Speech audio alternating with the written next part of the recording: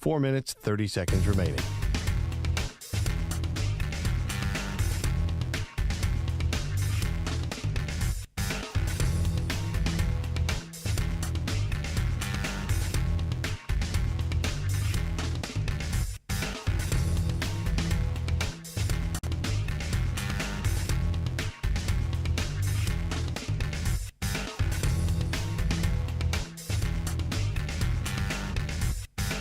Four minutes remaining.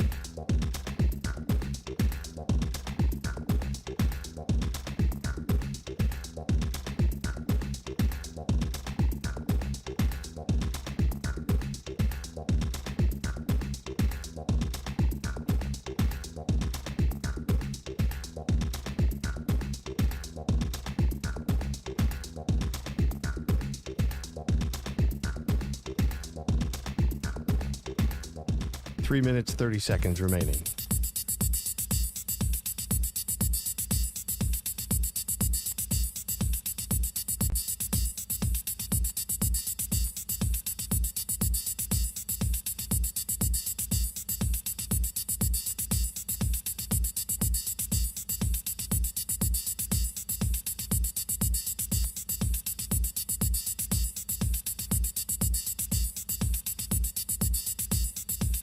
Three minutes remaining.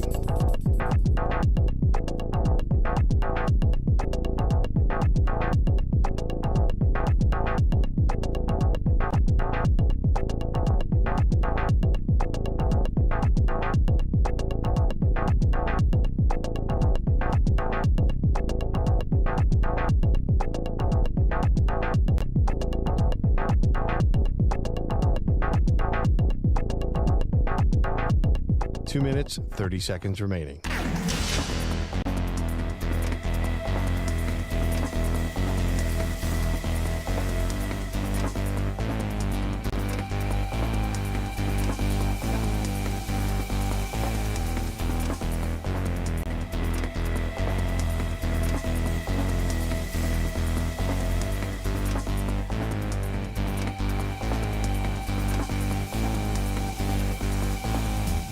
Two minutes remaining.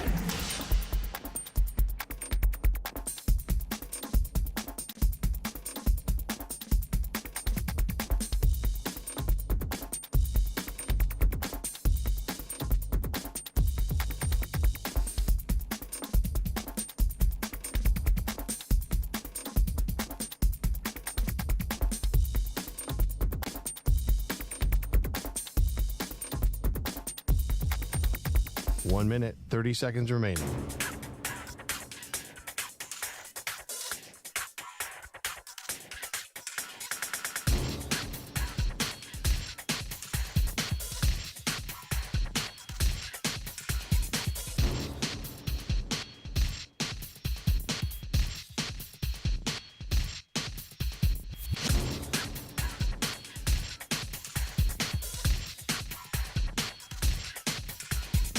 One minute remaining.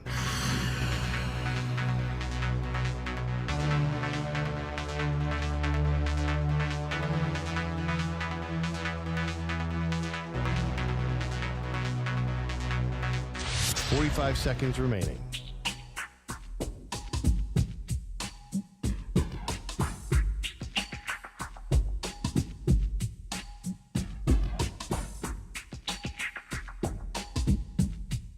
Thirty seconds remaining.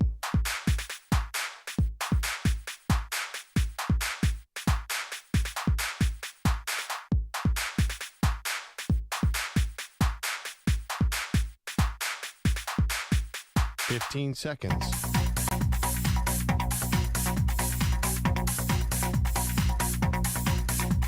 Break ends in 5 seconds.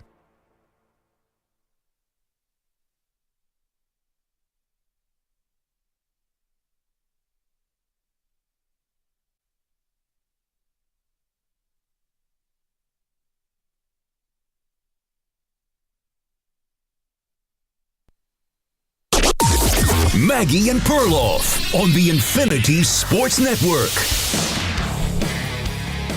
Is the criticism of Shedeur Sanders getting a little too personal? Welcome to the show, Maggie Gray, Andrew Perloff. So glad to have you on this Tuesday. Bro, I feel like I'm now a Shedeur Sanders expert because I think I've listened to every press conference that he's given over the last calendar year. Right. And let's be honest, he comes across as very likable. Sure. Now, is he going to be everybody's cup of tea? No, but nobody's everybody's cup of tea. That's not how the world works, okay? But we're going to get into what some of the criticism was from some coaches and people who had interviewed Shedeur at the scouting combine in just a moment. But, if I was going to say the biggest thing that comes across to me from Shedeur Sanders, from what he puts out publicly at press conferences and interviews and stuff like that, is that when it comes to football, he will absolutely acknowledge he's got a lot to work on. He knows where his blind spots are. He gets it, the footwork, the holding on to the football. Like, he is very critical as a self-scout when it comes to actual football. When it comes to everything else, he does come across like he's got all the answers. How to build a culture, how to chitter. Like, there are parts of everything off the field where he will basically tell you, I've got this thing figured out. I've grown up with cameras in my face. I know exactly. I don't feel pressure. I've changed cultures at Jaxon State and also at Colorado. So from the football, he's willing to admit all the shortcomings. For everything else, he's like, don't worry, I got this. And so there's like almost two different guys you have to talk about when you talk about the full football player. Football-wise, he knows he's not a finished product. He totally gets that. But as far as how he handles himself, he does come across like, I've got it all figured out. So if you listen to all this, what's your opinion on his draft status end? Would you take him or not take him? I don't think there's anything that I saw. Now, I'm not in the room, but there's nothing that I saw of basically doing this deep dive into Shedeur Sanders and his public persona. There's nothing that I saw that would say, don't take him. Right. Absolutely not. And by the way, you'd have to be a fool to act a certain way at a press conference or in front of people. Now, what happens behind the scenes is very, very different. But do you have an opinion? No, I think it's irrelevant what he's like in a press conference. And not only that, I think the team interviews are 100% irrelevant as well, because Johnny Manziel went in and blew every team away. Yeah. So you don't know anything about these interviews. Are probably overrated, because what you have to do, and a lot of scouts say this, you have to go to the college and find out from people who've worked with him what he's really like, because anybody can fake an interview. Johnny Manziel's a classic one. Yeah, he was a very troubled guy, obviously, who came across. And I was thinking back of the great combine interviews. There was a guy, E.J. Manuel, who is one of the best athlete interviews we ever had on the Dan Patrick Show. He was so charming. I was like, I wanted to hang out with this guy all day long, and then he couldn't play quarterback. I know. He was one of the most impressive people. I'll tell you another one. Deshaun Watson, extremely impressive guy. Would have made him my emergency contact. Yeah, I always thought Deshaun was a little quiet. Well, but that's not a crime. Yeah, I don't quiet. What? Deshaun, have you ever shaken Deshaun's hand? Like, he's just he was always unto himself a little bit. He's a little different. Shedeur and Deshaun Watson are very different people. No, I'm just saying you think you know somebody. You don't know anybody. And I'm not saying that has anything to do with Shedeur. I'm just saying you think you know somebody, you don't know somebody. Okay, here is a little from Todd McShay. The draft analyst, formerly of ESPN, now's got a show called The Todd McShay Show. He said, coaches, Todd. He said, okay, we're going to play you all the sound here so you kind of get a feeling. Let's play cut 3 through 6, Manny. They're going to be short cuts, but just listen to some of the feedback that McShay got from coaches at the combine. 2 teams felt Shedeur acted just sort of indifferent towards him. Teams in the top 10 drafting that need a quarterback. The 2 people that I spoke to in these positions left the meeting feeling like Shedeur Sanders was not overly concerned with what they thought of him. They had a 15-minute meeting with him, and when they were done, they both said in different ways, different words, that they did not feel like Shedeur Sanders cared all that much about what that organization thought of him.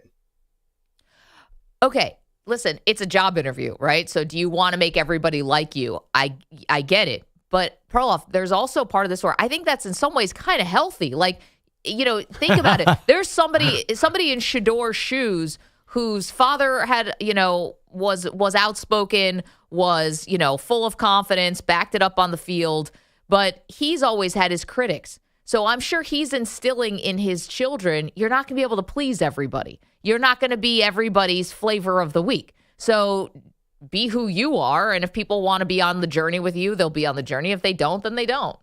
Right. I don't think that's exactly what McShay was trying to get across, but that does make sense. I think it's a fine line. Was he just being authentic or was he being dismissive in this interview? It sounds like I think McShay was saying that. I'm just picturing him asking Shedeur a bunch of football questions and Shedeur kind of mailing in his answers. That's which is fine because I don't think Shedeur wants to go to those teams. I think that's why. I think that's these what's are two happening. top 10 teams. Yeah, Why would he want to go to two top 10 teams? Because half these teams in the top 10 are dumpster fires. I really think. I think Shedeur is manipulating it here because that was a narrative forever that Deion's going to steer Shedeur away from teams. I'll tell you right now, if some of those teams that I see in the top 10, I wouldn't give a good interview. Like, do I want to go to the Jets? Well, I mean, listen, I tanking the interview that's quite a strategy. Well, I mean, what's the other strategy? Deion calling him and say, don't draft him, or he won't go there? That's the other strategy. Well, you also want to be your own person, right? Like you have the Sanders name, but you ultimately, and Shedeur ultimately is responsible for how he comes across. No, I think this I think this is a team effort. I think Shedeur has a lot of faith. I think the Sanders, Deion, Shedeur, I think they're all planning this together. I think that Deion is going to influence. Oh, I where do he too. goes. I'm just and saying I think Shedeur is down with that. To tank an interview though, to specifically go in there and act like you don't care or be dismissive if that's what the interpretation. I mean, that's a big. Really? That's a big risk. What if there were 4 companies that were interviewing you for a job? Yeah. Head of IT. Just take it out of her. And a role I was born to play. You knew 2 of them were jobs you did not want. The commute was the wrong commute. Sure. Would you put 100% into those efforts? Into those interviews that you wouldn't even take them if you got them? Well, yes. I think I still would. No, Okay, you'd more mail from it in. Todd McShay. I can't mail it in. It's against my nature. Says coaches told him Shedeur was unprofessional and unserious. One person that I talked to said the best way I can describe it is it just wasn't it wasn't a professional approach. Shedeur Sanders did not take a professional approach to this interview. The other person I talked to said he wasn't taking it seriously at all. I didn't get the sense that he was taking it seriously. Okay, more from McShay says the feedback on Sanders wasn't ideal. When you hear it wasn't a professional approach, and you hear he wasn't taking it all that seriously, that's not the interview that you're looking. It's not the response you're looking for from a potential suitor, from somewhere you plan to go play. Okay, last one for you. McShay wants to clarify that Shedeur wasn't being disrespectful, just unserious. It's very important, and hear me when I say this. There was no bad behavior. There was nothing disrespectful said or done. There was no kind of altercation. And it wasn't like Good Will Hunting when Ben Affleck went in for Matt Damon and put his feet up on the desk and yelled, "Retainer! Retainer!" Like, it wasn't that. So I'm not trying to overblow this. But again, the criticism was unserious and unprofessional. What do you make of it? Yeah, I mean, I still like the theory that Shedeur doesn't want to go to those teams. And that's why he came off like that. I mean, I'm looking at the teams. Okay, Tennessee, I wouldn't want to go there. Cleveland, I wouldn't want to go there. The Giants, I wouldn't want to go there. Raiders, because of Tom Brady, I think he wants to go there. Sure. And then you got the Jets and the Saints. There's compelling reasons not to take those interviews seriously. I totally get it. What's better, to sort of mail in the interview or to actually call them and say, don't interview me? I think that's what's happening. I really think Shedeur is picking and choosing where he wants to go. On the ironic part, now it seems like he's falling out past all these teams, and they might be able to get back in the first round to get him. But I think Shedeur is manipulating the process, and I don't think he wants to go to those teams. Well, how else would he come off like that? I mean, you watch these Shedeur interviews. If Shedeur wants to impress you, he clearly can. Yeah, he absolutely can.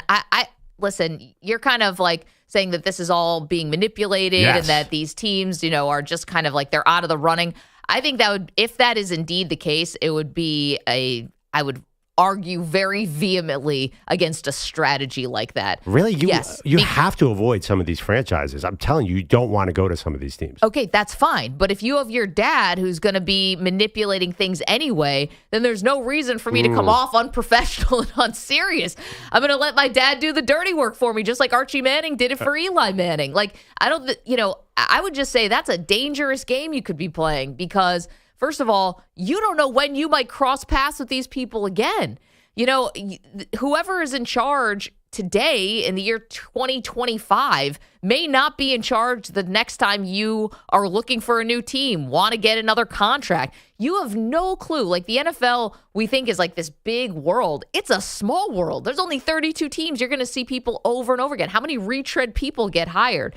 I just think that if Shedeur was indeed trying to tank interviews on purpose, whoever gave him that advice, I would get out of my inner circle immediately. And I don't think it was Dion. I don't think he would do that. You have to get that person is toxic. They are giving you bad information. And, considering who Shedeur has around him, Tom Brady, a mentor, Michael Vick, he said, a huge mentor of what to avoid and some of the pitfalls. These are people who have an amazing perspective on life. I can't imagine they would tell you, go into the Jets and basically act like you don't want to be there. That is such horrible advice. Well, I don't think they said tank necessarily. And I think Todd went back and said it wasn't a full tank. He said basically it was a little more subtle than that, right? Unprofessional and unserious. But he said he was. Then he also said, like, I don't want to make it seem like he was a jerk, right? Yeah, a jerk. Yeah. I don't think I'm looking at some of these teams. I don't think these executives are going to be running teams again. I don't think the Giants. I don't think the Giants are retreading and coming back. I don't think this Cleveland front office is retreading and coming back. I think this is one and done for them. Well, but again, now you're trying to. He's not God. He doesn't know what's going to happen down the road. That's why I appreciate your theory, and I get where you're coming from. I think that's where Shedeur was probably coming from. Then he's way over his skis because if that indeed was the approach, then dude, you don't have everything figured out. Yeah, but to go in and start tanking interviews and being unserious so someone doesn't draft you is just, you are really playing with fire because you don't think that these people are going to talk. They're not going to get out their side of the story. Yeah, I understand what you're saying. And people are already looking for a reason to criticize him in some ways because of Dion. But Manziel was the exact opposite. He went and he wowed the Jags, and he wowed the Browns, and he wowed all these teams with this incredible team interviews. And it turned out it was all a facade. Sure. So I don't honestly. I think we overestimate some of this reporting because there is a real Shedeur that the NFL knows about, and I don't think this stuff, like these little drips and drabs, are the full story. It does seem that the big question for me and Shedeur now is it doesn't seem like the NFL's in love with him as a football player. Like if he was so awesome, Maggie, that he was a magician on the field and he was kind of like Caleb Williams last year, people would overlook all this crap and just say like, he was a little cocky, but he's so good, I don't care. Right. Yeah. But I think the fact that he's falling a little bit in the eyes of, or at least it's being revealed to the media that the NFL doesn't view him as an elite quarterback. Now all this stuff is open for play. The question is, has it become too personal, the criticism on Shedeur? I mean, I would say no. I think these are just observations and people are entitled to have the observation. You don't think as long as we're being truthful here, and this is not some kind of grand scheme to, basically cut down his draft stock and to, kind of cloud his draft stock for your own purposes, which we know happens all the time. But I think to give your opinion of how somebody was in an interview is not getting too personal. Here's what I'd love to know, though, because we've been around the block a couple times when it comes to the scouting combine and some of these interviews. Sometimes you walk into an interview and the coaches just start screaming at you. It's like prison or something. Like they're trying to break you down, see how you respond. So not everybody walks in and they're like, oh, hi, Shedeur, can I get you a cup of coffee? Would come sit down, come be on the whiteboard. Sometimes they do these really weird tactics to try to get guys off their game. So I'd love to know what, for the people who were critical of him, what was their strategy? What was their approach to trying to interview him and trying to see who he really was? Because sometimes these guys, like, they get nuts. Like they'll bring in the offensive coordinator. He'll be screaming in the guy's face. You've heard of this stuff, right? Right, but I don't think they'd do that for a quarterback who's coming on a personal visit, right? Like this. I'm talking about in the combine. Yeah, the 15 minutes. I know I've heard that, but do they do that to like potential number of first round quarterback too? I think if it's your strategy, it's your strategy. And by the way, like you probably want to see how the quarterback responds more than anyone else, right? I guess if so. that's your tactic. But Shedeur's going to all these facilities, too. I think he's already got visits with most of the top 10 teams. So he's spending the day in their facility. I don't know if they're out there yelling at him in the 15-minute interview, knowing he's coming there. I think he's in Cleveland like this week. So anyway, yeah, I don't know. I understand your tactic. I feel like that's for later round guys. You're really going to do that to your franchise quarterback? If Drake May comes in, you're screaming at him, Drake May. We saw that interview. They just gave him a bunch of plays and then said, hey, what did we just say? I think that the head coach doesn't do that. I think they have a position coach who comes in to be the bad guy. And I don't think they're forgiven afterward. I don't think they were yelling at Shedeur like that. I hear you, but I'm not sure that strategy is used on every potential guy. The thing is, with Shedeur, is it too personal? The funny thing is, it's not personal enough. Like, the NFL has this whole layer of information. We're sitting here studying the draft for 2 months, and we don't know half of what they know. It's kind of annoying. We know they're 40 times, but all the important stuff the NFL knows, and we don't know, so we're left to guess, and we get these little drips and drabs. So I would want more personal information. I actually don't even know. Why is everyone say, I know that he has a podcast, and I know that he has a fancy cars. What is it about Shedeur that is driving these teams crazy? I still feel like there's something more there. Don't you feel like we're only getting part of the story? Well, I mean, and Shedeur has a good response to that, which is, as far as the podcast or the rap career or whatever, he's like, listen, would you rather I go work out, I eat, I come home, I watch film. Then I got a lot of hours in the day. Would you rather me be out, racing my cars and doing that? I'm in my house. Like, in a music studio in my home, having a creative outlet. It's not, he's like, I'm not in this to release the music to become this big rap star. I send some of these tracks to my friends, and that's basically it. It's fair by him to say I can do other things in my spare time. And by the way, not a terrible creative outlet. Yeah, I don't know. I think the thing that why this feels, I think, personal to people is the Deion of it all, right? Because there's this built-in history that we have with Deion Sanders. And I'm not saying that people can't see the father different than the son. I just think it's difficult because Shedeur, talks a bit like Deion, mannerisms, looks like him. There's just a lot there that's the same. And whether it's conscious or unconscious, I think if you have a bias against Deion, you may have a bias against Shedeur. And, it's going to be up to Shedeur to blaze his own path here. It's going to be the first time he's coached by anyone but his dad. And it's going to be the first time he's stepping into, I know Jackson State to Colorado is a big step up. I mean, we're talking about a solar system away, Colorado to the NFL. Well, I mean, he had 10 NFL coaches, so he probably knows more about the NFL, and he grew up in the NFL, so he knows a little more than anyone. But I think Deion, actually, you hit it on the head. The reason teams don't want him is they don't want Deion in their building. But who wouldn't want Deion? As far as the talent. But he's not that talent. Coaches and GMs, but especially coaches, hate sports parents. They hate them. The last thing they want, they don't want an active dad or an active mom anywhere near their building. Why would you? Think about anyone who's coached youth league. Why would you want to interact with a player's parents? I think the Deion of it all is a huge factor. 855-212-4227 has the criticism of Shedeur Sanders. Does it feel too personal? I'm going to say no. I think that I still think that people are allowed to have their reaction to him, right? Coaches told Todd McShay he seemed unserious and unprofessional. Listen, it's a 360 job interview.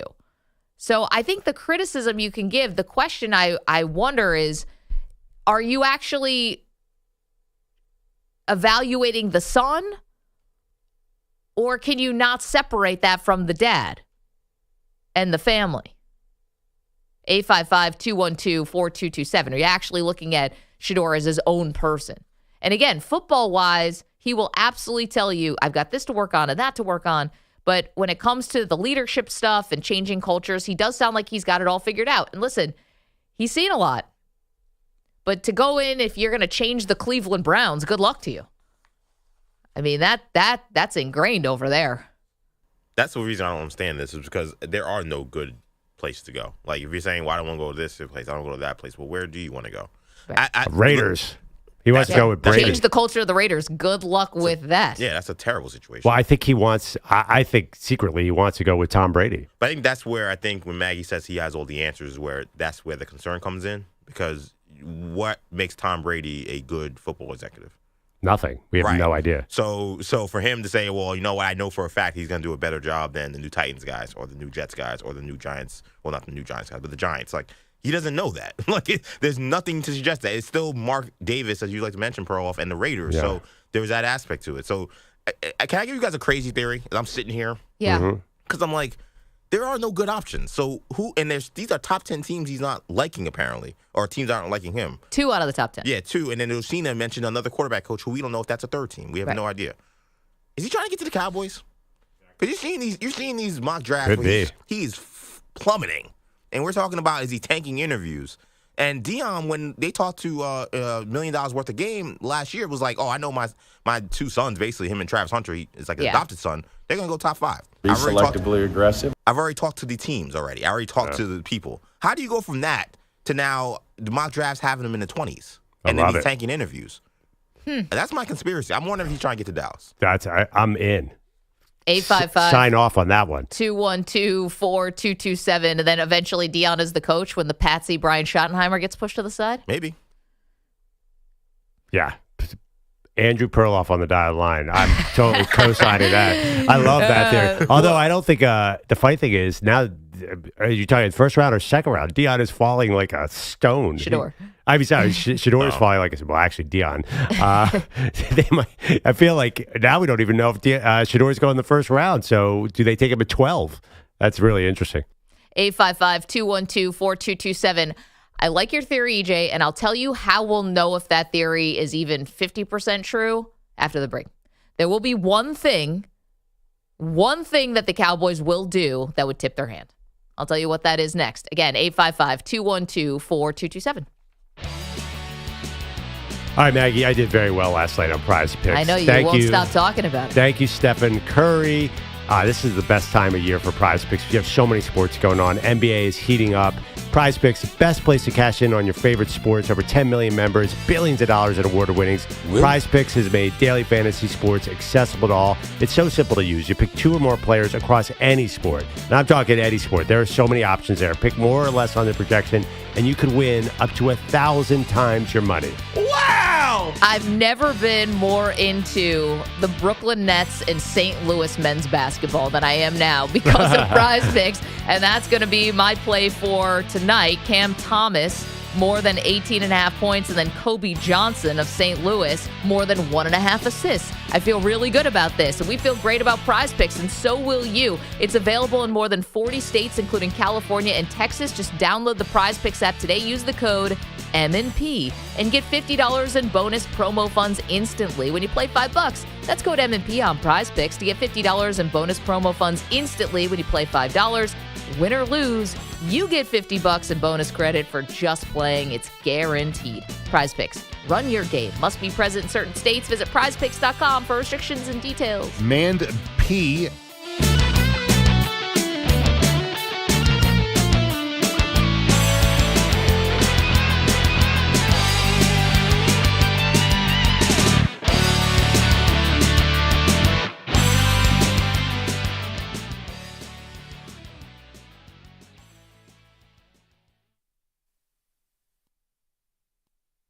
You're in a 4-minute break.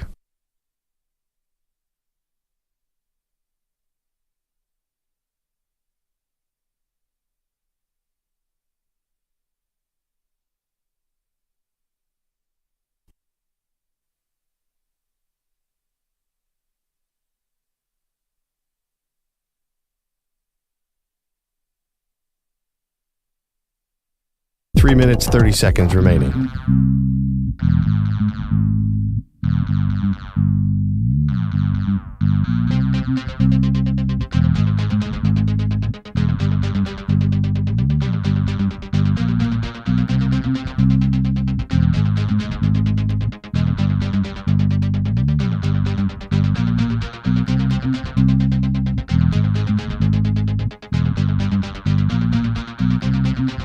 Three minutes remaining.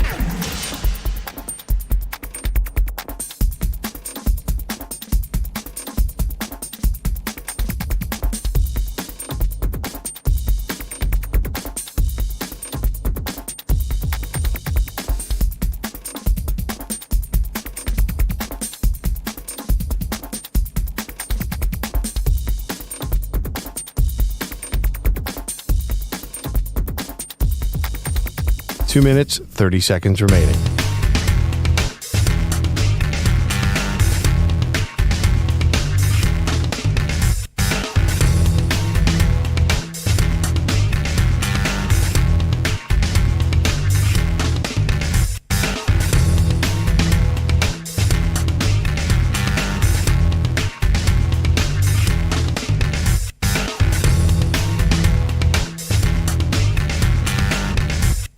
Two minutes remaining.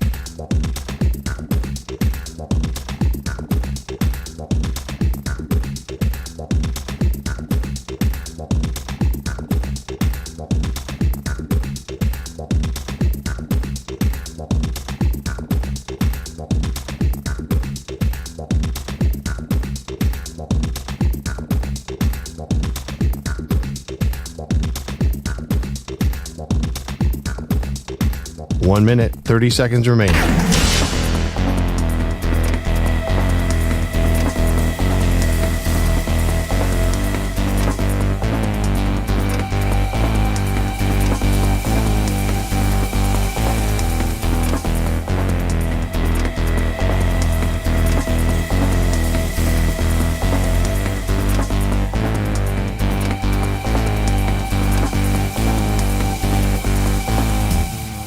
One minute remaining.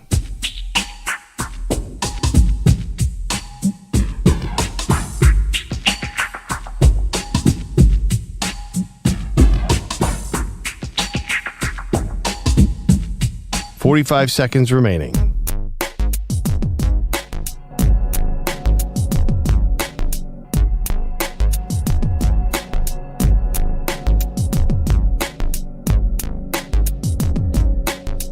Thirty seconds remaining.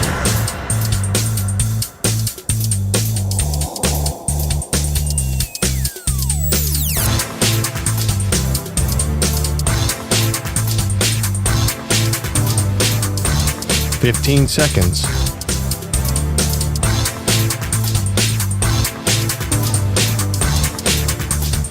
Break ends in 5 seconds.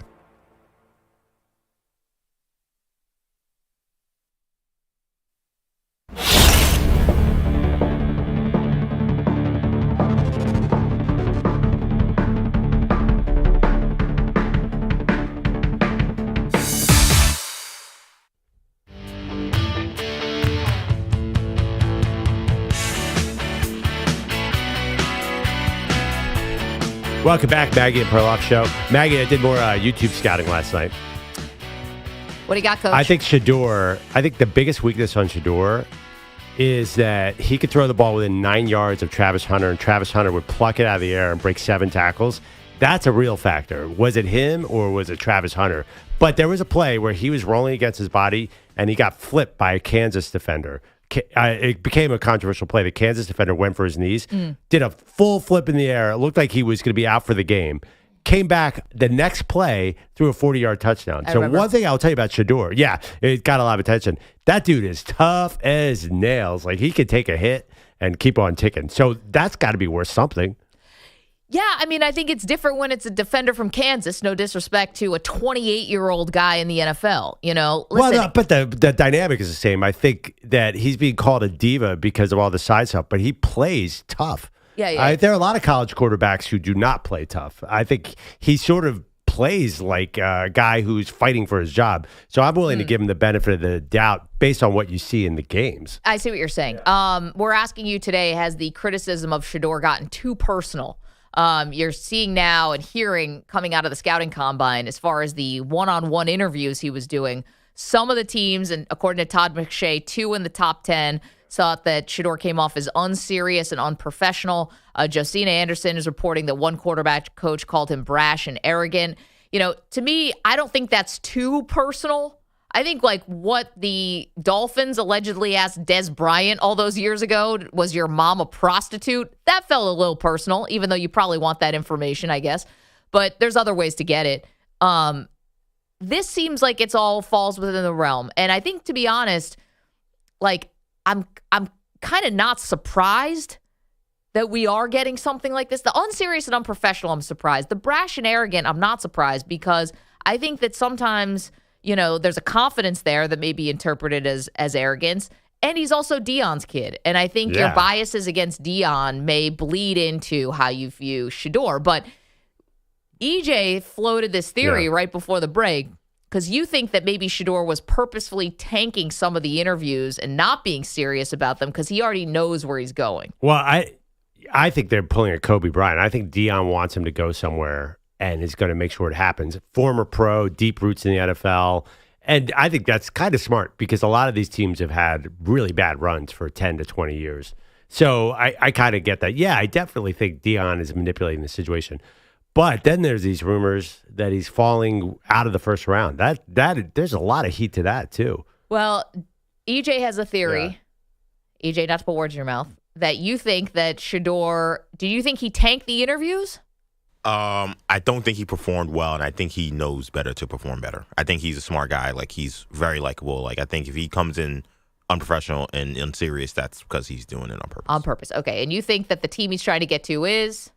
Dallas. The Dallas Cowboys. See, Dallas hits at number 12, right? Yes. If the Cowboys took a quarterback there, that would be Dak problematic. Prescott, so it's, by the way, something that I called many, many months ago and was, called an idiot by many people, but because you just paid Dak Prescott. But listen, things change. He got hurt after you gave him that big contract. So now Dak with another lower body injury. Here's how I think you'd know if Dallas is doing this. I don't think they can sit at 12 and still take him. Like, when this happened with Eli Manning and he manipulated his way to the New York Giants, the Giants still had to trade up to 1. Okay? I don't think you can sit at 12 and say, all right, he's just going to come to us. I think you have to be trading with the Jacksonville Jaguars at 5. You have to know the Giants don't like him at 3 or the Browns or whatever. And I think you have to get to at least 5 because I think Las Vegas would call your bluff. I think the Jets would call your bluff. And I think New Orleans would call your bluff. And they would draft him anyway. So I think if you see the Cowboys trading up, that's how you would know, all right, something's up. And the thing we heard that, people wanted to dismiss was the guys over in 105.3, got it right today, were saying the rumor was that Dallas called Tennessee and said, what's it going to cost for the number 1 pick? Yeah. Why would Dallas need the number 1 pick? Also, getting from 12 to 1 is you're basically reverse Herschel Walker there. I mean, there's no way you're doing that. I mean, I don't even think you're doing that for Travis Hunter. I know he's a special player. I don't think you're doing that for a corner receiver. No. You're not doing that for a pass rusher, I don't think. 12 to 1? And you got Micah Parsons? Why would you do that? Yeah, it's 12 to 1 is going to be tough. Do that for a quarterback. Yep. And I don't know. I kind of tend to believe Shedeur is falling. Do you guys, everyone came away, every mock drafter that I like came away from Indy dropping him like a stone. Something is going on. So Lance Zierlein, who a good friend at NFL.com, put him at 29. Dane Brugler, I haven't seen it yet. I heard he drops him like a stone. He's the best at The Athletic. So I think Jaxon Darnold has probably moved ahead of him. I don't know how. So I think these teams, I could be dead wrong, but it does seem like something happened in Indy where all the reporters got the same information. Maybe Deion manipulated that too, that Shedeur is not a top 10 pick. 855-212-4227. You can go vote on our poll on X at Maggie and Pearl. Has the criticism of Shedeur gotten too personal? Bogusch is here with all the latest. Guys, good morning. Your headline sponsored by Progressive Insurance. Insurance for motorcycles, boats, and RVs for protection on the road and on the water. See how much you could save at 1-800-PROGRESSIVE and Progressive.com. I got this bracelet from a guy in the steam room. Happy franchise tag deadline day to those who celebrate. We are now not expecting the Vikings to use theirs on Sam Darnold, but re-signing him as possible. The Bengals are using theirs on T. Higgins again, but saying they want to do something long-term with the receiver. Higgins would make $26.2 million if he stays and plays on that tag. It continues to be bad to play for and root for the Dallas Mavericks. Great score in the league. Got Kyrie down here.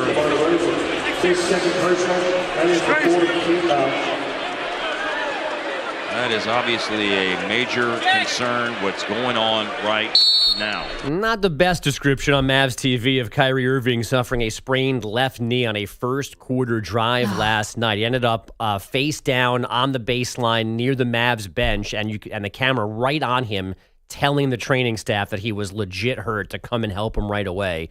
Here's Jason Kidd, already down his top 3 bigs, including Anthony Davis, and now this with Kyrie. The injuries that we've had this season, guys are trying to hold it together to get, other bodies back. And it just seems every time we're getting close to get someone back, someone goes down. The Mavs... It's like they're being punished by the sports gods or something. Maybe because they did this before the game yesterday, announcing an 8% season ticket price increase for next season, blaming it on, quote, ongoing investments in team and fan engagement. Like, I think of one person they didn't invest in. Yeah. That's Is he Slovenian by chance? And fat? Is he a fat Slovenian? Perhaps frequented Whataburger? Is he like hookah and beer? Yeah. Dude loves his hookah and beer. I know. I mean, and that's how many careers does that take? Hookah, more fan engagement, Maggie. Come on. I mean, I just can't. It's almost like it's just a vengeful sports god that they've angered. Who's like, the storm clouds are forming. It's like, oh, you want to raise? It's hookah smoke clouds. You want to raise ticket prices? Well, we're gonna take it out on your firstborn son. It's like Kyrie Irving now goes down. I'm like, what is this? Some biblical story? This is horrible. I mean, I think you're overstating the drama. It's like not at all. They're irrelevant, and they've gone to more irrelevant. This franchise, I saw the headline. They were in the finals last year. I'm saying since the Luka trade, like they're the Washington. They're the new Wizards. They might as well not even exist as a team. Wow. I'm not overstating. I don't think I agree. They're a disaster. Like they've gone from a good team that we didn't really pay much attention to a nothing. It almost feels like it's almost too on the nose. Like the new ownership is like, all right, what can we do to tick people off at the most maximum level possible? It's like, we'll trade away their favorite player, and then we're going to raise ticket prices. Like, it's out of the villain playbook. Yeah, it sounds like an evil corporation movie. Like, oh, we're going to go in, and we're going to fire everybody, and then we're going to raise the ticket prices. Ha, ha, ha. Like, it's like, I feel like we're about to see, like, the death of an NBA franchise. Like, they're over. This the plot of a DC movie? I was going to say, or it's like Dr. Evil back there and like his henchmen. Only Daredevil can save them. Listen, which we thought was Kyrie Irving. Turns out not. I know. The Mavericks fans would take a blind lawyer to go in there and just like beat the crap out of the Adelsons. They will take that. I mean, there can't be any Mavericks fans left. Is there? I don't know.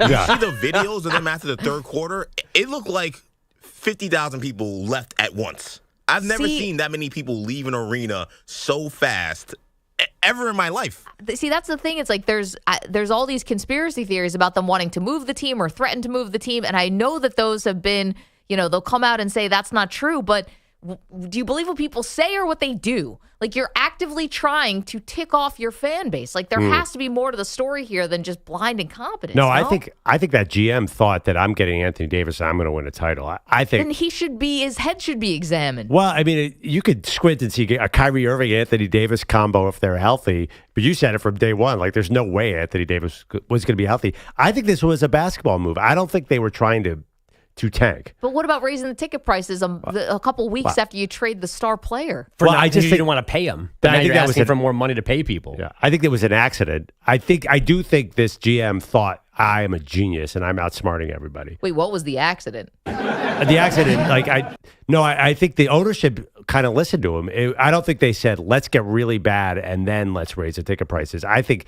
they thought that, this guy's going to lead us to a title, and we're going to raise. They probably made this plan 2 months ago. I don't think they are intentionally being bad. Like, you think that they're like, well, let's get rid of all our talent and be horrible.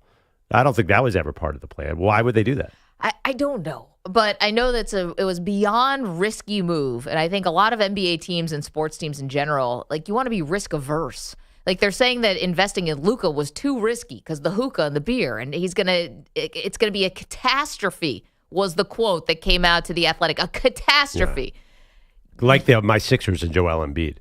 Okay, but here's the thing. Different body type than Joel Embiid, different vices than Joel Embiid, different whole thing.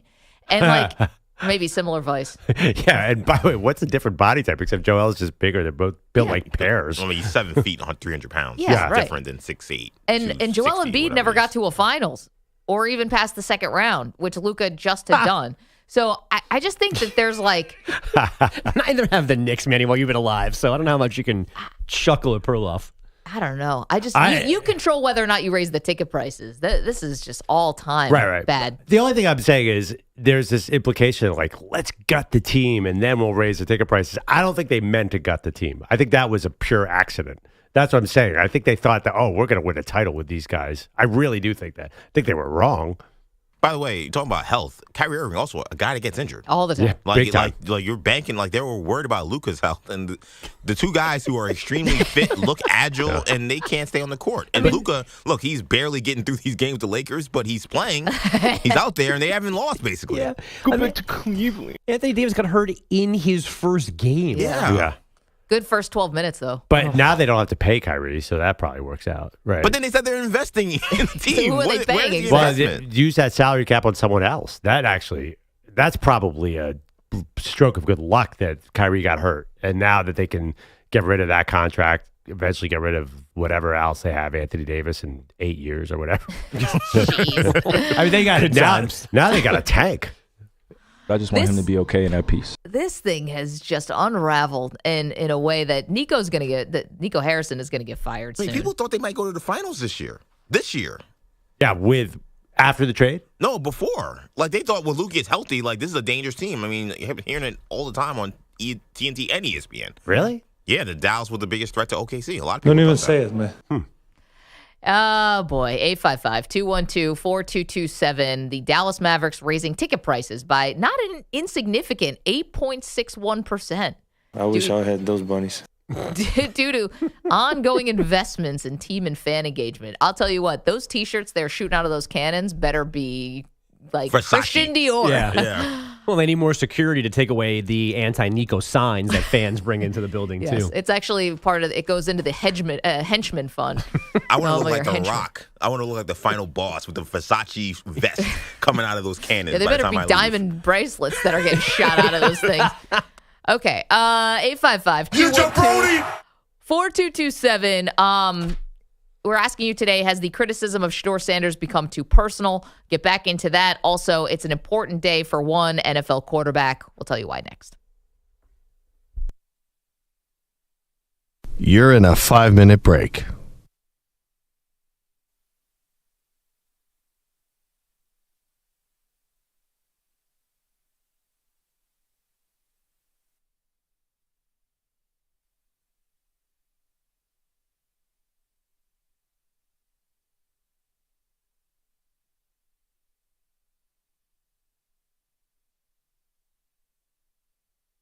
Four minutes, 30 seconds remaining.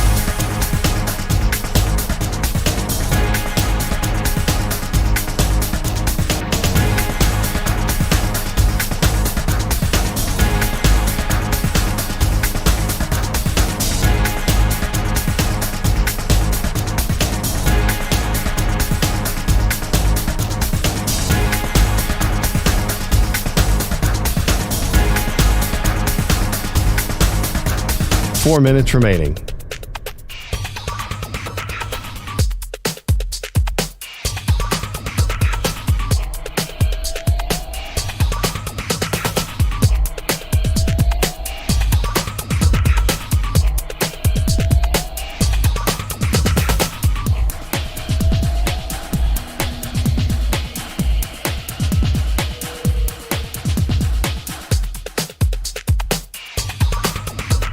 Three minutes, 30 seconds remaining.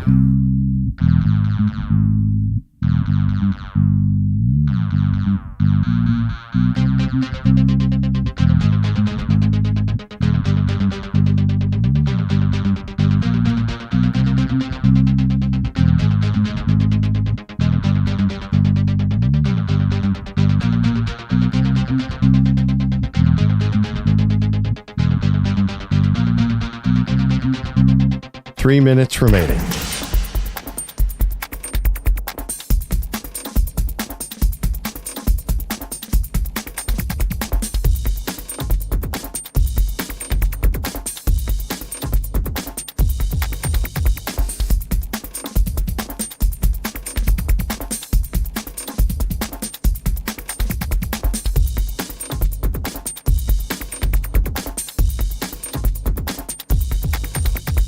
Two minutes, 30 seconds remaining.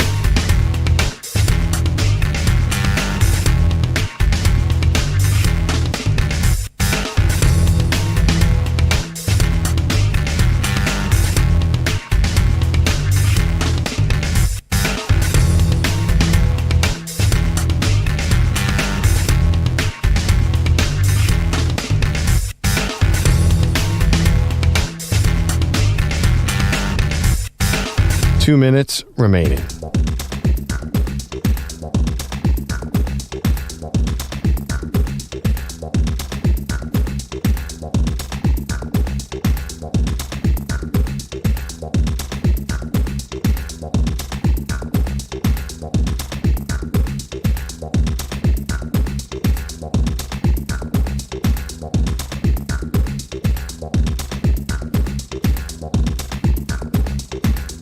One minute, 30 seconds remaining.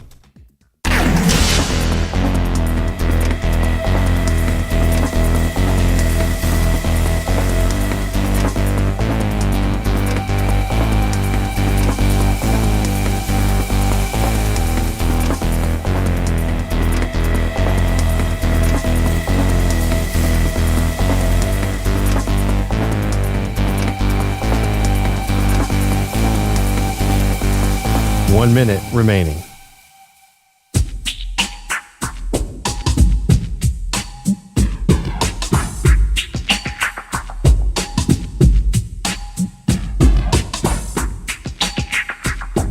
Forty-five seconds remaining.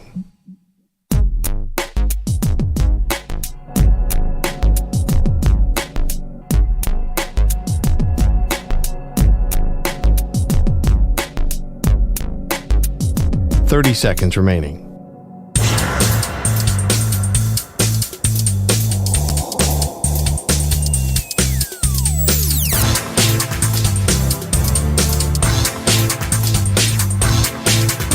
Fifteen seconds.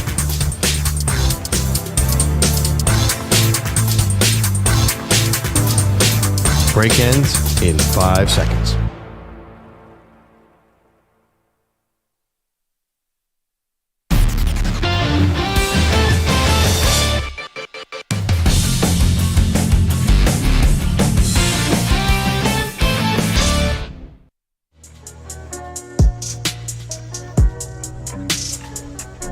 Welcome back. Maggie Gray, Andrew Perloff asking the question today, has the criticism of Shedeur Sanders become too personal? Got some things coming out of the scouting combine that he was, at least in 2 different interviews, according to Todd McShay, who spoke with some people who are picking in the top 10, he came across as unserious and unprofessional, which is weird. It's kind of a fine line for him to split there. He also said he didn't come off as a jerk or disrespectful, yet unserious and unprofessional. And I'm not... It kind of feels like the two would be linked. Maybe not as a jerk, but, you know, if you're unserious and unprofessional in a job interview, Pearl, how does that not come across as disrespectful, like you're wasting people's time?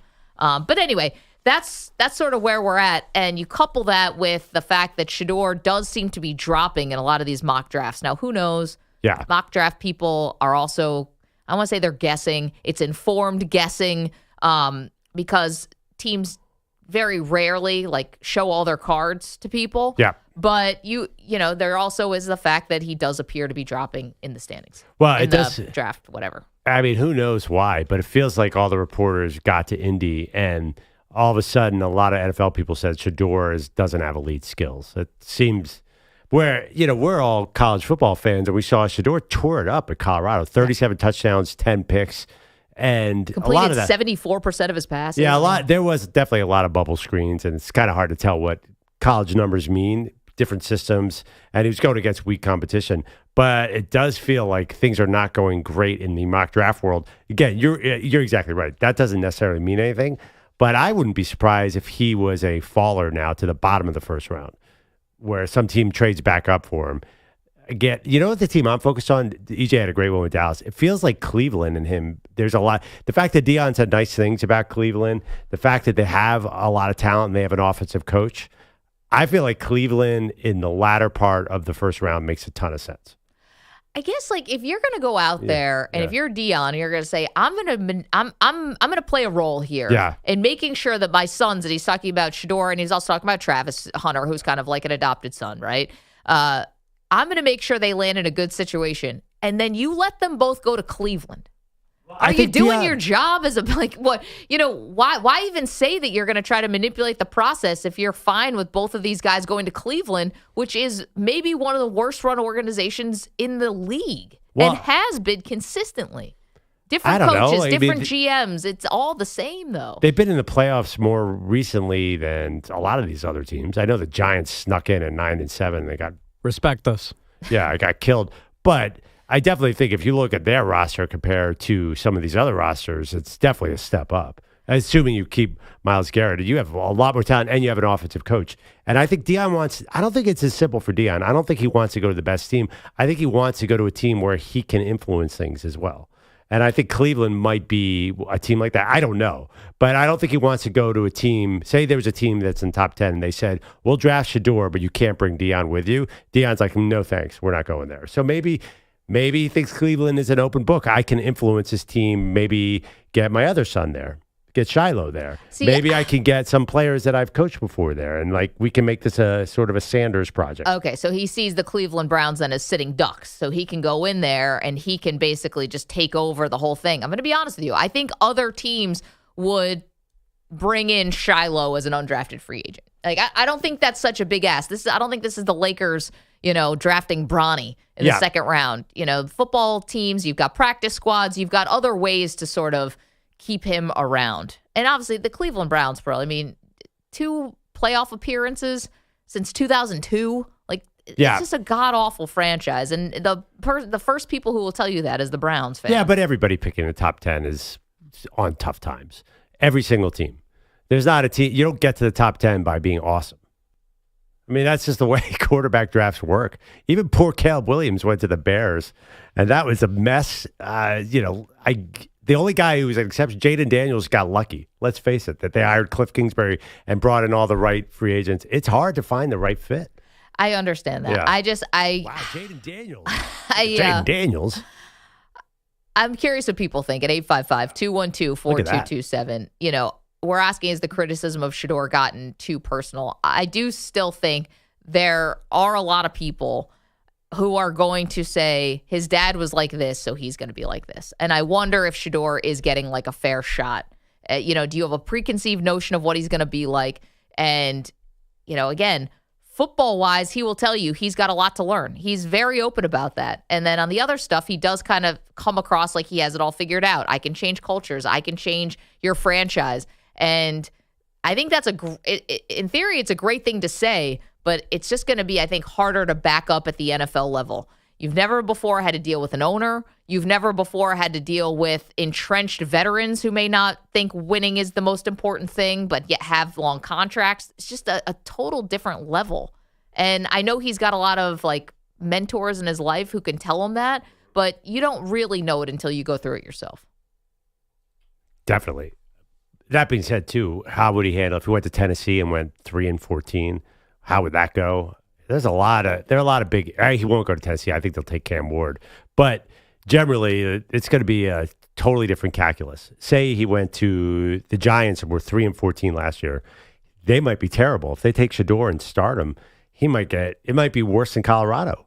That offensive line is awful. So you're right.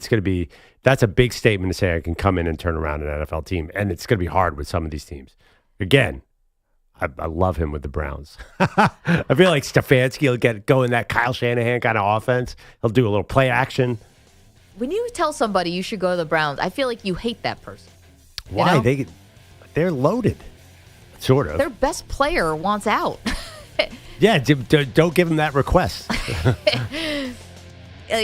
Things aren't going great in Cleveland. And I think you're asking Shedeur to do way too much if he's going to turn around the Browns. 855-212-4227. Okay, coming up next, dive into Trapasso.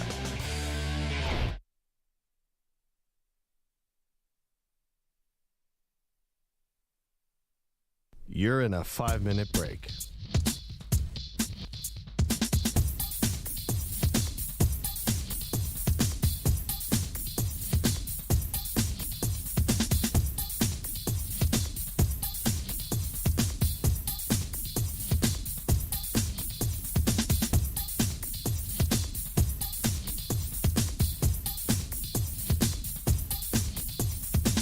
Four minutes, 30 seconds remaining.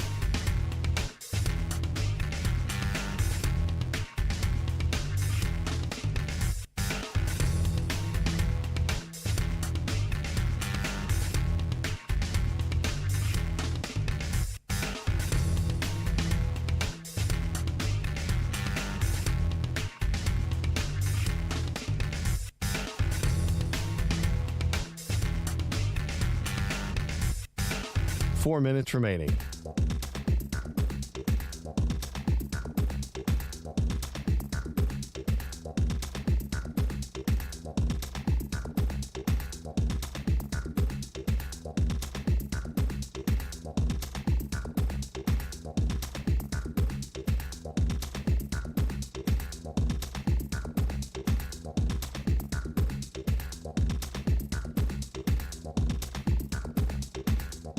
Three minutes, 30 seconds remaining.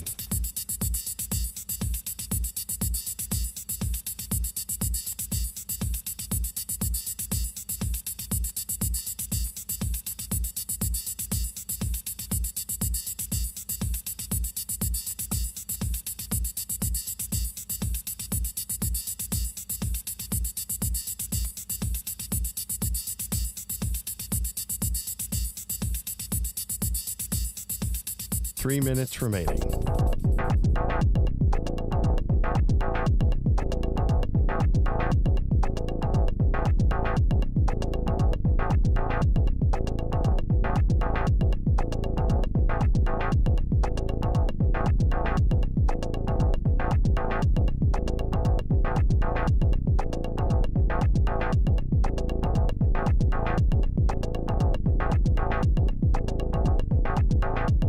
Two minutes, 30 seconds remaining.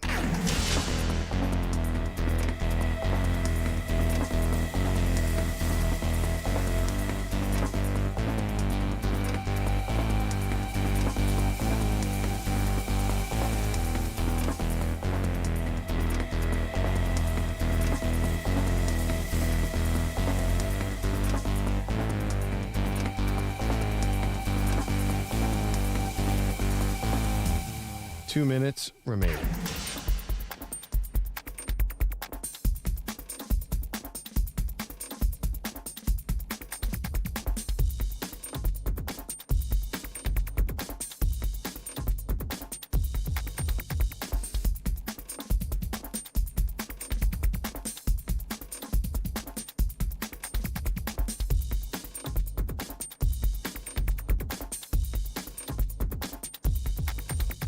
One minute, 30 seconds remaining.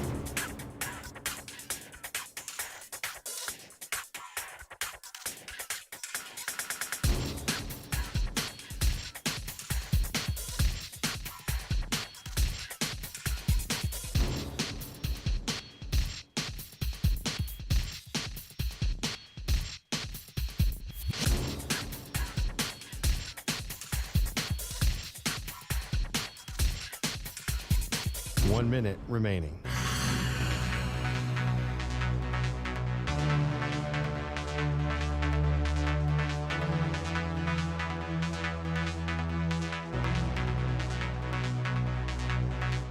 Forty-five seconds remaining.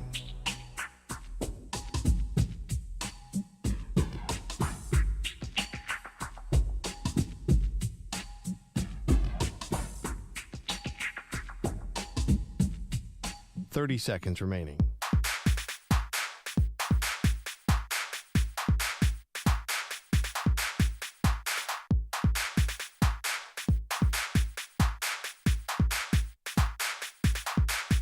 Fifteen seconds.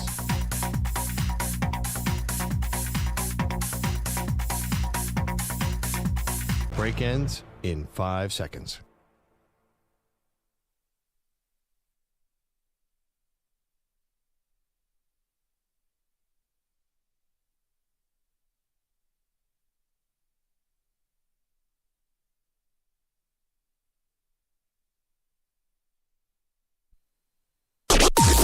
Maggie and Perloff on the Infinity Sports Network.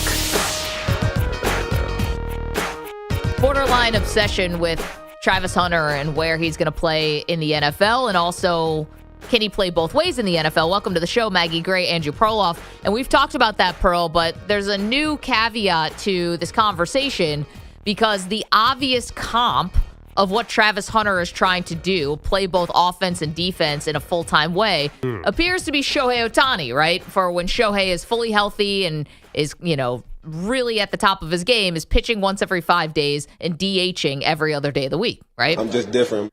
And Travis Hunter was asked at the Combine, do you think what's harder, what you would be attempting to do or what Shohei Ohtani is attempting to do? And he said what he's doing because the physicality of the NFL is not something that Shohei Ohtani has to deal with.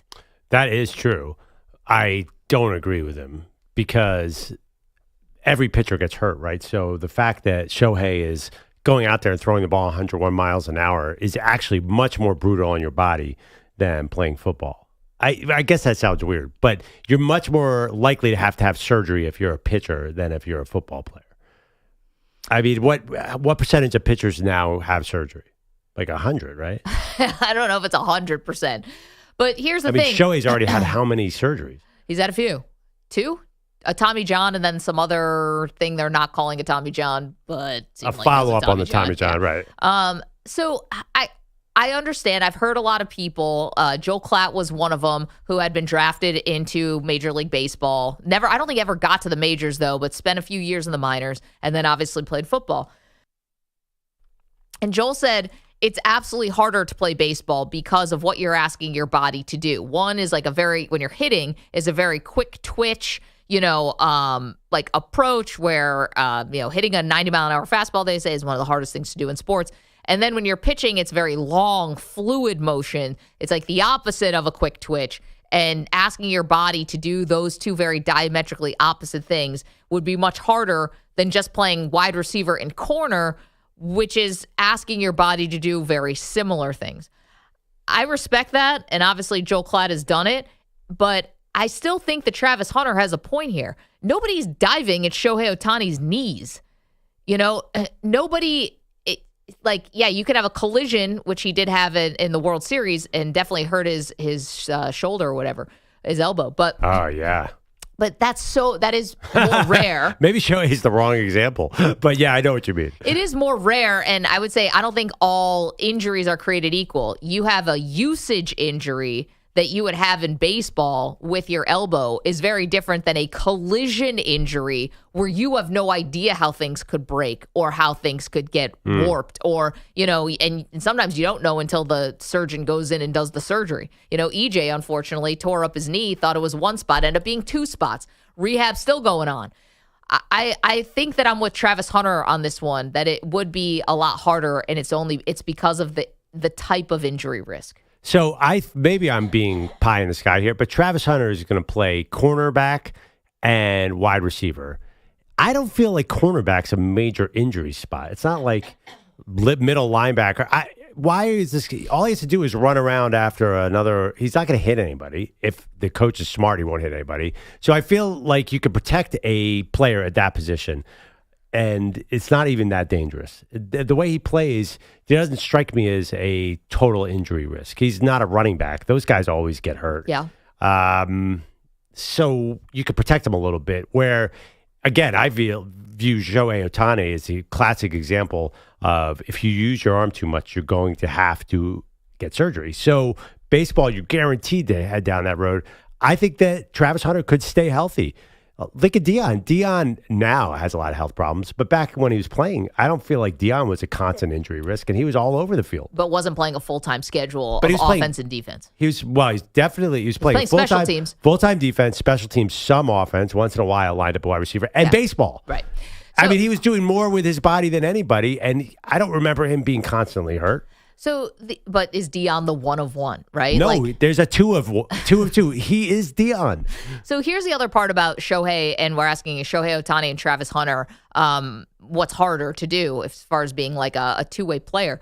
The one thing about Shohei, and we've seen this, he can get hurt and not be able to pitch and still hit at an MVP level. Yeah. If Travis Hunter gets hurt playing corner, he's not playing wide receiver. That's true. It. You're out. And Shohei still brings value even if he can't perform one of the duties. That's not what it would be like with Travis Hunter. There's no way that he's going to be hurt and be like, all right, well, I can only do corner now. It's like, no. If you're injured, and you're in street clothes. That is quite an anomaly, by the way, that Shohei can get Tommy John surgery and start hitting again almost immediately. That's a little flukish. Well, your guy Bryce Harper did the same thing, right? It's just easier for hitters to come back from Tommy John. Except that this example, Shohei's been hurt a lot. I mean, you saw him in the World Series. He was not himself. No. It was kind of Freddie Freeman was hurt too, actually, which is. But he wasn't holding his chest as he was running from first to second base. He probably shouldn't have even been out there. That is a good point. Travis can't play one thing like Shohei can. But again, he's a cornerback. What's the big deal? I mean, you might have a non-contact injury, but that might happen to any player. Yeah, I mean, I don't know. I watched Jair Alexander get hurt. I watch a lot of corners get hurt, Pearl. Like I looked at the injury rates for different positions. Cornerback's definitely not. It's on the lower end. There are other positions. Running back's the number one, I think. Those guys get hurt all the time. Well, it's also different because I think a lot of times what you see with corners and wide receivers and stuff like that is the hamstring, the soft tissue stuff. Yeah. And sometimes that can be lingering, nagging. You know, you think that it's going to be quick fix, but it actually keeps you out a little bit longer. I'm not saying then like a broken bone, but, you know, they're different kind of injuries. 855-212-4227. I'll ask you two questions today. Harder to do. Travis Hunter playing offense and defense in football or Shohei Ohtani as a pitcher and a hitter. We're also asking you, I'm just different, if the criticisms of Shedeur Sanders feel like they're getting too personal.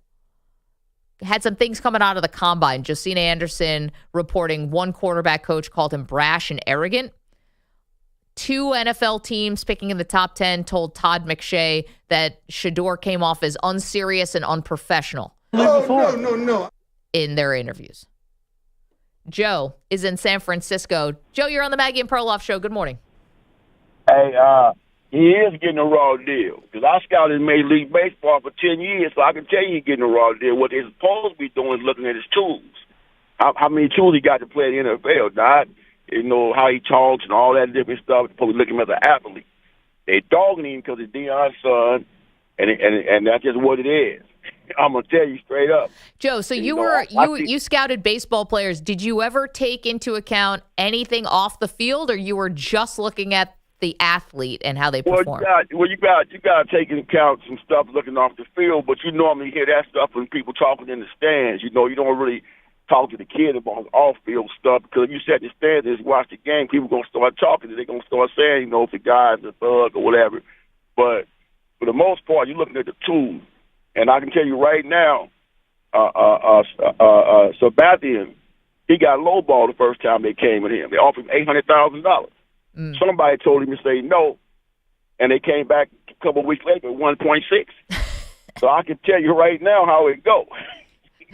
So they're trying to get him at a low price. That's all it is too. They low dog. They low jacket. Right. So you think that this is negative information that's being put out to the world, so that maybe he might fall a bit in the draft and some team could come in and take advantage. Yeah, because if that was Tom Brady's son that did what he did, they wouldn't be saying that. He would be one of the best players coming out the draft. That's interesting. I can tell you right now firsthand, I've seen it. I just sat at them tables and talked to these kids about playing Major League Baseball and all that stuff. But I can tell you right now, the only thing that keeps you playing pro sports is money. The guy that gets the most money going to get the better chance to play. And that's just what it is. Joe, who's without giving up too much information if you don't want to, but who's the best player you ever scouted? Jimmy Rollins.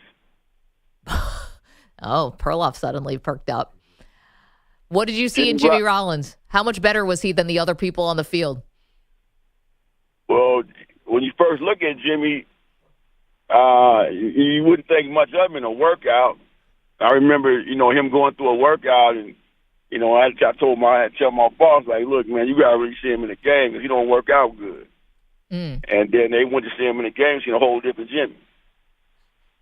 Damn. So, and I watched Sabathian. I seen them all. I seen Sabathian, Dontrell Willis. I seen them all. And Jimmy Rollins was the one that stood out the most. Not a great practice, or not as impressive when you see him, but when he's in the game, that squares. Yeah. Yep. So, I mean, there was other guys out there, but what I'm going to tell you is this. I seen some guys that was better than Jimmy. They were never going to get a chance to play because they didn't get enough money. Because the money keep you playing. And that's just what it is. Why you think you see guys that, they go first-round pick, football, baseball, it don't matter. And you never see him in the big leagues. You never see him in the NFL. You never see him. So they go wrong all the time when they picking guys. Like you can pick a first round guy, especially in baseball. You never see him in the big leagues. He wasn't good enough. Yeah. All right. So they gave him $2 or $3 million, though. But you ain't gonna never see him. Then you got some guys. I'm gonna give you a prime example. In Major League Baseball, the coach in the minor leagues don't make the lineup out. The player development guy makes the lineup out. So he gonna tell who's playing that day and who he gonna play. The guy that got the money. Yeah, right. Because they want to be wrong. Yeah, they want to show their investment was worth it. Yeah, Joe, there's a lot of politics here. I'm going to put you on hold for a second. Appreciate your insight here. EJ's going to talk to you a little bit. Yeah, there's definitely politics to this thing. I just can't tell, Pearl, do the politics help or hurt Shedeur? Because you could argue it helps Shedeur, too, to have a famous father. It's not all negative and all criticism, right? Like, I think it's all negative, and really? It's all coaches don't want to deal with anything, right? They just want a player who'll do what they say. Isn't that the bottom line? Maybe it's the wrong mentality, but that's like the football mentality. It's been that way forever. Coaches just want a guy who's going to come in and be, I hate to say this, but be totally compliant. That's fine. I'm just saying, do you think that Shedeur, if his name was Shedeur Smith? Yeah. Do you think that he'd be in a better position or in a worse position than he is right now? Way better. Because I think a lot of teams don't want Deion in their building. I mean, it depends. Who's his dad, by the way? Is he former NBA player Joe Smith? What's his dad like? Not a famous father. Not a famous father. I think the issue that we're talking about all day is Shedeur bring a lot of other stuff besides football, and coaches, for better or worse, don't like that. That's the way. NFL is an old school league. All these guys sit in these meetings, they just want players who will say, yeah, I'll do whatever you want. I'll go out there. I think they're afraid of all this stuff. I don't think it's right, by the way. I think that Shedeur is probably might fall and someone's going to get a good bargain. But don't you think that this is hurting him? You think it's helping him? I think that it does help. I mean, we talk about he and Shedeur said, listen, I had all these offers coming out of high school. I chose to go to Jackson State with my dad. Yeah, I like that. Yeah, and I think and he's definitely right about that. And it would have been a totally different journey. But no, I think it does help you because, first of all, there's almost like a proof of concept. Like Deion did it, like he's been around the NFL for so long. He understands the business. He understands the lifestyle. I think that there's like a leg up that you get from having Deion as your dad, without a doubt. And listen, the criticism that comes, it seems like he handles it pretty well, and seems like he's clearly not new to it. I think being Deion's son helps him more than hurts him. Maybe put that as a poll. Yeah, I mean, I think it's made him the player he is, and all that's true. But I think the actual draft, this year's draft, teams do not want all the side stuff. It's not just Deion. It's the fame that comes with being Deion's son. So you have your own podcast. You have all these endorsement deals. I think teams are turned off by that. Yeah, isn't that kind of judgmental, though? Because he's had all these endorsement deals and he produced at Colorado. And honestly, that's what you're going off of, right? Like the fact that he produced at a college level, so now you're trying to extrapolate that to the pro level. I hear you. But I don't think the NFL thinks like that. I think the NFL, and by the way, the NFL there's reason those teams are at the top of the draft every year. I don't think they're right. Right. But I can imagine, McShay basically said it, and Josina Anderson very specifically said it. Teams think that there are distractions with Shedeur Sanders. Yeah, I guess. But hasn't he played well? I hear you. But that's the other thing. That's a more important issue here is now it seems like the NFL doesn't think he's that great. As Joe mentioned, the skills is what everyone should be judged on. I feel like everyone is downgrading Shedeur's skill set. Have you noticed that? I absolutely have. Yeah. 855-212-4227. Do you think that the criticism of Shedeur Sanders has gotten too personal? And then on the flip side, do you think it's helped him or hurt him to be Deion's son? That's funny. You and I don't see this the same way. I think it's helped him. But definitely, no, the question I'm answering, does it help him or hurt him in this year's draft? In this year's draft. Yeah, I think I still think help. Because here's the other part. If he wants to manipulate where he's going, having a famous father is the only way you do that. Trevor Lawrence could not have said, I'm not going to the Jacksonville Jaguars. I don't think he could have pulled that kind of power move. Well, no, the question is, do you think it helps him go higher in the draft to have Deion as his dad, or does it make him go lower? Well, here's the thing. Going higher might not necessarily be the best thing for you. That's all true, but you go to a lower team, someone who's picking lower, they may have more pieces. They might be better. They might have a more stable coaching situation. I mean, there could be a benefit of going lower in the draft. All true. Yeah. But the issue today is, why is Shedeur Sanders falling all over mock drafts? I don't think it's Deion. I do. I think it's Deion and everything else. And listen, he might go number 2 overall to Cleveland. I don't think it's out of the realm of possibility. But if he does fall, I don't think it's football. I think it's distractions, including Deion. 855-212-4227. All right, is Shedeur Sanders' stock dropping because of everything away from the game?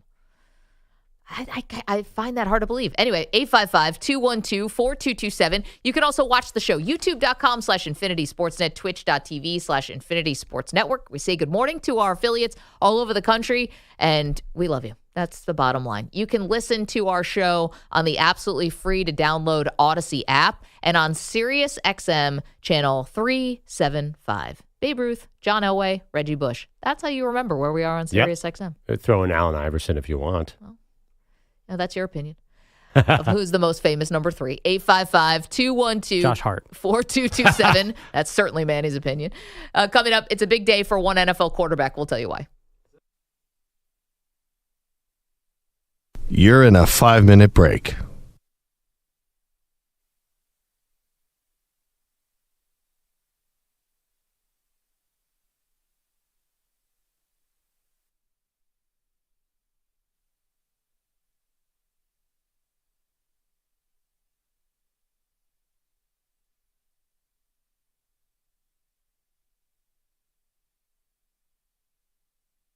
Four minutes, 30 seconds remaining.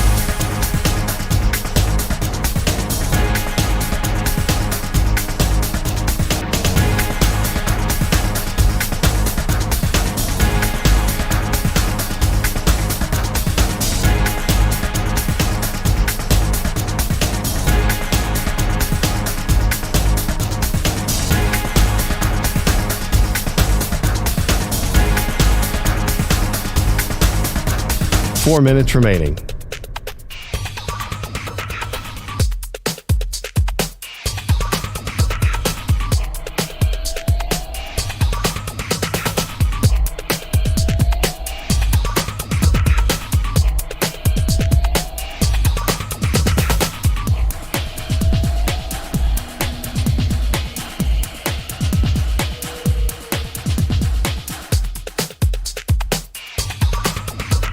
Three minutes, 30 seconds remaining.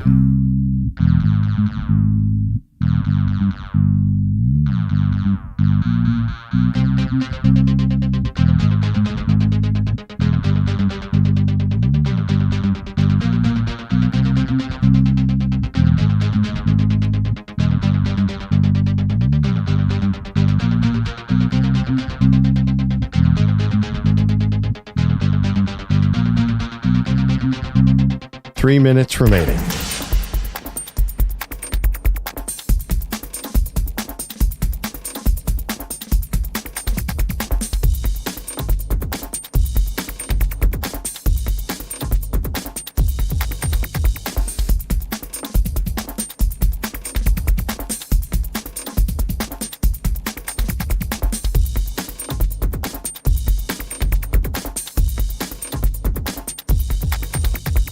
Two minutes, 30 seconds remaining.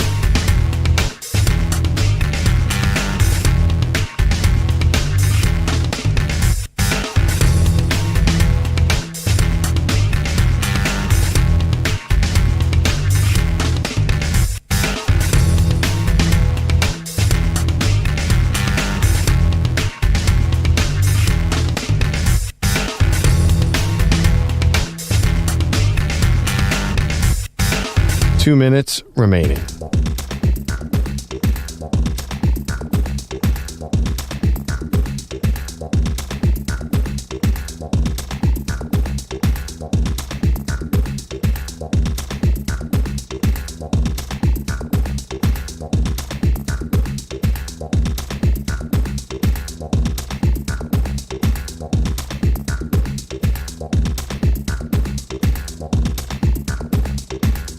1 minute, 30 seconds remaining.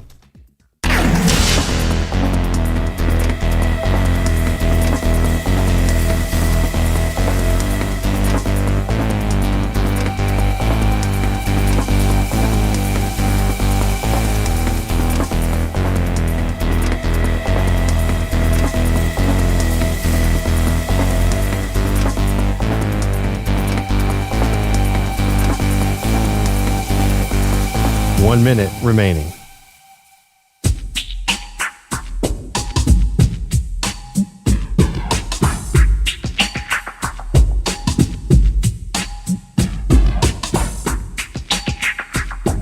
$45 seconds remaining.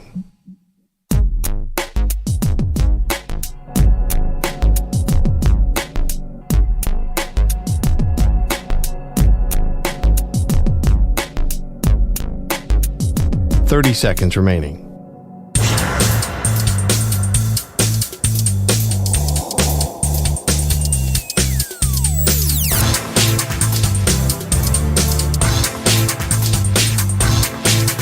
$15 seconds.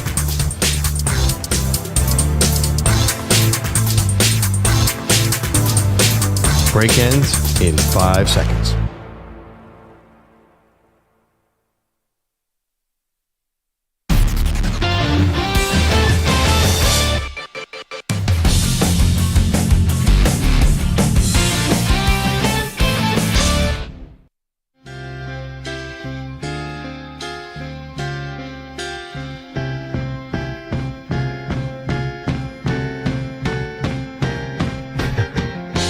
All right, the Defensive Player of the Week is sponsored by the Navy Federal Credit Union, who proudly serves the armed forces, DoD, veterans, and their families. Their members are the mission. Learn more at NavyFederal.org. So every week, EJ picks a Defensive Player of the Week. I have a guess. Yeah, I do too. Go ahead. Juju Watkins, because she had all those blocks in the USC-UCLA game. Yeah, EJ, big fan of women's hoops. I think EJ did go college, but I think he went on the men's side. And I think the Houston Cougars, who forced 20 turnovers on the reeling Kansas Jayhawks, may have gotten Defensive Player of the Week. That's a team. Well, we've done that before. Oh, you guys are going to hate me for this one. But it's the right pick. Defensive Player of the Week this week is OG Anunoby of the New York Knicks. We are the New York Knicks. Whose defense... We are the New York Knicks. And the Knicks comeback over the Miami Heat over the weekend included 3 blocked shots, 2 steals, and a complete erasing of Tyler Hero and Bam Adebayo. Played both guys down the stretch. His defense was absolutely maniacal. I thought everyone was off the Knicks now because you can't beat Cleveland. That was last week, Maggie. This is this week, right? Last week off the bandwagon. I'm telling you, you're learning from Perloff here, and this is not good with your bandwagon hopping. We're back on pace. Well, everyone's gearing up for the championship race, and the fans are going crazy, and they're doing it for a reason. It's 94 is a Knickerbocker season. I wish OG defended what happened that. Then? Where was How OG? did it end? They got pretty far. I actually jumped on that Knicks bandwagon about 4 weeks ago until I saw them play against the good teams. So now I'm off. EJ's consistent. You can't blame him for being bandwagon. Manny cleared out of the bandwagon. He's like, they suck. They can't beat Cleveland. They can't beat, who else are they losing to? Boston, OKC, City, Cleveland. This is all great. But and they were down 19 to Miami. And then they won that game. So yeah. And that's 3 in a row. All right. What, do you want me to just be sad for the next 2 months and not enjoy this? I mean, kind of. I'm just kidding. He is Manny. prepping to be sad, though, in May. He's already told me that. He has no expectations once the playoffs actually begin. I do have expectations. They just end in the beginning of May. Right. And that concludes our Knicks coverage. This is a team you don't want to miss. We are New York. We are the New York Knicks. We are the New York Knicks. That was a bet you lost? No, we all had to do it. We all lost. There's one of the King for a Day. Which, by the way, King for a Day is going to be coming back soon because King for a Day was born out of the NCAA tournament because whoever had the most selections right through the round of 64 and 32, the first weekend, got to be King for a Day. Who's the king? I'm on a streak, too, because I won the bracket challenge, which was kind of by default. We all did terrible. Yeah, we did. And then I won the home run challenge in Major League Baseball, which was super fun. We got to do that again. Yeah, that was a good one, too. You got to be King for a Day, and we all had to suffer. Who's the king? You guys forgot about Giancarlo Stanton.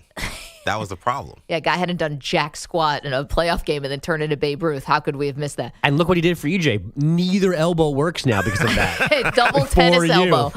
Giancarlo, non si può stopparlo. A non-pitcher blew out both elbows for the good of EJ. The funniest part about EJ being king for a day is just the amount of orange juice that makes its way into the studio. Yes. I think Perloff bought $60 worth of fresh squeeze OJ. How much was it? It wasn't 60, but it wasn't all that far off. $58. I feel bad because I felt like EJ felt guilty that everyone was giving him a hard time about ordering fresh squeezed orange juice. Did you feel guilty? Yeah, I mean, like my brother says, who has a breakfast with no Bev? How do you Your brother actually says that? Yeah.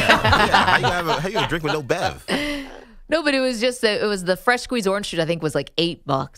It was $6. Was it $6? Okay, but then we had the fresh squeeze orange juice and Perloff. You bought one for every single person on the show. I think it was like $40. Yeah, that was ridiculous. I don't know how I got talked into that. I was king for the day. King for the day. Oh. That was it. That's why we're talking about. Yeah, I was king for a day, and I made everybody sing the Rivals songs. So that's why Bogusch had all those Philly fight songs on somewhere in there. Yeah. I didn't make anyone buy fresh squeezed fruit beverage. I mean, but you do bring up AGLES. Listen, if I know one thing, it's that you can't have breakfast without a Bev. As EJ's brother always says. Everyone knows that. Parentheses, do the arm thing. Close parentheses, slash. No one gets the crowd hype like Bogusch. Parentheses, do the arm thing. Reading stage direction. That's what that was. I couldn't figure out what that meant. He was reading a fight song. Do the arm. What is the arm thing? I don't know. That's what you said to me. Oh, that was an Eagles. Oh, Eagles chant. Okay. You know, like the YMCA. You got to do the arm thing. Do a G for the. How do you do that? That's the one. This one. Does that really look the G to people? Well, I mean, everyone's pretty drunk. Well, an E is. You guys all just look drunk doing it at the same time. And we did that all on a radio show, so all of a sudden it just got real silent. Actually, you don't even need to be drunk now. At a Philadelphia State Assembly meeting, they do the Eagles chant. And spell it wrong. Basically, they do Best in the biz. Pledge of Allegiance and then the Eagles song in Philadelphia schools at this point. In what order? First, you have to pledge allegiance to the birds, and then we'll think about the country. Bogues, headlines, what do you got? Shea Gilgeous-Alexander in that dumb, boring mid-range game did it again last night. Out in front, Wallace fed by Dub, misses the tomahawk dunk, but Shea is there to mop up the mess for his fourth 50-plus point game with 51. He's done it in 32 minutes. Matt Pinto. Sean Gilgeous-Alexander. Thunder Radio, as he said, SGA 51 points, his fourth 50-pointer of the season, all in the last 7 weeks. Asterisk. I saw that game. They put Reed Shepherd on him. It was a joke. Even the announcers were like, is the Rocket, it's Ime Udoka, right? Is he in a coma? That was the silliest game I've ever seen in my life. The Rockets didn't have Şengün, Amen Thompson, Dylan Brooks, Van Vliet, Torrey Eason, and Akeem. So it was down to Reed Shepherd to guard him. They had to pull him out. League team? They had to pull him out of the game. It was the most embarrassing thing I've ever seen. Gilgeous-Alexander had 20 in the first quarter on Reed. It was just, terrible. I compared it to a parent playing a 6-year-old kid. And I like Reed Shepherd, but he does not belong defending Shea Gilgeous-Alexander. Just wanted to say that. OKC won the game 137-128 over those Rockets. It's victory number 50 for Mark Daigneault's team. We obviously have a lot more we want to accomplish, but we also, there's people that have been in the room that, we're winning 22 games or 24 games or, scratching and clawing to get to 40. And so we're going to be grateful, for 50. The Cavs also have 50 wins. The Celtics 7 away from that mini milestone. The Mavs took a 122-98 home loss from the Kings and saw Kyrie Irving sprain his left knee on a first quarter drive. Kyrie down on the court for a while, did take his 2 free throws, then left the game and did not return. The Pistons hammered the Jazz 134-106. They've won 10 of 11. And Steph Curry with 21 points and 10 assists back in Charlotte. His Warriors winning 119-101. We're told that the Vikings want to keep Sam Darnold, but not through the franchise tag, which carries a $40 million paycheck. But the Bengals are tagging wideout T. Higgins for the second straight offseason. Bucks wideout Chris Godwin, tackle Cam Robinson, the last players to get double tagged. That was 3 years ago. Cooper Flagg, 28 points, 8 rebounds, 7 assists. His second-ranked Duke steamrolled Wake Forest last night, 93-60. That's 4 straight wins by at least 30 points for the Blue Devils. Checking the new top 25 polls, women's number 2 USC has its highest ranking since 1986, and men's number 6 St. John's at its highest since being number 5 during the 85-86 campaign. Yankees righty Luis Heel, last year's AL Rookie of the Year, shut down for 6 weeks with a lat strain. But don't worry, Manny Pucks, because this did happen last night. Zach Jones deflected off the helmet and in! It went off the helmet of Will Cooley and into the net! And the Rangers take a 1-0 lead! You know things are going well when dudes are head-butting the puck into the net. Sam Rosen, MSG TV. The Rangers a 4-0 win over the Islanders. They've taken 4 of their last 5 to tie Detroit for the last wild card spot in the East. The Kings lost their 4th straight, 5-1 in Chicago. The Lightning's 8-game win streak ending in Florida 2-1. Maggie McMuffin, back to you. Hockey. Yeah. Was anyone else thinking about a McMuffin for like many hours yesterday after a caller called in yesterday and McMuffin or something like that. said, recognized Perloff from the Dan Patrick Show? Because he, honestly, McGriddle, I know Perloff likes those more. Oh, yeah. I was thinking about him a lot. McMuffins are good. I can't believe he called. That was the name they thought they called someone on a radio show. Would you rather be McMuffin or like McRib? I mean, it's Mickey D, so everything is a mix something. That was bizarre. That was so great. McMuffin or something like that. Yeah. I don't know if you guys noticed too, but I don't think Pearl was listening at the beginning. So at first, I wasn't sure if he was playing with the guy or he didn't know what the guy was talking about. No, I was playing with him. Okay. That guy knew exactly. You did seem to be zoned out at the McMuffin was a beginning. thing for 9 No, but years. before trust me. McMuffin. Yeah. Really? Oh, my God. Yeah. Well, You here's have the no funny idea, part, do you? right? He said McMuffin, but then also was very, very much aware of you wanting to move to Iceland at some point because you went on a great vacation there, which is like a pretty specific thing. No, I think I knew that guy through the years. Because he was like, Yeah. he thinks you're still there. He was like, yeah, he went and had a new life in Iceland. And He's kidding. I don't think he was kidding. He's 100% kidding. It felt like almost like a reunion. He was like, hey. Yeah, not to get too much in the weeds, but I know that caller is like a consistent Jody Mack caller over the weekend. I used to work on Jody Mack's show a bunch. So this was like him going on this whole spiel about this was so bizarre.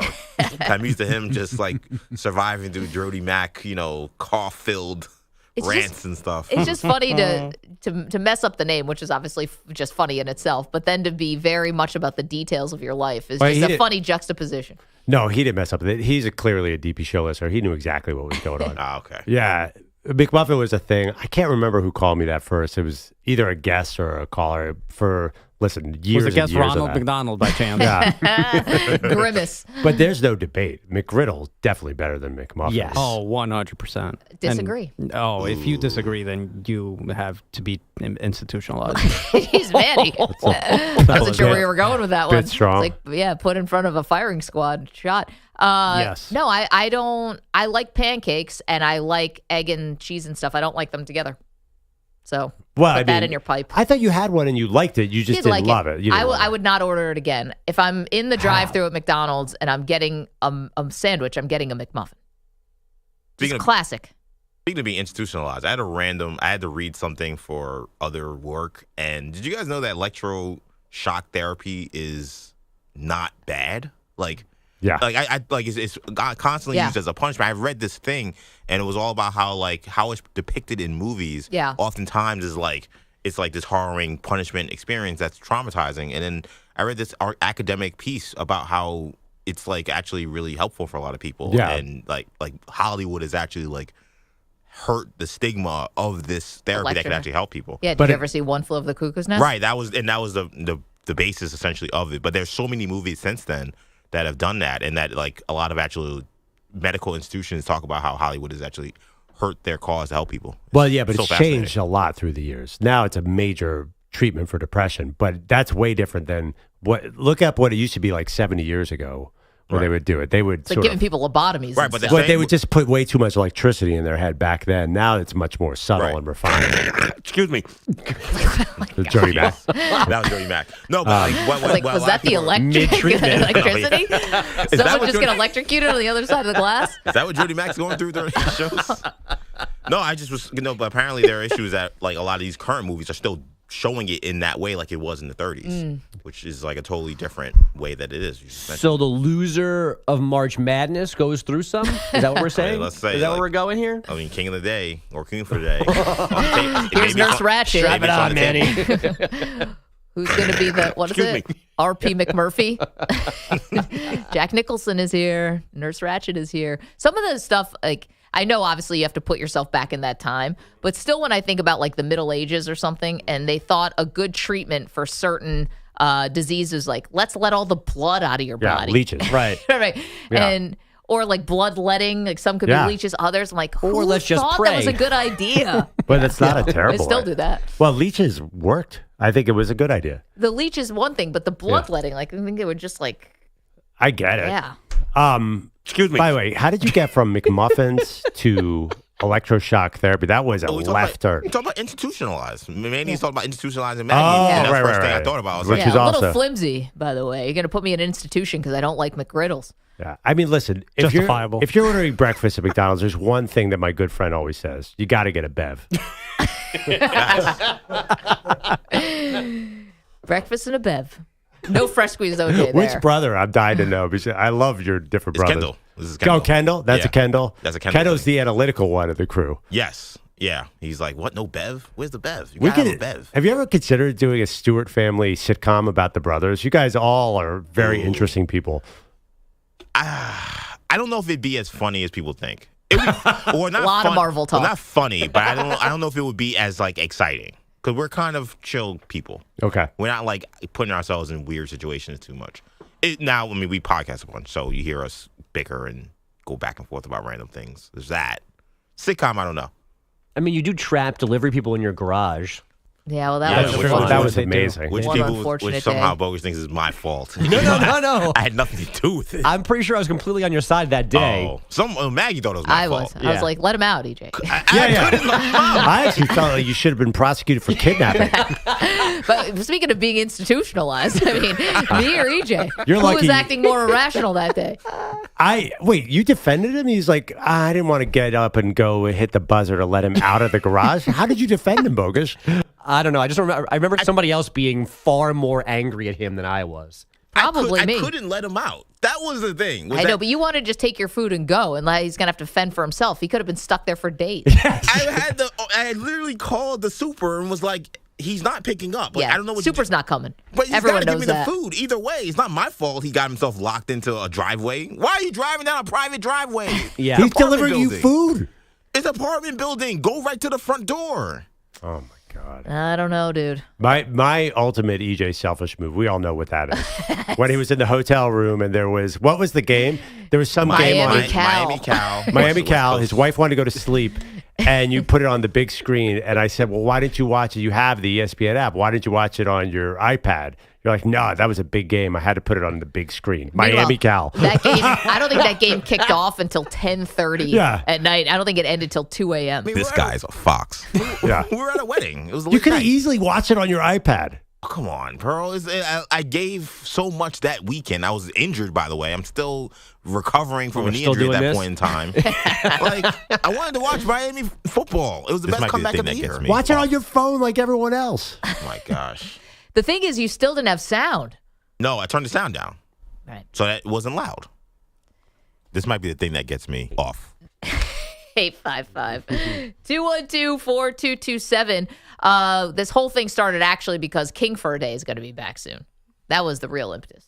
Whoever does the best in the first weekend of the NCAA tournament gets to be king for a day and torture everybody else. Who's the king? Not a benevolent king. 855-212-4227. Excuse me. Question for you. Shedeur Sanders, is the criticism become too personal?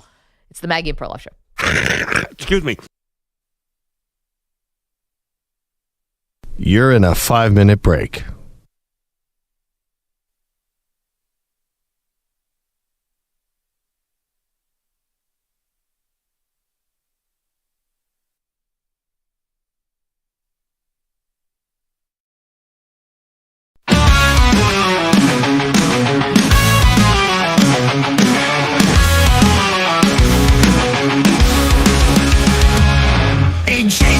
and he's got that hungry look.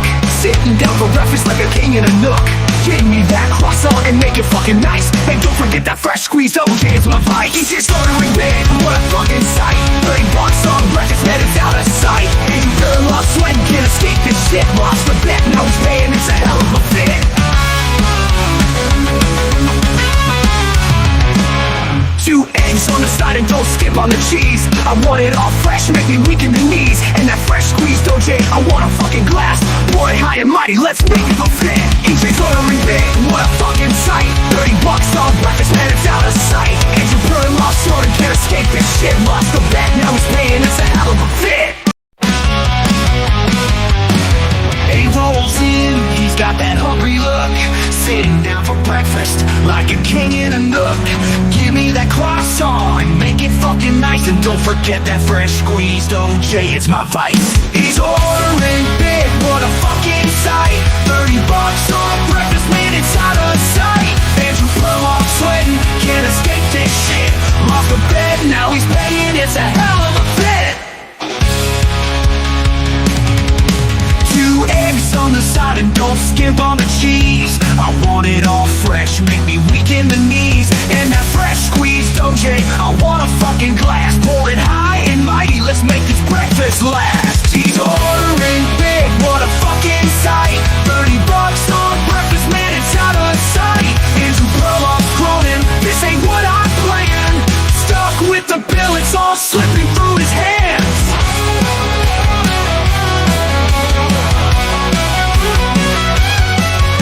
EJ showing down, sipping that OJ bliss. Perloff calculating just how much this shit is. Damn, this breakfast is fancy, what the hell did I get into?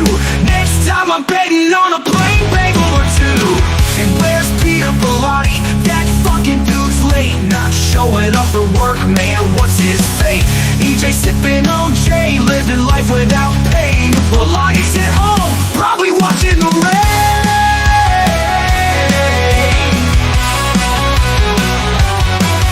So here's to EJ, the breakfast king supreme. With that fresh squeezed OJ living out his dream. And to Andrew Perloff with a sigh and a laugh. Paying for the shit, it's his breakfast half.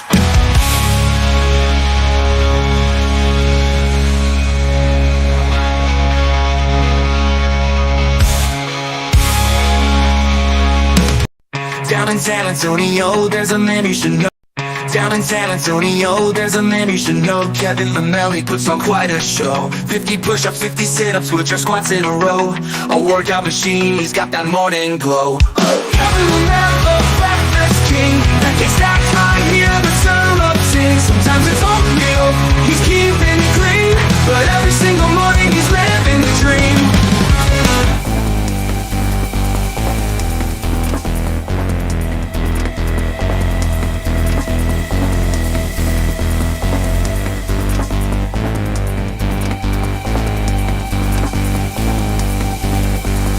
One minute remaining.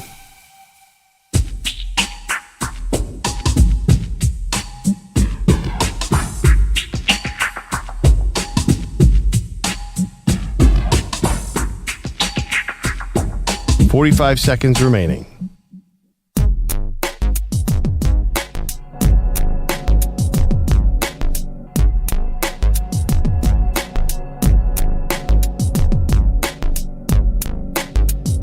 $30 seconds remaining.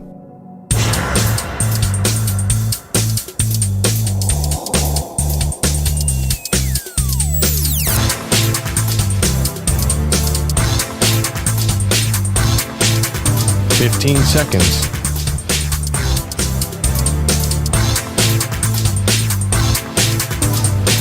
Break ends in 5 seconds.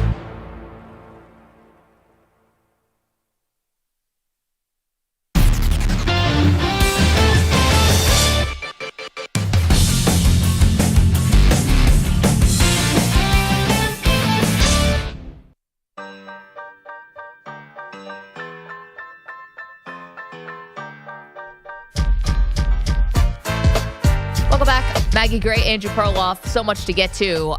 Franchise tags applied at 4 o'clock Eastern today. We'll tell you how that's impacting one prize quarterback. But first, Rich in California is on the phone answering the question, has the criticism of Shedeur Sanders become a bit too personal? What's up, Rich? I would say if I were your standard NFL coach, probably does not want the circus, which is inherent, or the Shedeur Sanders. If you don't want to deal with the clowns, don't draft the circus. And I'm sure that if there's somebody in that draft that's got comparable talent, I'm thinking maybe that's where I want to go, considering the fact that it's probably going to take 2 to 3 years to develop him into a frontline NFL quarterback, if that even ever happens. Wait, Rich, I'm just curious. What's the circus? What do you mean? Dion. There's going to be a certain amount of media that's going to go with Shedeur Sanders any place he goes. Got it. If you're a coach, I don't want that nonsense. I would rather get somebody maybe just comparable in ability, with maybe not without the show that goes with it. But see, Rich, is that kind of being unfair to Shedeur? Because, you're talking about the dad. You're talking about Dion. Shouldn't he be able to be evaluated as his own person? Well, he's saying the media. I'm just simply saying that there's a certain amount, what's fair to Shedeur or what's not as fair to Shedeur. I mean, being Deion Sanders' kid opens a lot of doors. Sure. It also closes those same doors. Right. You don't get one without the other. Yeah, Rich, it's interesting, right? And Rich asking, would a team just pass on Shedeur? Because they're like, you know what? It's going to be, the microscope's going to be on us because of the media, because his famous father. Listen, the same thing's going to happen with Arch when Arch Manning gets into the league. And the same thing has happened with other guys. I think it's all about, can you play in this league? The cameras followed Tim Tebow to a point where it was uncomfortable, Right. Teams avoided him like the plague because of that. But he also couldn't play. If Tim Tebow actually could play quarterback, you would have put up with the media attention. I think he could have made a bunch of teams, but they said, we don't want him in our locker room. Same with Colin Kaepernick. I think he could have made a bunch of teams, but people, he was a little more complicated. Blackballed. We know that now. Goodell has admitted that. But also, too, I think teams were like, there's too much media attention here. Why am I going to bring that into my locker room? And I don't think Shedeur is only famous because of his dad anymore. He's already pretty famous. He's got a lot of publicity. So, but that's not necessarily a circus, right? Because he doesn't seem like he's going off the rails. He's not out there getting arrested. He's not out there bringing negative attention. Well, Tebow was definitely a circus, and he never did any of that stuff. That's true. Daly is in the chat, says, elite athletes are covered by the media. It's not a circus. Well, yeah, but there are certain players who are a circus. There's just no doubt about it. I think Tim Tebow is the ultimate. A lot of teams were like, I can't have my backup quarterback have 60 reporters waiting for him when the starting quarterback has 2. And that's a good point, that Shedeur will bring a lot of attention, especially if you want him to sit at first, if you have a bridge quarterback. Yeah, I think there's a lot going against Shedeur. The question is not fair or not fair. It's what do the teams think, right? What does fair have to do with where he's going in the draft? Well, I think that, maybe it does. Are there some teams that say, listen, I don't want any part of this? Or are there other teams that are saying, listen, we need an identity. This being a face of a franchise may not be a terrible thing. And to be honest, if you just look at the player himself, whether or not he succeeds or fails in the NFL is going to be just like any other prospect. As far as what he brings outside of it, what's the distraction? No, it's podcasts. Okay, a lot of guys have podcasts now. A lot of college guys? Well, yeah, I think so. The guys at Kyle Hamilton had one at Notre Dame. Nobody cared about that.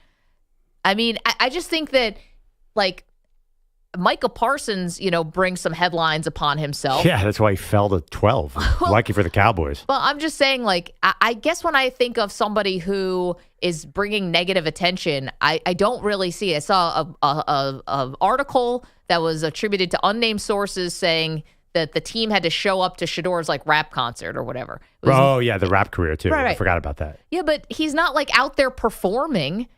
It's not like he's pulling Taylor Swift in the offseason and going on the Eras tour. It doesn't match what we're actually seeing. Him having a hobby of rapping is not the same as being out on tour and it being a distraction. He's doing it in his house. I don't see how that would influence what he's doing on the football field. Yeah, I just think that all these prospects are so closely grouped as far as talent-wise that it could be the one thing that weighs against him. You're looking for one little thing. And this isn't about what we think or what's fair or not fair or what's right or what. For example, Josina Anderson reported that some coaches didn't like him, thought he was arrogant and brash, and she thought that was unfair. Mm-hmm. None of that has anything to do with the fact of where he's going to get picked. The team, you know how NFL teams are. You've met NFL people. Don't you think they think like that? We're covering what the NFL teams are doing. I believe that the NFL has this sort of old school view. I always ascribe to something, someone I used to work with said this, and I think they were absolutely right, which is teams would draft Jack the Ripper if he could tackle. I think that's all they care about is the talent, and are you worth it? Again, if Tim Tebow played like Peyton Manning, it wouldn't matter how many cameras are there. The fact of the matter is Tebow couldn't play football at a high level, so the cameras didn't justify the attention. His play didn't justify the attention. It was only because of his celebrity.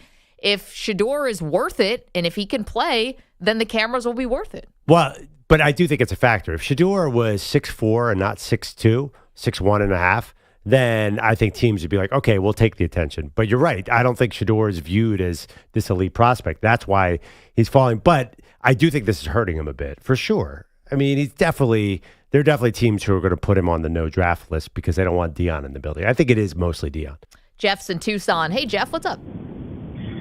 Hey, good morning, Maggie Perloff. Take my call. You got it, pal. What's happening? So one of the things I want to discuss about Shedeur is he's going to choose, because his father is going to help him, what teams he wants to go to. Mm-hmm. And being a Browns fan, and we have the number 2 pick, I don't want him on my team because he doesn't want to come to my team. Why do you say that? Deion said really nice things about the Browns. But he doesn't want the Browns drafting him. He doesn't. Well, that's my theory, Jeff. I'll say it. That's my theory. I don't think the Browns have proven over the last 20 years that they're good at developing quarterbacks. No, they're not. Okay. So let's pick Howard, Ohio State boy, and develop him because he can pass the ball with metal. He ain't afraid to play. Well, not with 2. We can take Hunter first. Yeah, right. We take him first. You know. Wait, Will Howard?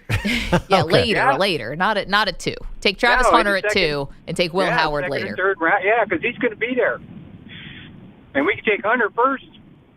You know, Jeff, it's not a bad idea, and thank you for the phone call. Not a bad idea. Again, I'm the one who's saying I don't think Deion would be thrilled with Shedeur going to the Browns. Deion said on the Dan Patrick Show, yes, I'm going to have a say, and there's teams I prefer he didn't play for. He never said which teams. Well, it's funny, that Shedeur question and answer about can you turn around franchises, that was from the Browns. A Browns reporter was asking about Cleveland. He said, I've gone to 2 different programs and completely turned them around, implying that Cleveland could be the third team. I think Shedeur would be okay with the Browns because the other choices are losing teams as well. I know the history of the Browns and all that, but, he's 23. He doesn't care about that. Kevin, got about 20 seconds here. What do you think about Shedeur? I don't know if the criticism is fair or not, but if I were GM, I'd want him to be overly criticized, basically just to see how he can handle it. Because as an NFL quarterback and Deion's son, he's going to have to be able to do that. Kevin, it's a great point. Thank you. And I actually do think that the Sanders family 100% uses the fuel of the haters. And that's not just the Sanders. Hell, Tom Brady and Michael Jordan, inventing stuff, right? To put an edge on a chip on their shoulder. I think they love the criticism. I do. Because I think they can say, we'll prove you wrong. We've done it at every turn. I don't know. I've seen Deion bristle at criticism in press conferences, though. He doesn't like it in press conferences. How about our very own Andrew Kaplan, who says the Shedeur podcast is unlistenable? Uh-oh. Okay, lots more to do. Don't move.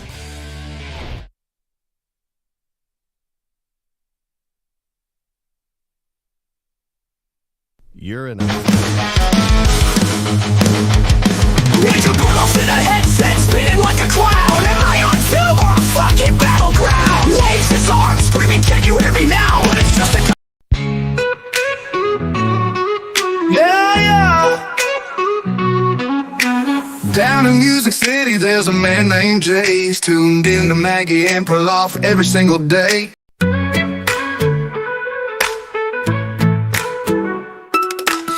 Night vibes, hitting up the show. Maggie and Perloff dropping takes that glow. In the chat, Stunner Filmo runs the scene. Spitting fire so hot it makes the snow seem mean. Down in Louisiana, Uncle Sam's lit. Rare snow on the ground, but he don't give a shit. Snow in the South, man, what the fuck's this? While the Lottie's ghosting work, he's always dismissed. Stunner Filmo dropping shit like whoa. Uncle Sam's buzz, snow on the flow. Daily says time to bust the plow now. While the Lottie's at home, chillin' somehow. Filmo spittin' truth, he's the chat's big hitter. Drunkle Sam slippin' whiskey in his glitter. Maggie's crushing staff, Perloff's got the flow. And Bellotti, he's like, work? Hell no. Daly's cracking jokes, where's that one plow? Louisiana snow, it's rare as Pete somehow. Stunner's calling out, Sam's laughing out loud. Bellotti's excuses, bury them in a snowbound cloud. Stunner Filmo dropping shit like whoa. Drunkle Sam's buzz, snow on the flow. Daly says time to bust the plow now. While Bellotti's at home, chillin' somehow. He's got a shrine to add half away. Photos lined up like a Broadway play. Whispers her name in the dead of night. In his dreams, she's the guiding light. He knows her lines from every flick. From the Devil Wears Prada to Les Miserables tricks. Now Bailey rode into town with suspicion in his eyes, saying Kaplan's got a secret and he's hiding it inside. Zach Job's lost in darkness, Ryan Stream's a mess. Chavelle Wolf's just a spinning wheel. Oh Lord, what a distress.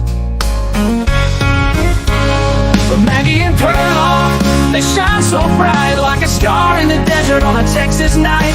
Daily says it's shady, but I swear on my name, I just push the buttons, I don't play no games.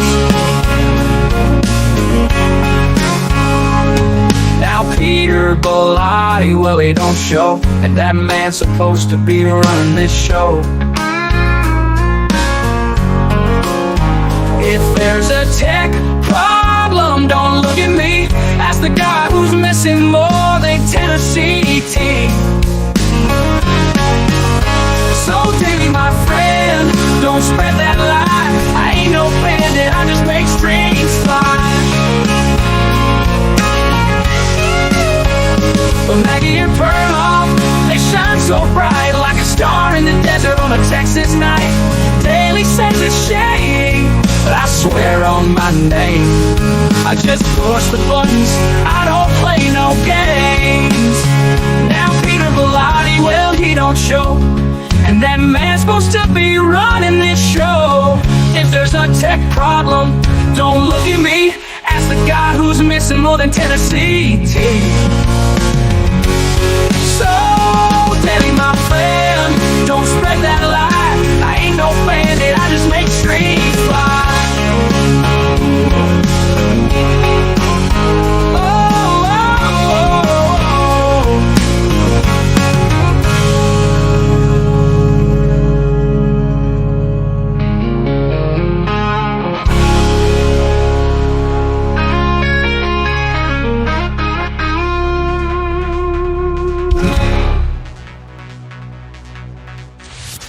Seconds remaining.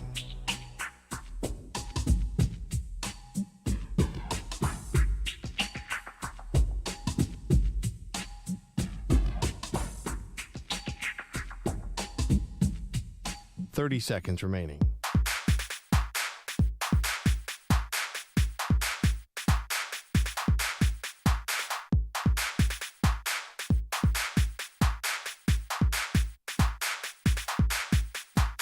Seconds.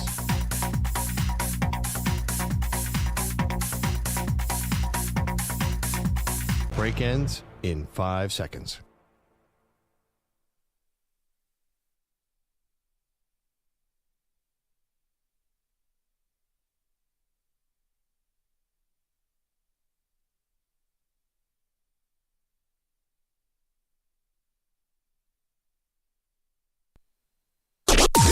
Maggie and Perloff on the Infinity Sports Network.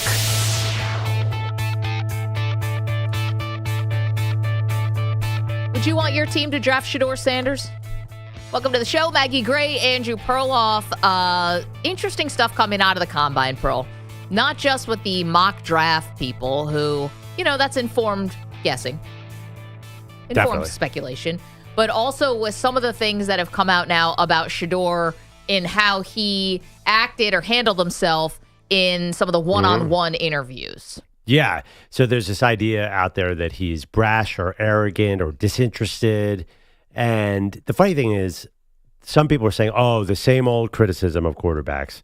That might be true, but the question is, do NFL teams really perceive it this way? Because I do think NFL, there's still some, let's face it, some caveman mentality in the NFL. Totally. I think that they are not exactly sure how to handle the modern athlete in the NIL world.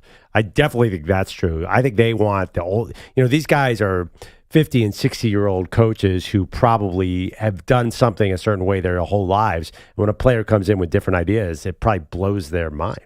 Yeah, but, there are also a lot of 36-year-old coaches who are getting hired. And sometimes you can have that conservative view even if you're young. It doesn't. That's true. That's true. Pete Carroll is 73. I think he's probably more open to all of this stuff than maybe a lot of guys who are half of his age. But here's a little of what we're talking about. So Todd McShay, obviously the draft Nick, on his own Todd McShay show, said that two coaches who were picking in the top 10 told him that Shedeur was unprofessional and unserious. Teams in the top 10 drafting that need a quarterback. The two people that I spoke to in these positions left the meeting feeling like Shedeur Sanders was not overly concerned with what they thought of him. They had a 15-minute meeting with him, and when they were done, they both said in different ways, different words, that they did not feel like Shedeur Sanders cared all that much about what that organization thought of him. Okay, let's hear more from McShay on what the coaches had to say about Shedeur being unprofessional. One person that I talked to said, the best way I can describe it is it just wasn't it wasn't a professional approach. Shedeur Sanders did not take a professional approach to this interview. The other person I talked to said he wasn't taking it seriously at all. I didn't get the sense that he was taking it seriously. Okay, finally, McShay wants to clarify. Shedeur wasn't being disrespectful or a jerk about it, but just disinterested. It's very important, and hear me when I say this. There was no bad behavior. There was nothing disrespectful said or done. There was no kind of altercation. And it wasn't like Good Will Hunting when Ben Affleck went in for Matt Damon and put his feet up on the desk and yelled, "Retainer! Retainer!" Like, it wasn't that. So I'm not trying to overblow this. Okay. But yet, if you're going to say unserious and unprofessional, but I don't want to overblow this, it's like, well, it's a pretty damning criticism. Now, there's a lot of people, and I think a lot of people on the show, and I think Perloff, maybe you're one of them, who believe that this is all being calculated by the Sanders family. Yes. Not that Shedeur's going in there to be like, this, and I'm going to be unprofessional, I'm going to be disinterested, but this is a work in a sense. Yes. This is the Sanders family trying to manipulate Shedeur to somewhere and not the two teams that he looked very disinterested talking to. Absolutely, because we know that Shedeur is capable of being a professional. He's already more professional than most of the players. He's got a bunch of business interests all over the place. And we've seen him in interviews, and he's completely professional there. If Shedeur wants to turn it on, he can turn it on. That's why it feels like a work. Yeah, okay. So here's the question. If this is a work, yeah, right? And if this was, first of all, I would say I think that's bad advice. Whoever is giving, if this is true and Shedeur, someone said, hey, go in there and act real unserious and like you don't care, and that's going to help us get you to X team. No, it's more subtle. What if you said, you know what, we really don't want to go to, I'll say, a team Tennessee. Okay. Dion and his team says, you know what, definitely do the interview, but remember, at the end of the day, we don't want to be in Nashville. Okay, so just lack a little enthusiasm. Yes, and sort of mail it in. Yeah, and that sounds like kind of what McShay was describing, right? He said it wasn't terrible. It was just not totally into it. So I guess here's the question, right? So that kind of implies that there's some pretty grand plan here, right? And that some team has to be in on this, and they have to really love Shedeur and want Shedeur, and they might be willing to trade up. Maybe they're willing to. I don't know what it would be. Yet we're also hearing that Shedeur is dropping in a lot of these mocks, and that has to do with the skill set that he's bringing. So I ask you, are we sure that Shedeur is going to be worth all of this? You know, and listen, he might be getting himself to a better team. So if you go a little bit lower in the draft, maybe a team that has more pieces, and maybe this is all perfect and the puzzle pieces fit together. But when we've seen other people try to manipulate where they were going, John Elway's John Elway. Right. Kobe Bryant ended up being Kobe Bryant. Okay, I like the two you've given me so far. And Eli Manning was actually thought of as the no-doubt slam dunk. You know, we didn't know Ben Roethlisberger and Phillip Rivers were going to go on to have these also Hall of Fame careers. But Eli Manning was the top quarterback of that draft. So that's pretty. You're telling me Shedeur can do what those guys did. I'm all in. Well, but I don't think people are talking about Shedeur like they're talking about Kobe. Well, there are some parallels with Kobe in the sense that he is a pro's son who was famous, overly famous at a young age. I do think that there are some parallels there. I think Deion views them as a Bryant family situation. I think, and it might be a miscalculation by their part, I think Deion thinks he's manipulating this whole thing and he's going to land. My best guess would be the Raiders at 6. Mm-hmm. Maybe he's pushing him there. And I kind of get that because it's an indoor stadium. You could actually have some success there, or that's my best bet. And I'm not saying Deion's right, but I'll bet you that they do think they can manipulate this. Right or wrong, I think they believe that they are in control of the process. Yeah, I can follow you there. And listen, you could do a lot worse with coaches than Pete Carroll. I mean, I don't really care about his age. This is like almost the perfect balance. It's a guy who's coached at college and has coached in the pros and has success. Yeah, I know he's more of a defensive guy, but he obviously understands how to bring along a quarterback and did that brilliantly with Russell Wilson. So I can see it. But again, you're going to play these games. You got to be really good. You know, this is not for the mid guys. You know, this is not for the mediocre. And I'm not saying Shedeur's mid. Yeah. I'm just saying this is usually, these kind of power plays are usually reserved for the best of the best. And I don't know how, if people and talent evaluators view Shedeur for as good of a season as he had last year in Colorado, do they view him as this elite, can't miss, slam dunk, this guy's going to elevate my franchise? From what I hear, he's actually a piece of the franchise. He's a piece of the puzzle. He's not John Elway. Yeah, Deion definitely thinks he's John Elway. That's for sure. Deion is known for his irrational confidence anyway. I think and again, could be a miscalculation, but I don't think the Sanders family has any question about where he fits in. And by the way, this guy was number 2 in every mock draft for half the year. That's true. Mid is not a word that comes to describe him. I do think that now there's a lot of talk about what is his skill set really. Also, he's not huge, so that if he was tall, then we wouldn't even be having this conversation because the NFL still loves tall. So I do think that there are downsides to Shedeur. That's certainly part of the mix, but I don't think Deion sees any of those. I think Deion still thinks he's like 2 or 3 or 4. I really believe that. You know Deion. Do you ever hear him talk about Shedeur? Yeah. No, listen, of course. And it's a son talking about his child, and it's someone who's coached him his entire life. Yeah. So, yeah, obviously. It's interesting. It's interesting. I'd love to put a poll. Do you think that it's being predetermined where Shedeur is going to land? Because there's the other thing. You want to go to Las Vegas? I know Tom Brady's there and I know Pete Carroll's there, but that's about it. Max Crosby, Brock Bowers, you're not walking into this awesome situation. Stu Kovacs. As a super fan. Love Stu. And, EJ, you brought up the Dallas Cowboys. Clearly, roots run really deep with Deion and Jerry and the Dallas Cowboys. At least there, I don't think the offensive line is terrible. I think it's getting better. All in. CeeDee Lamb's there. But what do you do with Dak? You just gave him $60 million a year. Well, I think so. The other reason why I think Dallas may be in play here is because this team got ridiculed for it, but in many ways it was the right move, right? So the Falcons, they signed Kirk Cousins to a massive deal, a guy who was injury prone and had an injury. He gets hurt again. They're able to put in their rookie quarterback in Michael Penix. Yeah. And Penix is now the future, and they are ready to move on from Kirk Cousins. Right. Jerry Jones is watching the NFL. He sees what's going on.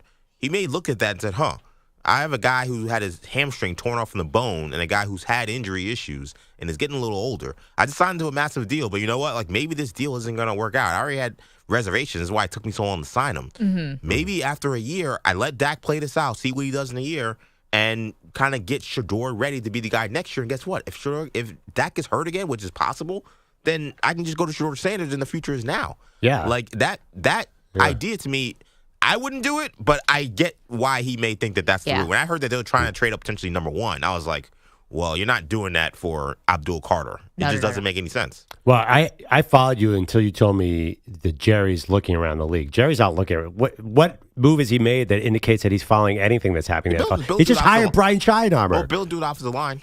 I think he's seen teams that have had that be a basis for their success, building on the defensive and offensive lines. I do think he's followed that. No. I think it would be smart for the Cowboys to think about life after Dak Prescott. And I think it got a lot more acute, if you will, after Dak got hurt this season. No doubt. You'll never convince me that what the Falcons did was smart. It's going to end up working out. I think that Michael Penix is going to be fine. But they have Penix looks really good. All this dead cap, I'll never live that down. Yeah, they have all a lot this of dead problems. cap stuff that they could have used that money on other positions. Like, I'll never be able to follow you that the Falcons were killing it. I think they end up getting a little bit lucky here. And we'll see where Cousins plays. Listen, I loved EJ's conspiracy theory, but if the Cowboys are staying there at number 12 and there's a frontline receiver or Ashton Genty there and they don't take him, I think people are going to go bananas. But if it's Shedeur? Even so, they not taking Derrick Henry last offseason was such a killer. If you have Ashton Genty there, which I don't think he'll be there, and you don't take him, then I would sell my Cowboys tickets. Let's go to Mark, who's in Wichita, has a question about Shedeur Sanders. We're asking, do you want your team to draft him? What's up, Mark? Good morning. Hey, I just wonder if Shedeur can be coached by anybody else but his dad. I think that's what some of the teams are considering. Can he be coached by anybody but his dad? His dad's kind of orchestrated his college career, but now it's time to step out from behind his dad's shadow. So I think that may be a hesitancy for some of the draft, the teams that are going to be drafting. Mark, it's a fair question, and there was one quarterback coach, and thank you for the call. These reports came out that Shedeur is brash, he's arrogant, he was unserious, unprofessional. These were from coaches and people in the room. This is not just media speculation. So when it comes from a coach, are they kind of asking the same thing? I could also see Shedeur I can see it both ways. It might be kind of a relief sometimes not to be coached by your dad, too. And I'm saying I think that Deion and Shedeur have a good relationship, obviously, and Deion's been a very involved father, and that's what you love to see for these young guys. But, they also have asked Shedeur, he's been asked this many times, do you feel like your dad is harder on you than everyone else? And he said, absolutely. My dad's going to be much harder on me. It might be kind of a relief, maybe, to get a different voice in your ear. Yeah, it's an unknown. You're right. I'm not going to ding him because he's never had a different coach. But again, that does get back to the core question here: is the Sanders family too much to bring into your house? Were people asking that about the Mannings? I think they will ask that about Arch when he gets to the NFL. No, they're not asking that about the Mannings. I mean, should they? They're just viewed differently because Deion is so charismatic, and the Mannings are different. Archie wasn't trying to coach. Archie is not. He wasn't an active football figure other than just being a former legend. Yeah, but you know what? Remember we talked about this when Texas was bringing Arch in for some packages, like goal line packages, and he was taking some major punishment, and then all of a sudden those goal line packages disappeared. Yeah, I said that. I think that they told him cut it out. Did the Mannings call and say, cut it? Don't sacrifice our guy at the goal line if he's not even the starter of the team. But the reality is the Manning name is the most important thing with Arch. It's even more important than his play. And that's not true for Shedeur? Nope. It's just different because Deion is so outspoken, and I don't think I think people want, and it's probably a mistake because you just pointed, they kind of want to be associated with Peyton and Eli, where I think teams do not. I don't think they'll play ball with Deion because I think Deion will come in there and dictate his own terms, and they don't want that. Or maybe coaches worry that Deion will come in and replace me. Is this a selfish thing where it's like, too. if I don't do well, or if there's an issue, then Deion is a big enough star to probably woo any owner, especially Jerry Jones, but others, to just say, I'm going to coach my son. 855-212-4227. It could just be selfish job, trying to keep your job. Yeah, self-preservation. Yeah. Thank you. Definitely. Man, there's a lot here. 855-212-4227. We see you guys on the phones. Keep the calls coming. Would you want your team to draft Shedeur Sanders if you need a quarterback? And also, we will get into it with one of our absolute fave draft analysts next. Don't move. You're enough.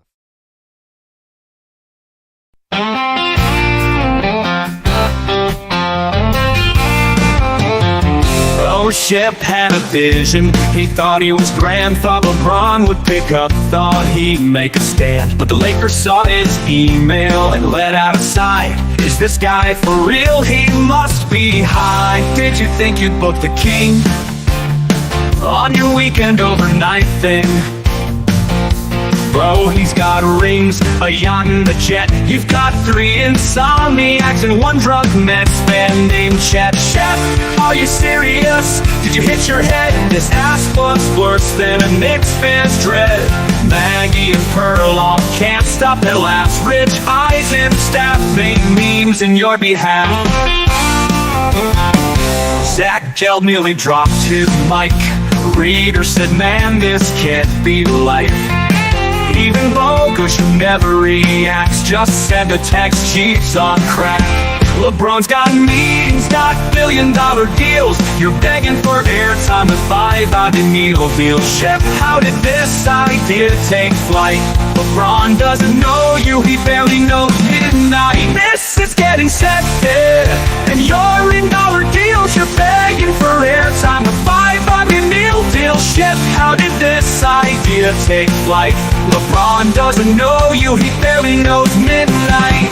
You got rejected and you're feeling slighted. Dude, the Lakers PR team was so excited. They took screenshots, they sent it all around. You guys won't believe this insane clown.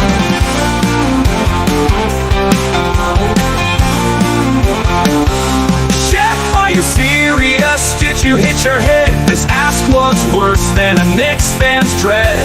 Maggie and Perloff can't stop their laughs. Rich Eisen staff make memes in your behalf.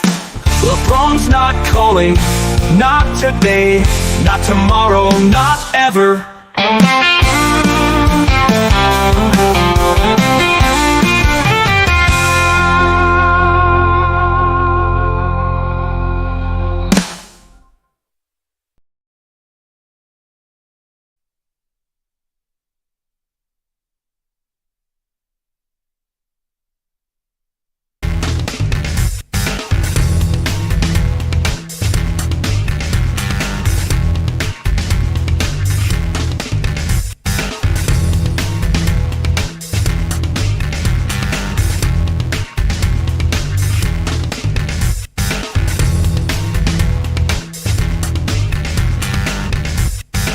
2 minutes remaining.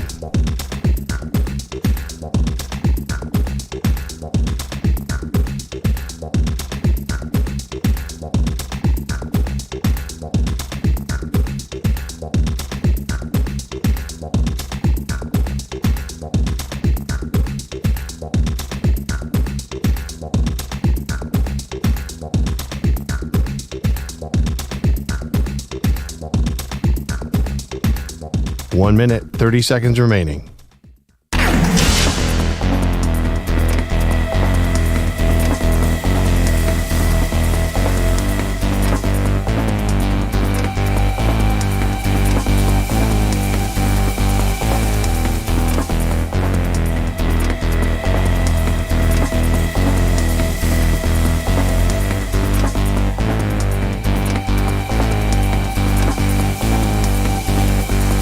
One minute remaining.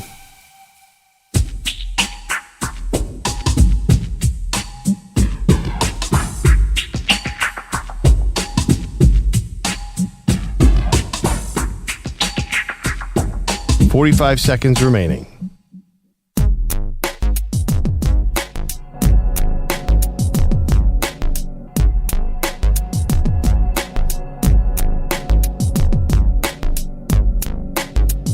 Thirty seconds remaining.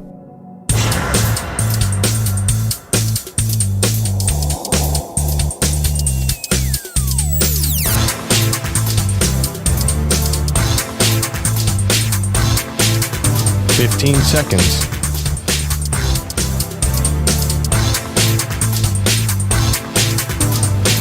Break ends in 5 seconds.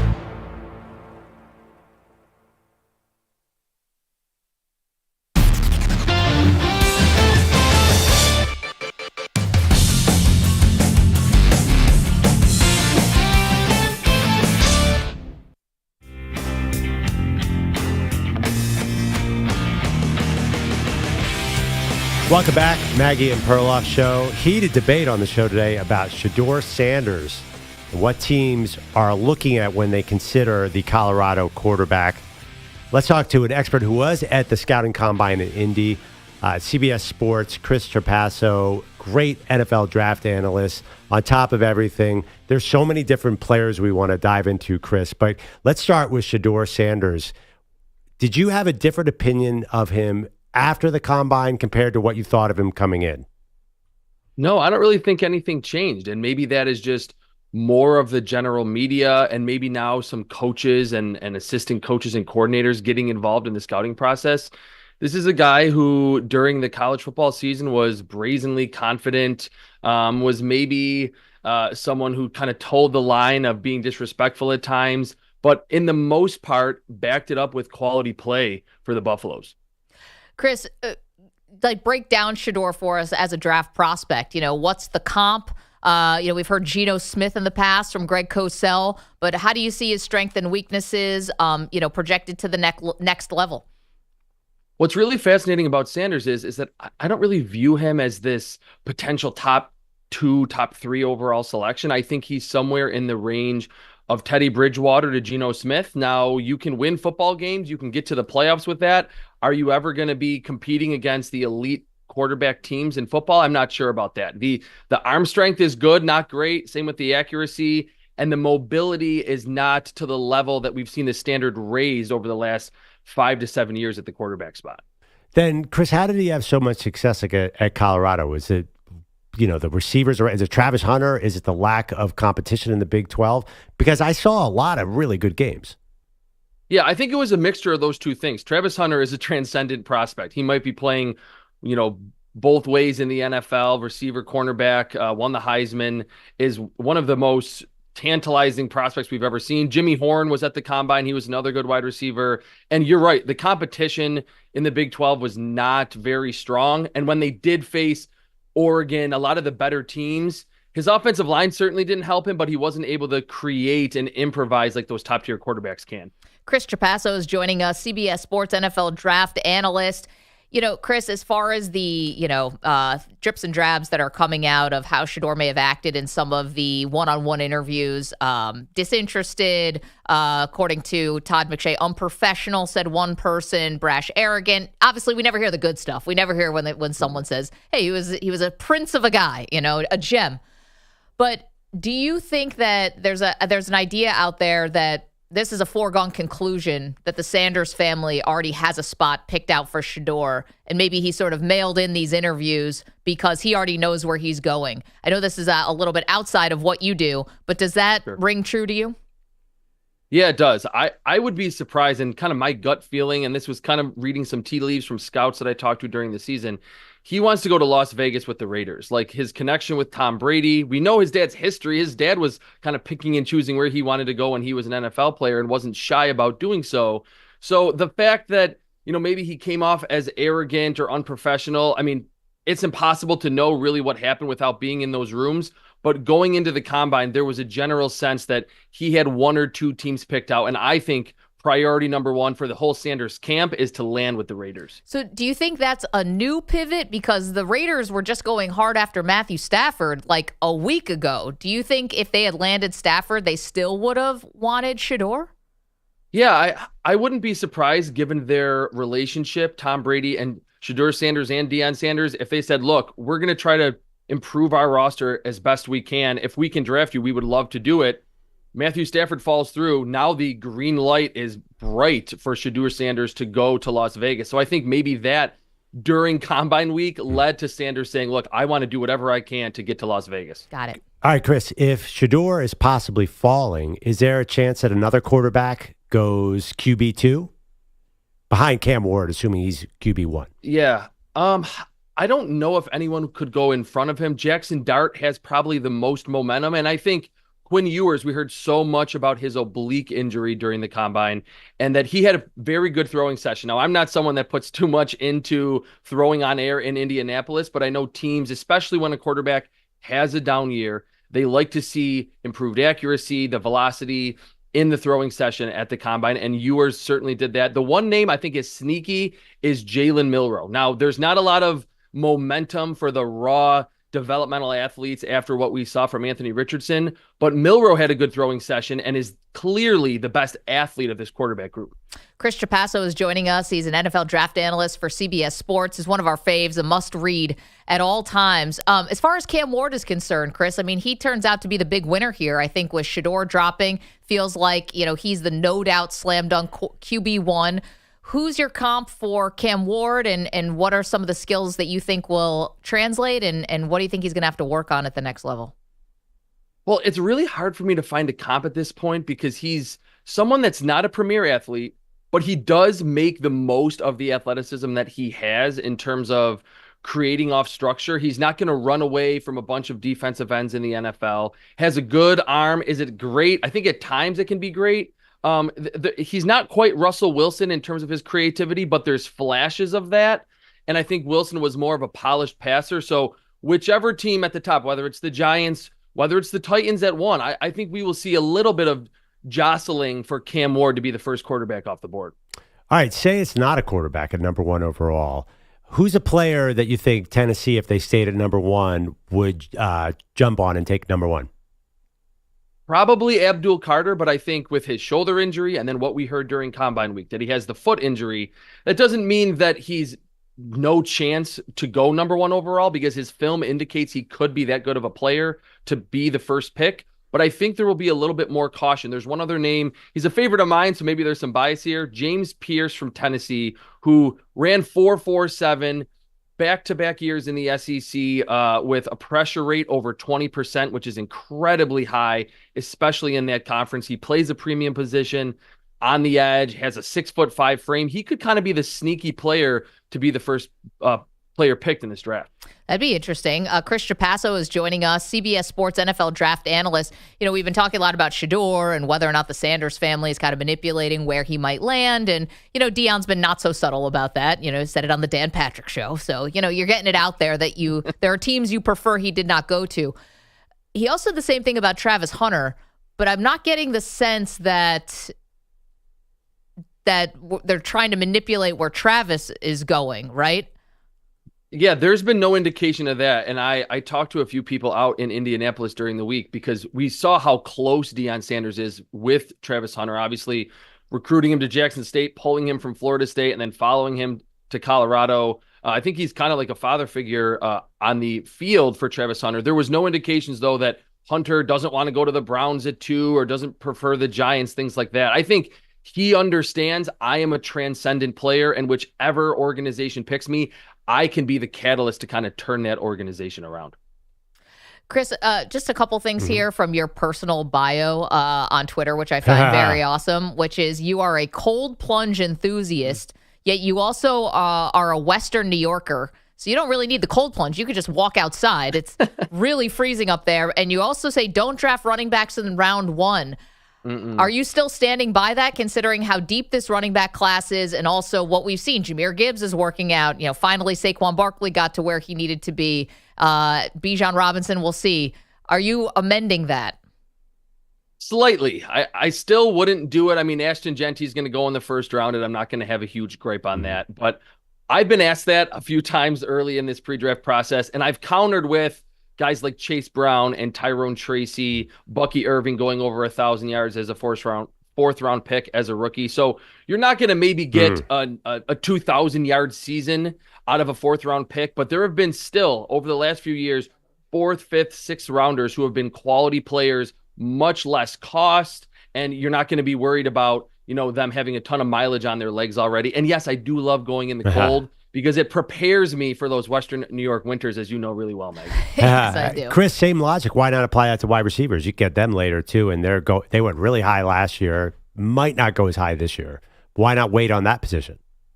Well, that's a kind of nuanced answer here, hopefully, is that it's to me the second most important position in the NFL, but there is a surplus at that position. So you're right. I mean, there's going to be teams, and it feels like if you look at history, the smart teams wait until the second round or third round to get their Deebo Samuels or George Pickens or DK Metcalfs or AJ Browns. You don't need to necessarily pick one super high. And even some of the best receivers from last year's class, Brian Thomas was picked in the 20s. Yeah. So it's not like you need to pick that wide receiver position really early. College sends a ton of really good ones to the NFL every year. All right, who's the number one receiver? Well, if we're counting Travis Hunter, I would say it's Travis Hunter. He can do everything at the wide receiver spot. If we're saying he's mostly corner with some wide receiver packages, Tet McMillan from Arizona, unfortunately, he didn't work out at the combine. He is in that Drake London, T. Higgins mold. Is that a true number one? I don't know, but I think in what is a lesser class, he's probably wide receiver one. Chris Trapasso, you can read him on CBS Sports, watch him, and he's must read, must watch during draft season. Chris, thanks so much for the time. Enjoy the cold. I tell you to stay out of it, but you love it so much.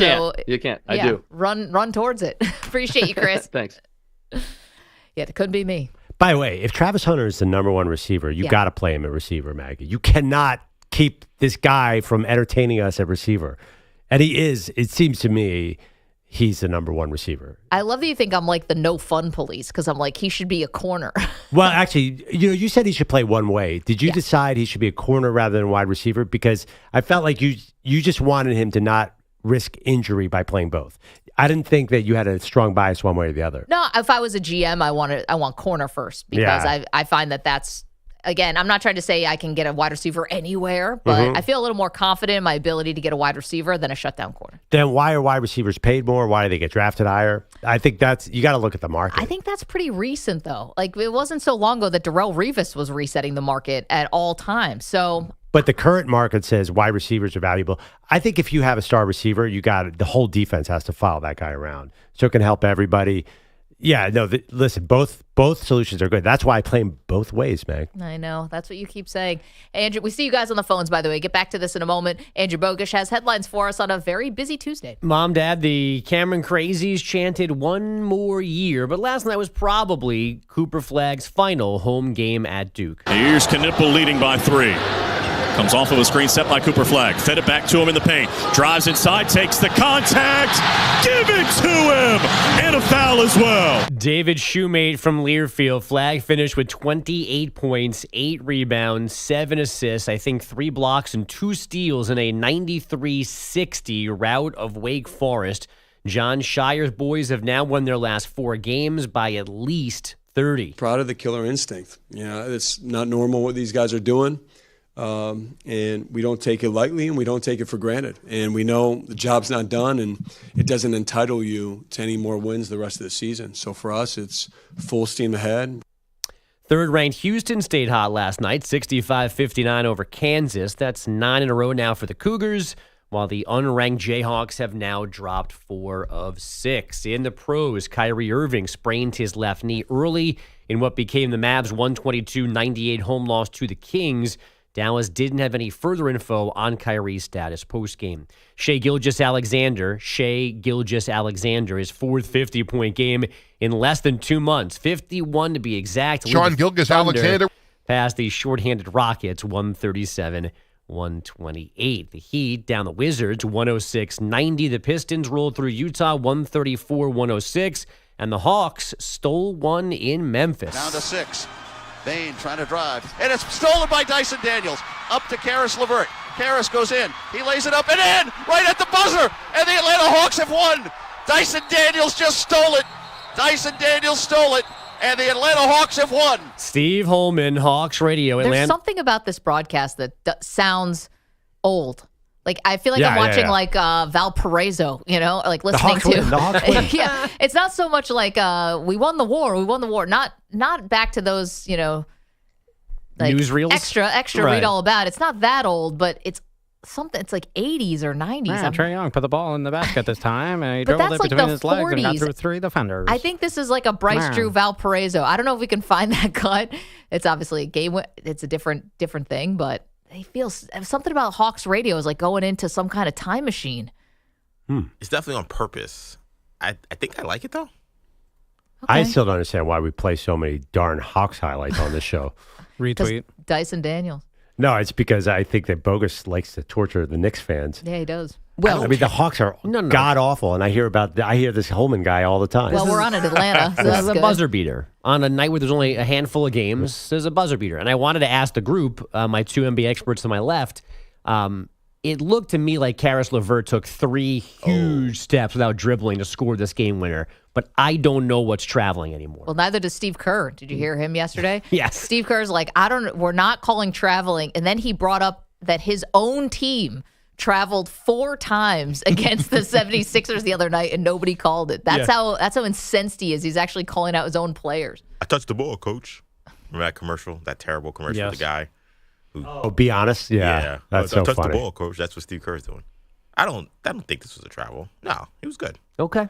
The Hawks won this game, by the way, 132-130. They scored the last 7 points of the game. LeVert had the winner. He had 16 of his 25 in the fourth quarter. It is franchise tag deadline day in the NFL. The latest reports say the Vikings do not want to use their tag on Sam Darnold, but do want to re-sign him. We know the Titans' schedule for meeting with potential number 1 picks. Abdul Carter on Thursday, Cam Ward on Friday, Shedeur on Monday. Travis Hunter is TBD. And Alex Ovechkin did not score, but his Capitals finally won again, 5-4 in a shootout over Ottawa. That ends their season-worst 3-game skid. Ovechkin remains 10 goals away from tying Wayne Gretzky for the most all-time. Guys, back to you. Folks, thanks. I want to hit our pal Adrian in Maryland because we were talking about the Dallas Cowboys and whether or not they may be a sneaky team that is trying to land Shedeur Sanders and sort of finagling this behind the scenes with Dion.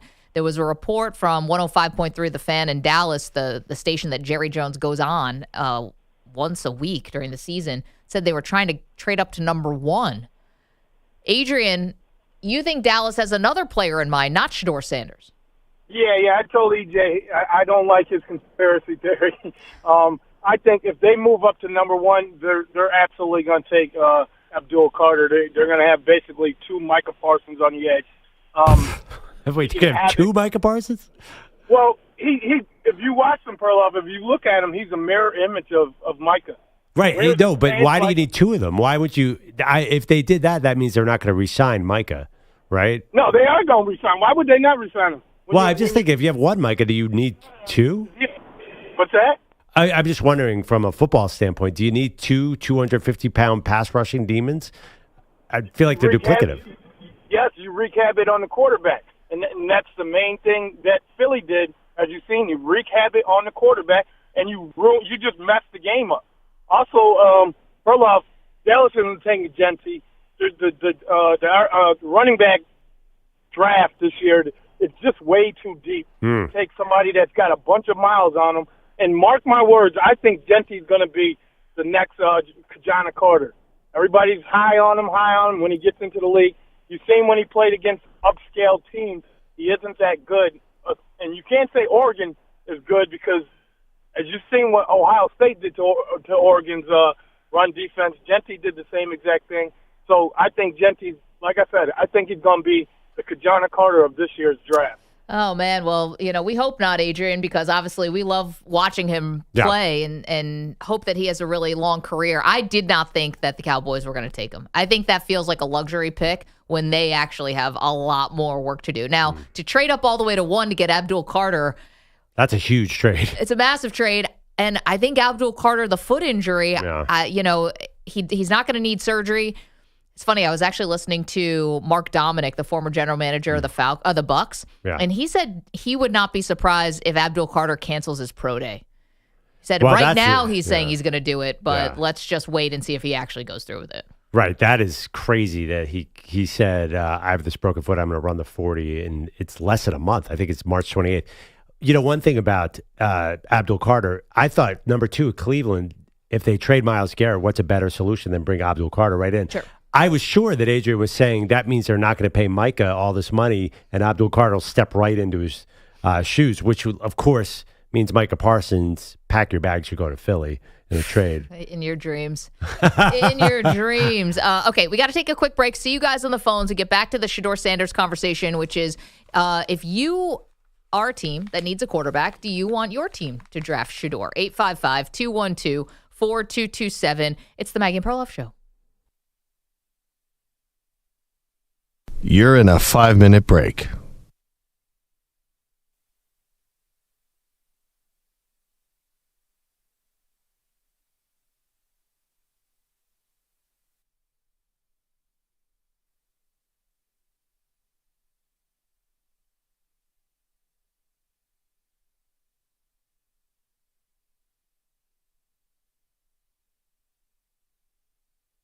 Four minutes, 30 seconds remaining.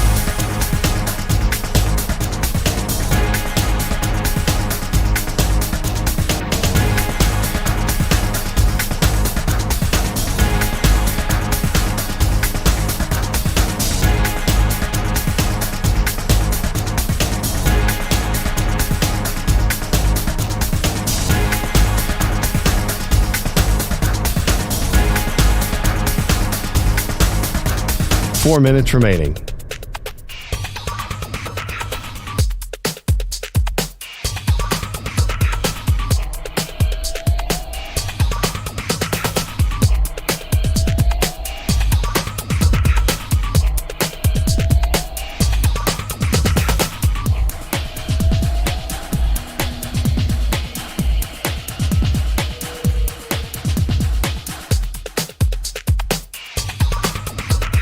Three minutes, 30 seconds remaining.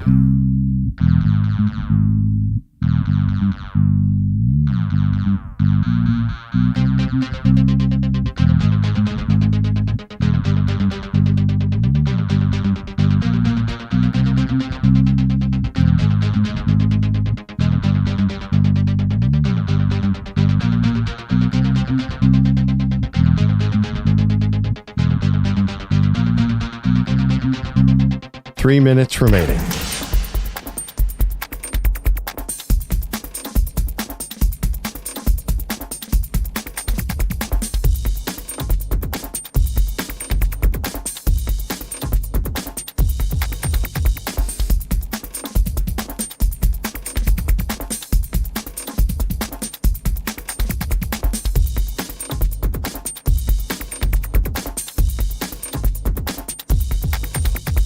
Two minutes, 30 seconds remaining.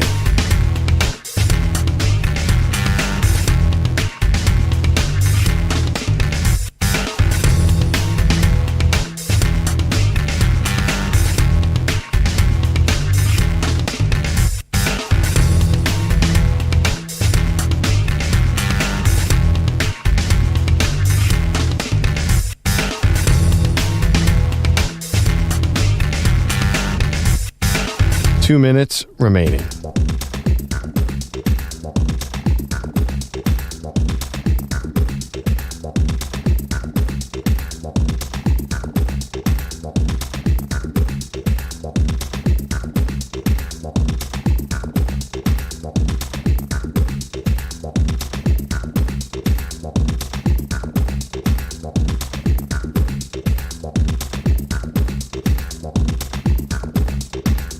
One minute, 30 seconds remaining.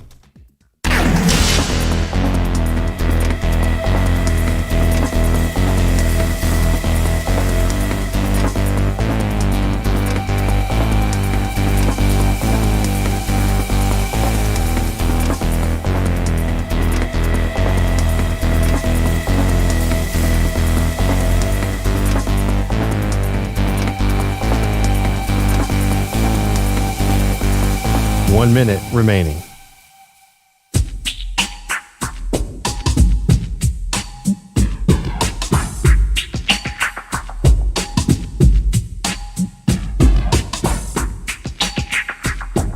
.45 seconds remaining.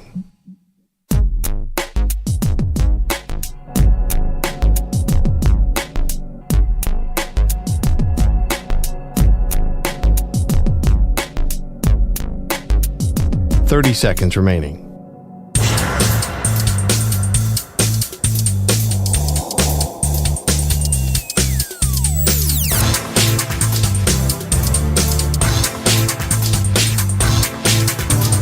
15 seconds.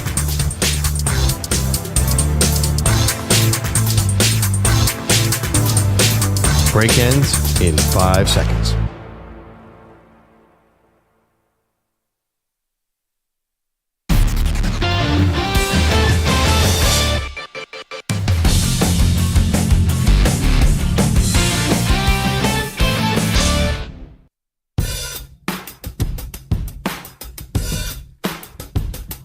Welcome back. Maggie Gray, Andrew Perloff. So glad to have you on this Tuesday. We're talking about Shedeur Sanders because there's some evaluations that are kind of leaking out about how Shedeur was received in some of the one-on-one interviews at the Combine, Pearl. And Todd McShay saying on his show, he talked to 2 teams that were drafting in the top 10 who felt that Shedeur was being unprofessional, disinterested, unserious. And we're speculating, is this because Shedeur actually already knows where he's going to be drafted and mailed it in? The more we talk about it, the more I think that is the case. Or at least thinks he knows where he's going to be drafted. Because we know if Shedeur wants to turn on the charm. We've seen enough interviews to know Shedeur could do that. He's very charismatic. Only explanation is that he either didn't want to be drafted by those teams or knew he would not be drafted by those teams. That's the only thing I can explain it by. Yeah, so is the Sanders family sort of trying to manipulate where Shedeur will go, like we saw the Manning family do once upon a time for Eli Manning? And that brings us to Marcus, who's in Richmond, California, who wants to talk about both instances, the Mannings doing this for Eli and now maybe the Sanders family doing it for Shedeur. Good morning, Marcus. Good morning. I want to say, number one, I love this show. Favorite show all time. Hands down. Nothing's even close. Oh, appreciate that. What's on your mind? Yeah. Well, I was just thinking, we were saying about Shedeur being arrogant or, who wants to be drafted by Cleveland? That's where quarterbacks go to die. No one wants to go to Cleveland. And so, if I could be arrogant or come off brash with Cleveland, by all means, please do it. But in terms of, just dealing with Deion Sanders' dad, his dad is a Hall of Fame legend. Okay? And, when you talk about Archie Manning is a legend for the Aints. A team that had people wearing bags over their heads. And they still got treated with all this grace and all this royalty. Oh, he's a legend for losing. So that's not something that, to hang your hat on this family is so great. Yes, Peyton Manning came in and did some great things. Yes, Eli won a couple Super Bowls. But outside of that, Deion Sanders is on another level as an athlete and a player when he played the game. I would argue that he was better than Eli Manning and Archie and Peyton Manning ever were at his particular position. Yeah, sure. So so you think it's a double standard? It's a double standard. You're saying that exists. That the Mannings. Here's the thing, though. It's not like the Mannings didn't get criticized at all. Let's not revisionist history this thing. They did. Yeah. 2004 is very different than 2025. We know that too. True. Social media landscape. Excuse me. Everything. But Marcus, here's the difference. And Maggie said it earlier in the show. Deion will come into that building. He will. If you're a coach of a team that drafts Shedeur Sanders, you have to worry that you're going to get fired so Deion can take your job. And also, Deion does not suffer losing. He came into Colorado and fired the whole team. I think that the teams are afraid that Deion will not be patient enough, will not put up with anything because he is such a winner. Deion's never known anything but incredible success. So I feel like teams are afraid that he would be too hardcore and say, fire that coach immediately. If you're the Raiders, your coach is 80 years old, so you're not worried about a couple of years from now. You got Joe Paterno as your coach. I don't think that. Terrible. I don't think that you're worried about he's looking over his shoulder. I mean, he's not going to be there long anyway.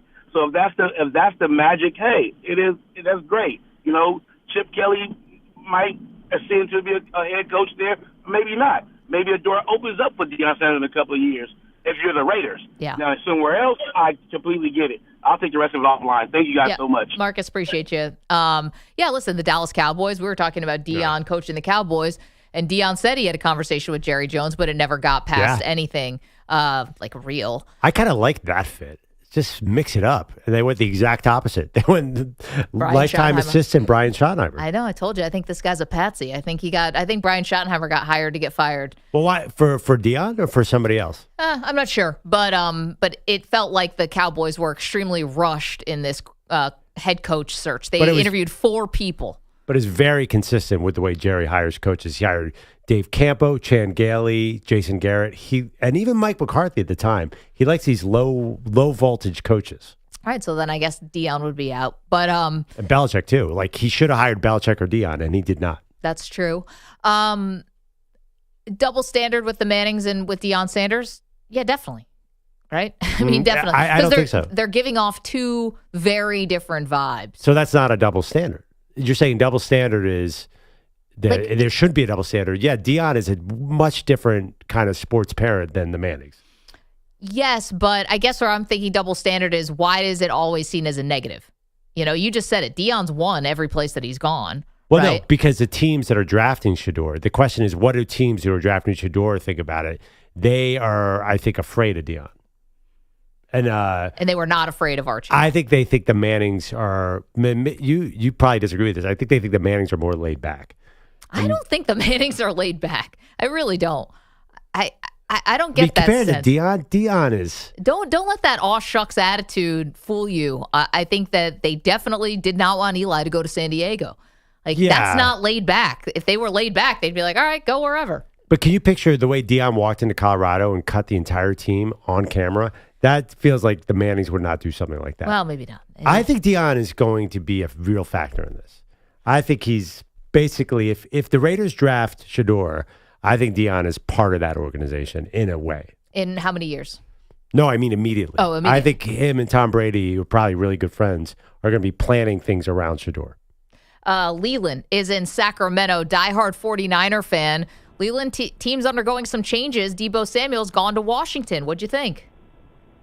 I am clapping all the way over here in Sacramento saying good riddance. Get rid of this guy. Good riddance. He put some good years in for you guys. He did, but, he lost my respect last year with the Tabor Pepper, confrontation, hitting the player in the throat. I really did lose my respect for him. And then as I, dig a little deeper into his performance in last year's Super Bowl, 33 yards, a couple of runs. He was a non-factor in the Super Bowl in 24. Mm-hmm. He's lost. He doesn't have the it factor anymore. Then, we gave him a chance at the beginning of the year. He just came in overweight and did not produce. And then the last straw for me as a fan was how he reacted to his teammate. So I'm glad he's gone. And then I know I'm always, talking big. Perloff, you say you talk big. I got a couple more predictions if you want to. Okay. Okay. Brandon Ayuk, I think he also needs to go. He's going to come back broken. He's not going to really recover. He's going to be a facsimile of his former self. Okay. So, next up, I'm going to take so much heat for this, but I'm going to get it out there. Christian McCaffrey. He is not going to recover. He's not going to be the offensive player of the year that he was a couple seasons ago. He's going to come back, and he's still going to have a lot of injuries. I think the 49ers should get ahead of it, trade him while he has value, get for a free agent trade or some draft picks for him.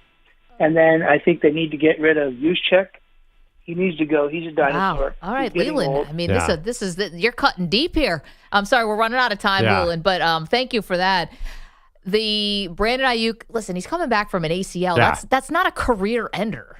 Yeah, but he's not at a high point of value right now. And that's not hot to say they should get rid of McCaffrey. McCaffrey's been 28-year-old running back with a million injuries. I don't know why they ever paid McCaffrey more.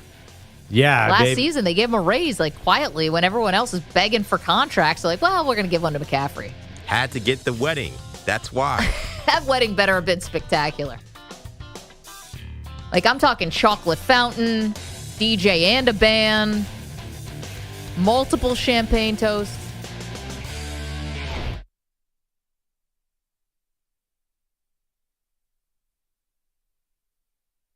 You're in a 5-minute break.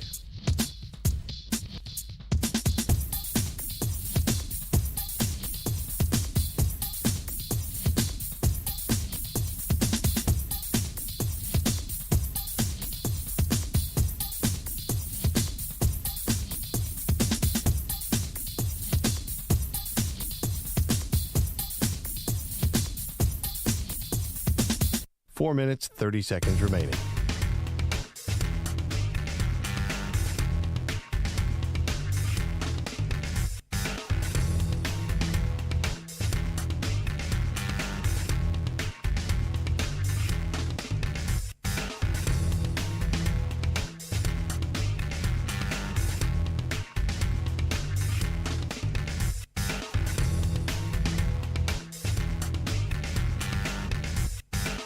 Four minutes remaining.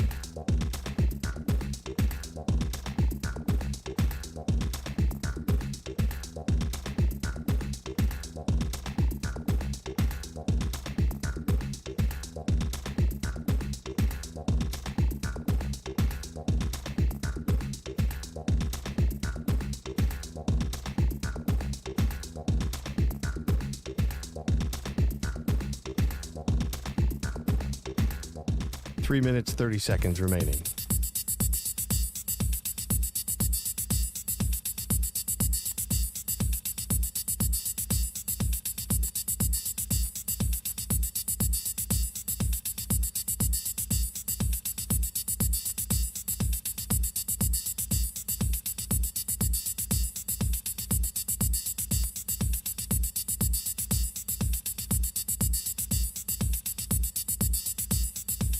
Three minutes remaining.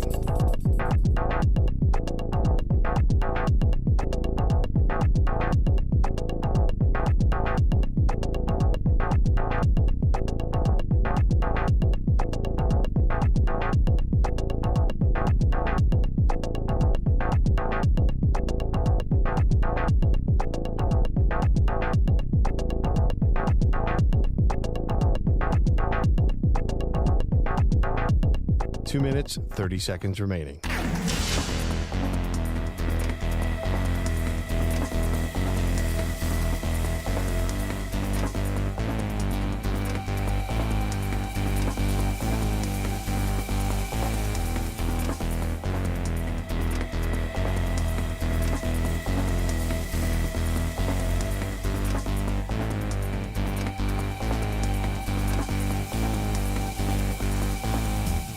Two minutes remaining.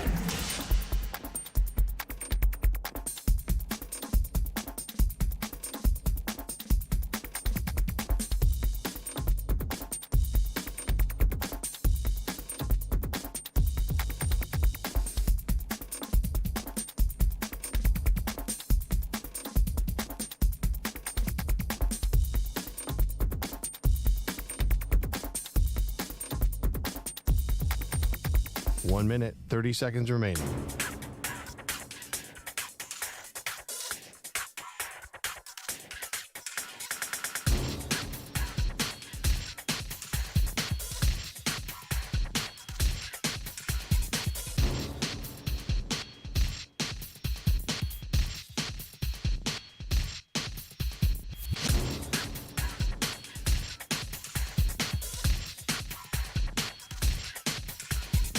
One minute remaining.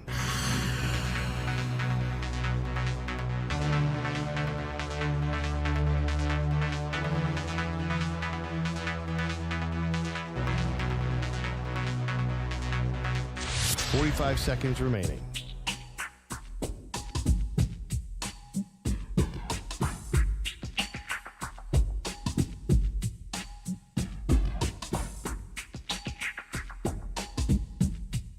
Thirty seconds remaining.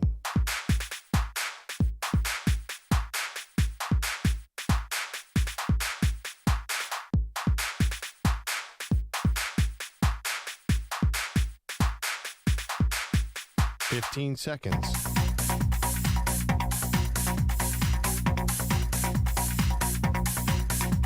Break ends in 5 seconds.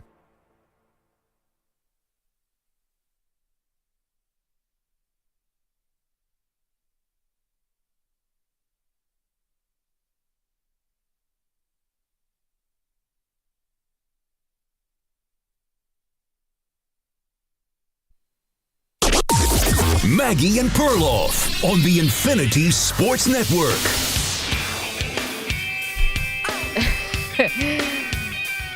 If your team needs a quarterback, do you want Shedeur Sanders? Welcome to the show, Maggie Gray, Andrew Perloff, clearly the most polarizing prospect in this draft, Pearl. And it's not just because he's Deion's son. I mean, that's part of it.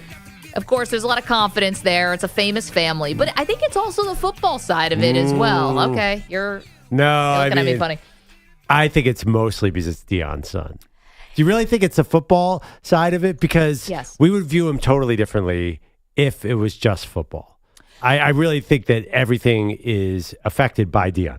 Okay, but here's my thing. I think if Shedeur was coming out and had a season like Jaden Daniels just did when he was at LSU, right? Where he won the Heisman and where he, was awesome, or Caleb Williams, where he's been touted as this generational talent going back to when he was in high school, I think that you'd say, I don't care if Deion wants to say whatever. I love this guy's talent so much that I'd be willing to let Deion, he can set up his cameras in the building. Like, I think the talent is the thing in the NFL, and you can tell by how teams give guys second chances when they have questionable things, and not saying that Shedeur has anything questionable. Your team drafting Jalen Carter when he was coming off of some serious legal issues. We give second chances and third chances and more to guys as long as the talent is there. I think it's the combination. It's Deion's son and maybe a wild card of what's Deion going to say about my organization, my coaching staff if things are bad. Yeah. And also, is it worth it? He's being talked about as being a combination of Teddy Bridgewater and Geno Smith. That might not be worth it for me to bring in and all the things that come with Deion. Yeah, absolutely. Right. It's a balance. It's a football thing. That's why I think it's a football thing. But the reason he's the most polarizing guy in the draft, and you could say that about Travis Hunter too, because of the two-position thing. That's polarizing as well. Yeah, I'm not sure. More exciting for Hunter, right? But it's also polarizing in the sense that people argue a lot about it. Sure. I'm not sure Shedeur is polarizing the way some other guys. I guess people are polarizing for different reasons, but Shedeur did have a great season. It wasn't quite Jaden Daniels, but he had 37 touchdowns and 10 picks at Colorado, who was awful. A lot of that had to do with Travis Hunter and Wester and all the talent he had around him. But I do think he had a good season. I just think it's very interesting because there's such a thin margin between all these quarterbacks. There were 6 quarterbacks in last year's first round. They're all pretty close in talent level. Yeah. They're not that far away. So I think you're looking at quote-unquote intangibles. I think it's a big deal, especially a quarterback. It's not like a pass rusher. A pass rusher just goes after the other quarterback. The quarterback touches the ball every play, affects every player around him, has to have chemistry, has to be a leader. So I don't think you can separate the two. And at the end of the day, I really do think that Shedeur is not quite good enough to bring any quote-unquote other issues to the table. He's just not big enough. His arm is not good enough. If he was better, if he was Drake May, for example, then I think that he could have a little bit of extra with Deion, but he's just not quite that good. Excuse me, 855-212-4227. Because there's some stuff that's now coming out about Shedeur and how he may have, been perceived in some of these one-on-one interviews at the scouting combine. And some of this is courtesy of Todd McShay. So play this for you. He talked to 2 teams in the top 10, or drafting in the top 10. And Manny, let's play Cup 4. 2 of them said they thought that Shedeur was unserious. One person that I talked to said, the best way I can describe it is it just wasn't it wasn't a professional approach. Shedeur Sanders did not take a professional approach to this interview. The other person I talked to said he wasn't taking it seriously at all. I didn't get the sense that he was taking it seriously. Okay, well, because nothing maybe is ever as it seems, especially when we talk about the scouting combine and all the, subterfuge and all of the, smoke screens and stuff like that, well, it can work both ways. Sometimes the teams can sort of talk up or talk down a prospect because they want to manipulate where the person goes. And in some very specific instances, the prospect might be able to manipulate where they want to go. And Perloff, a lot of people think that this was a work by Shedeur Sanders, that he already knows where he's going, or they already have a preference of where they want to go. We talked to Chris Trapasso, covers the draft for CBS Sports. He's on board with this theory that they already know where Shedeur is going, so he sort of mailed in these interviews and kind of downplayed, didn't really pump up the charisma, didn't pump up, himself, and it came off as unprofessional because he's already got a team in mind. Yeah, do you think, if this is true, is this a bad strategy? Because I'm looking at the teams in the top 10. I can see a player not wanting to go to a lot of these teams, especially a quarterback. Tennessee, number one, their offense was not good last year. And their management and their ownership has been all over the place the last several years. You could avoid that. Cleveland, we know all about their history, factory sadness, and even worse recently. The Giants have been really bad for a long time. They do not have a great offensive line. I would mail that interview in. Then you got Las Vegas, he seems to like. The Jets have had a lot of issues. The Saints have a ton of salary cap issues and not a lot of talent. Yep. There's a compelling reason to mail in these interviews, Maggie. Like, if he is doing work, I'm not sure I blame him. Okay, but then I ask you, is it sound, though, to say, all right, I want to get myself to the Raiders? I mean, I trust Pete Carroll, so maybe things are better, and I'm bullish on Tom Brady. You rightly point out he's never done anything as far as team building before in this capacity. What makes us think it's going to work? So you might, careful what you wish for. You go to the Raiders, Mark Davis is still the owner. You go to the Cowboys, Jerry Jones is still the owner. And I know he didn't speak at the Combine, which was really shocking that Jerry didn't find a microphone and start blabbing into it. But that's the anomaly. Jerry will always make it about him. Well, I think Dallas has had enough success in the last 15 years that Shedeur would be okay with that. They had 3 12-5 seasons in a row. They're the gold standard compared to the Jets and the Giants.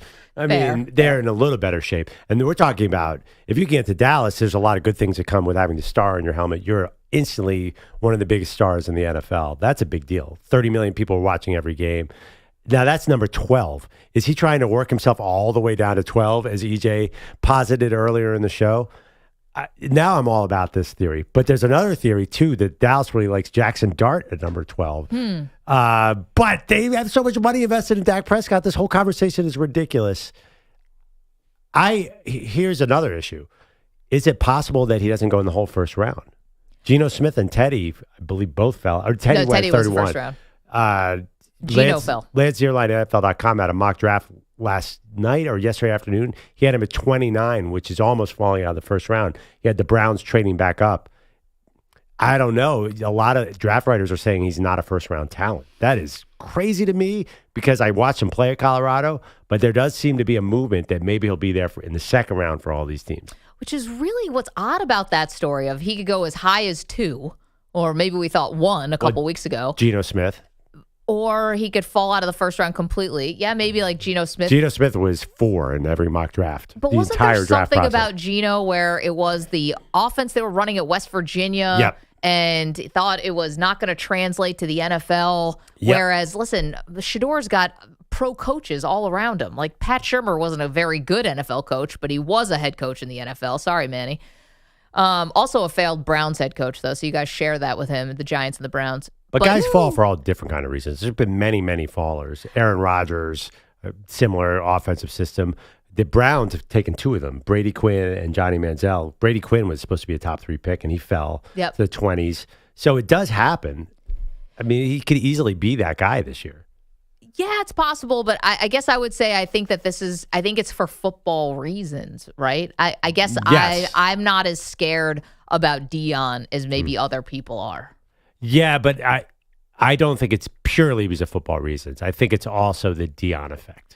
I guess the other part is it worth all this? I mean, when we see guys manipulate where they go, and we saw John Elway and Kobe and, like Eli Manning, obviously, who was the number 1 quarterback in that class, it felt like it was worth it for those teams and for the player to stick their neck out.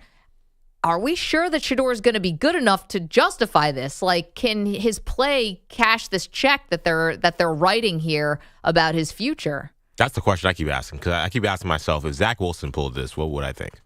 Like, Zach Wilson put up amazing numbers at BYU, was the second quarterback, clearly by a lot of the evaluators. Like, if Zach Wilson started, picking and choosing and acting weird in meetings so that he can go to a certain place, like, would I say that he has the game to back it up? I don't understand, but we all know Zach Wilson was bad, though. But I'm taking myself out of that. Like, we didn't know he was bad then. He threw 33 touchdowns, you go 3 back picks. in time. Right, yeah. Like, or if Justin Fields did this, or like take any quarterback who's not a clear-cut generational talent and say, if this guy tried to pick where he wanted to go as the QB2 potentially, like, would we accept that? Well, I don't think that Trevor Lawrence could have done it, and Right, he I was think a generational talent. But I don't think he had the people around him to do something like that. I think all those guys, we would say this guy's a clown. Like whether that's fair or unfair, Right. that's what we would say. Who does this guy think he is? Right, exactly. Wow, looking back on it, Caleb Williams should have done that. He really should have said, I don't want to go to Chicago.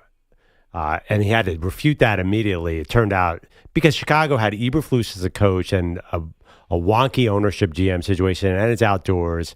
Caleb, if he was smart, would have said, send me to Washington at number 2. I think that goes to show how rare this really is because, again, Trevor Lawrence couldn't do it, and Caleb Williams was also the next generational guy, and he couldn't do it. Yeah, but Shedeur is incredibly rare. The whole situation around Shedeur is nothing to do with Zach. Zach Wilson came out of nowhere and was probably thrilled to be drafted. I mean, he had no juice at all before that season. He came, so Shedeur has been an anomaly since the day he played low-level college football, then went to Colorado, and he's been on TV more than anybody. His dad's Deion Sanders. Of course he's going to be an exception. Why would Shedeur follow the pattern of any other? Who's like Shedeur? Name another guy who's had a similar college rise to fame and all this side stuff. No, Johnny Manziel? But Manziel doesn't have a famous family. Right, but that's the guy you're talking about, rise to fame out of nowhere. That's the guy. It feels a little different, though. I see what you're saying. Right. I mean, it's not going to be, apples for apples completely, but it's extremely similar. Like, came out of nowhere, puts on this incredible season, becomes a celebrity kind of off the field. Like, it is very similar. The only thing and is, Johnny though, Manziel wasn't everybody's cup of tea. No, the only thing, though, is that there were signs that Manziel was a huge partier. We get none of that with Shedeur. He seems like he's hanging out at the house, not hanging out at the club. Right. Like Manziel was everywhere. And the irony, I pointed this out earlier in the show, Manziel just killed his team interviews. It was amazing in all these combine interviews, everyone said. He could turn it on when he wanted to.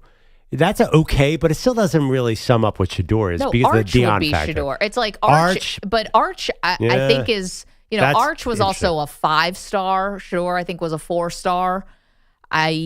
We'll see, what Arch does with Texas this year. They're going to have a ton of pressure on them. So, yeah, I mean, maybe he's a combination of Arch and Johnny Manziel. Maybe, yeah. Hopefully, none of the off the field stuff with Manziel. Right, we didn't know. Like Maggie said, like there's no indication of that with Shedeur at all. But also, Manziel, he had the arrest for, what was it, like public intoxication or urinating somewhere outside. But they both do have the look at me material kind of positioning themselves. Look at this car. Yeah, the money sign for Manziel, the watch for Shedeur. Look at this house I have. Like Shedeur's logo is a S with dollar signs. Right. Like that is like that for them. They're exactly the same in that regard. I was at the Super Bowl media day, and Shedeur had a set with the gigantic S with dollar signs, and I actually thought coaches ain't going to like that. I think I said that to you. There's no way. This is not typical. But here's the thing. Travis Hunter also had the same thing, and nobody cares. I didn't see a Travis Hunter set. He had his Travis Hunter podcast. That's where Cam Newton went on and said, I walked into a locker room of losers. Remember that? And it went viral, and Steve Smith got mad at him. No. That was said on Travis Hunter's show. And because Travis is so good and the talent's there, I think teams just look the other way. I saw gigantic Shedeur signs. I didn't see any Travis Hunter signs. They were there. Yeah, he had a podcast set there. Was it as big as Shedeur's? It was right next to Shedeur's. Yeah. Okay, well, I saw combined set. I don't know, but he was there, and his sign. Well, I saw Shedeur. I saw Travis went on Shedeur's right in front of us that day, but yeah, I mean, also the thing is, Travis is not a quarterback, so it's such a different thing. Like nobody cares what the personality of a cornerback / wide receiver is. I think that's a huge thing, right? Because I think, like, I'm thinking about even in New York with Sauce Gardner. Like, Sauce could have the grills, he could have the sauce chain, and we look at that and like that's awesome. Like, you kind of want your corner to kind of have that kind of confidence.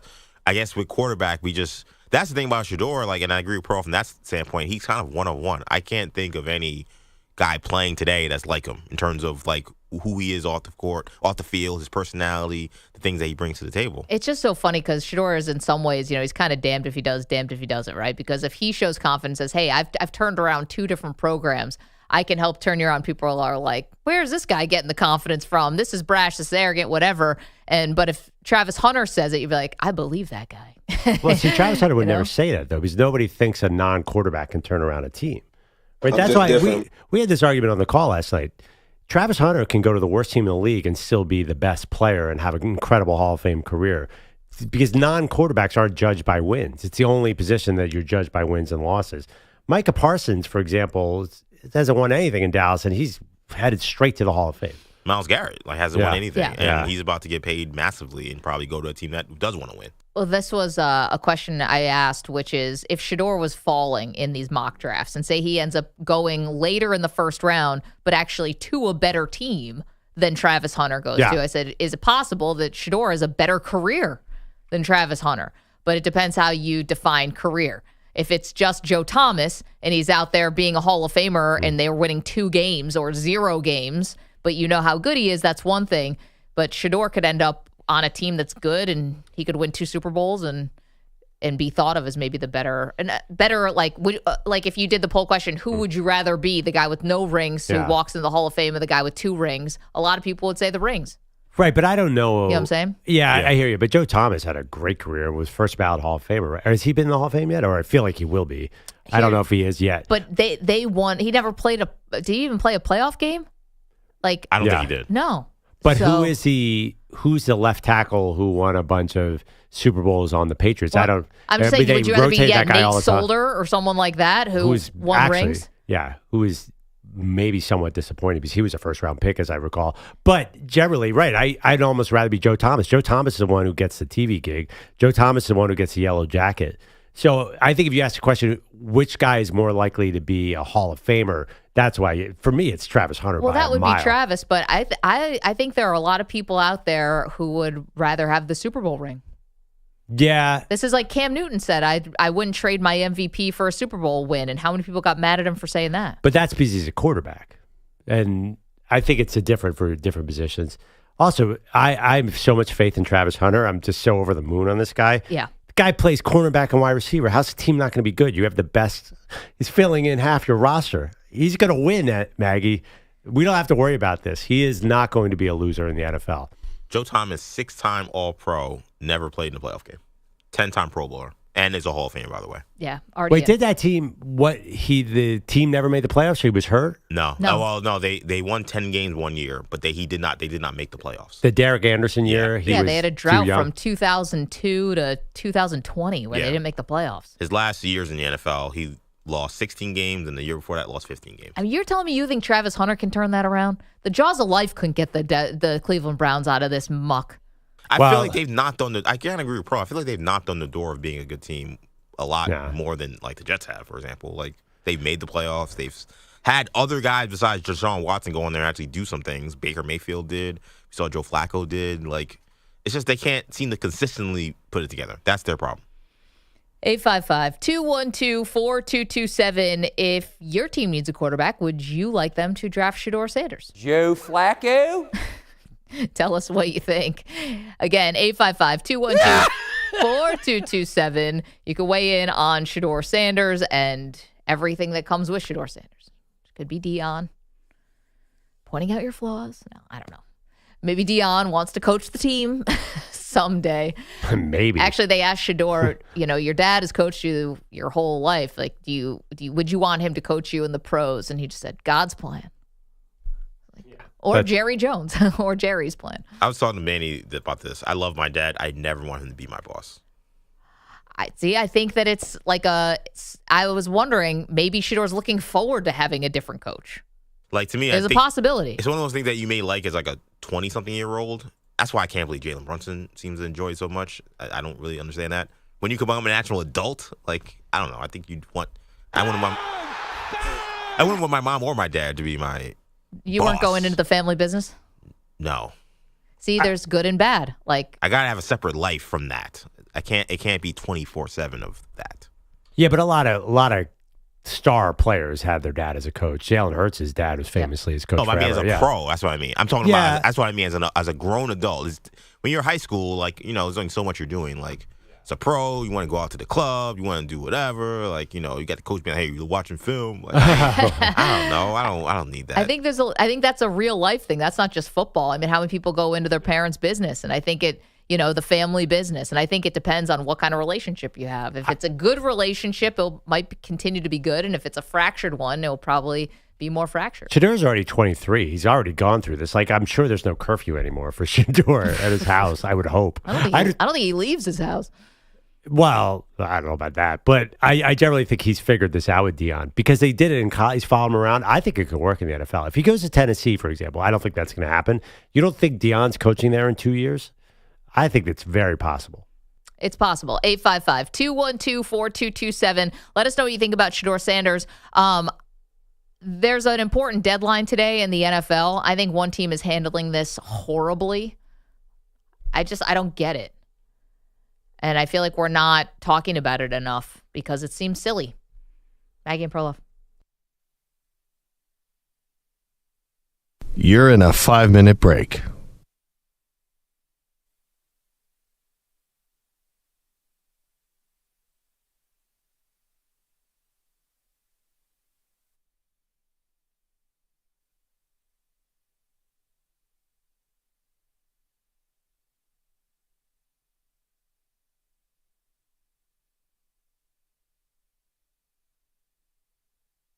Four minutes, 30 seconds remaining.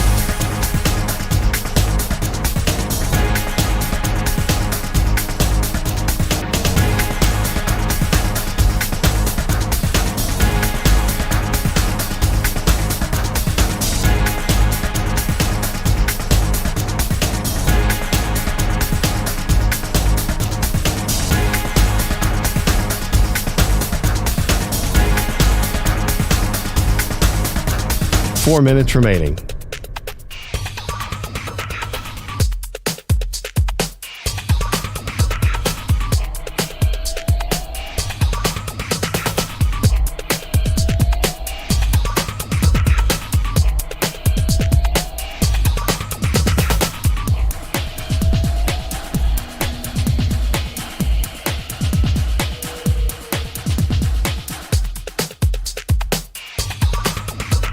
Three minutes, 30 seconds remaining.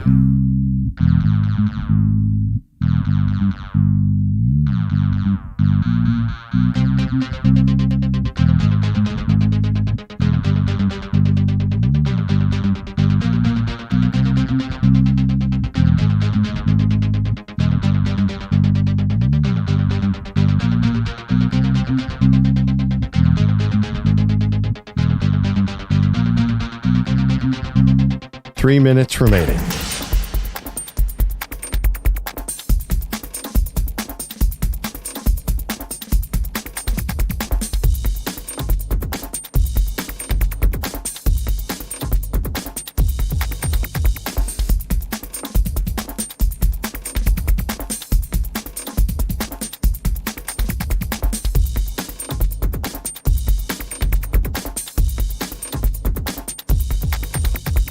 Two minutes, 30 seconds remaining.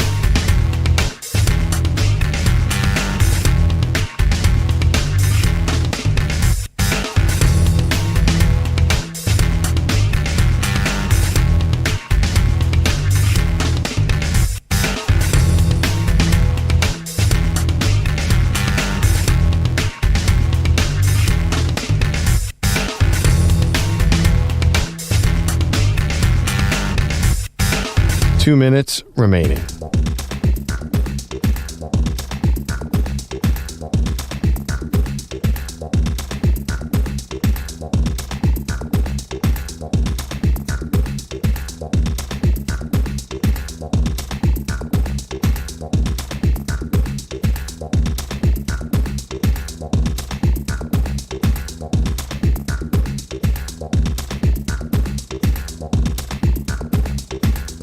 One minute, 30 seconds remaining.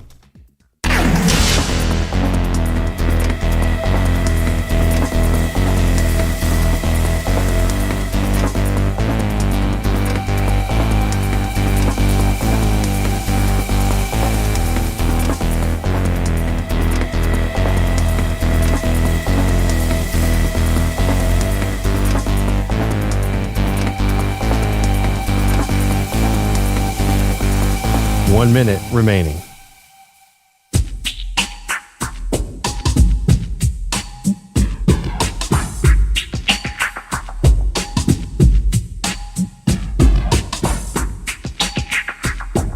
$45 seconds remaining.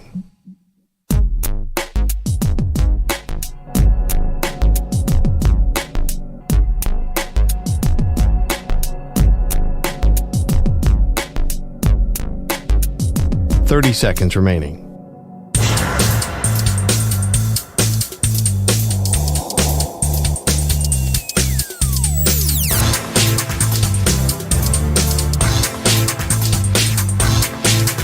$15 seconds.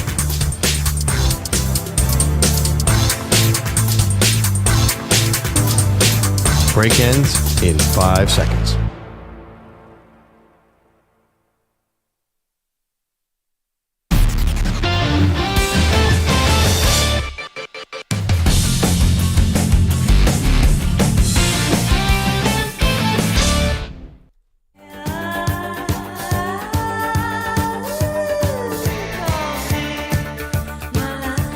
This portion of the show is brought to you by Ethos Life, the easy way to get life insurance in 10 minutes, up to $2 million in coverage with no medical exam, just a few health questions. Get your free quote at checkethos.com. Not available in all states. Hey, do you guys want a killer NFL trivia question real fast? Yeah, go.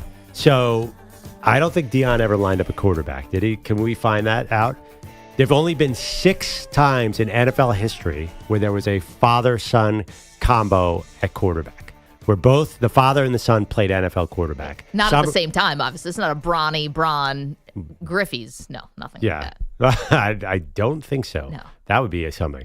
Can you see how many of the 6 we can get as a group? Well, Some Archie has Peyton and Eli. Right. So does that count for 1 or 2? That's one. So how many fathers? Some of you think for just 2 seconds are pretty obvious. Because we know some of these people. The Warner. Wait a minute. I missed the question. How many father-son combos have there been? Both father and son played NFL quarterback. The Matthews family. Quarterback. Right? Quarterback. Oh, quarterback. Yeah, and by the way, this is a little dated. There might have been someone drafted or played in the last couple of years. Chris Sims and Phil Sims. Yes, Chris. That's the one that I thought, and Matt too. And there's 4 more. There's 4 more. There's one you should know. He's a broadcaster. I'll give you a hint. He just quit his job, and no one Brian can Greasy. Greasy. No one can figure out why. So the Greasies, and then Charlie Whitehurst's dad was an NFL quarterback. Didn't know that. There's someone named Emery and Kent Nix. As far as I can tell, no relation to Bo Nix. That's an old timer one. But there's one you guys should have thought of, because this was a very influential father who had a lot to say about his son when he got drafted. Although at the end of the day, it didn't have any impact. He went number 1 overall. He was pretty non-controversial at the time. It was a no-brainer he would go number 1 overall. But his dad always commented on his play. He went number 1 overall. Dad commented on Lonzo Ball. I'll give you another, and he retired a bit earlier than we expected. Barry Sanders. Oh, Andrew Luck? Yeah. Oh, Oliver did play in the pros. Yeah, Oliver was, and Oliver was like a Manning or a Sanders. He was big time influencer. I don't know if he wanted Andrew Luck to go to Indianapolis. I don't even know how he got on this. It was something to do with, will Deion force Shedeur to a certain place? I think it's a big deal. I think it's a huge deal that Deion has all this experience, all this connection. The dude is a coach. He's obviously going to leave Colorado at some point.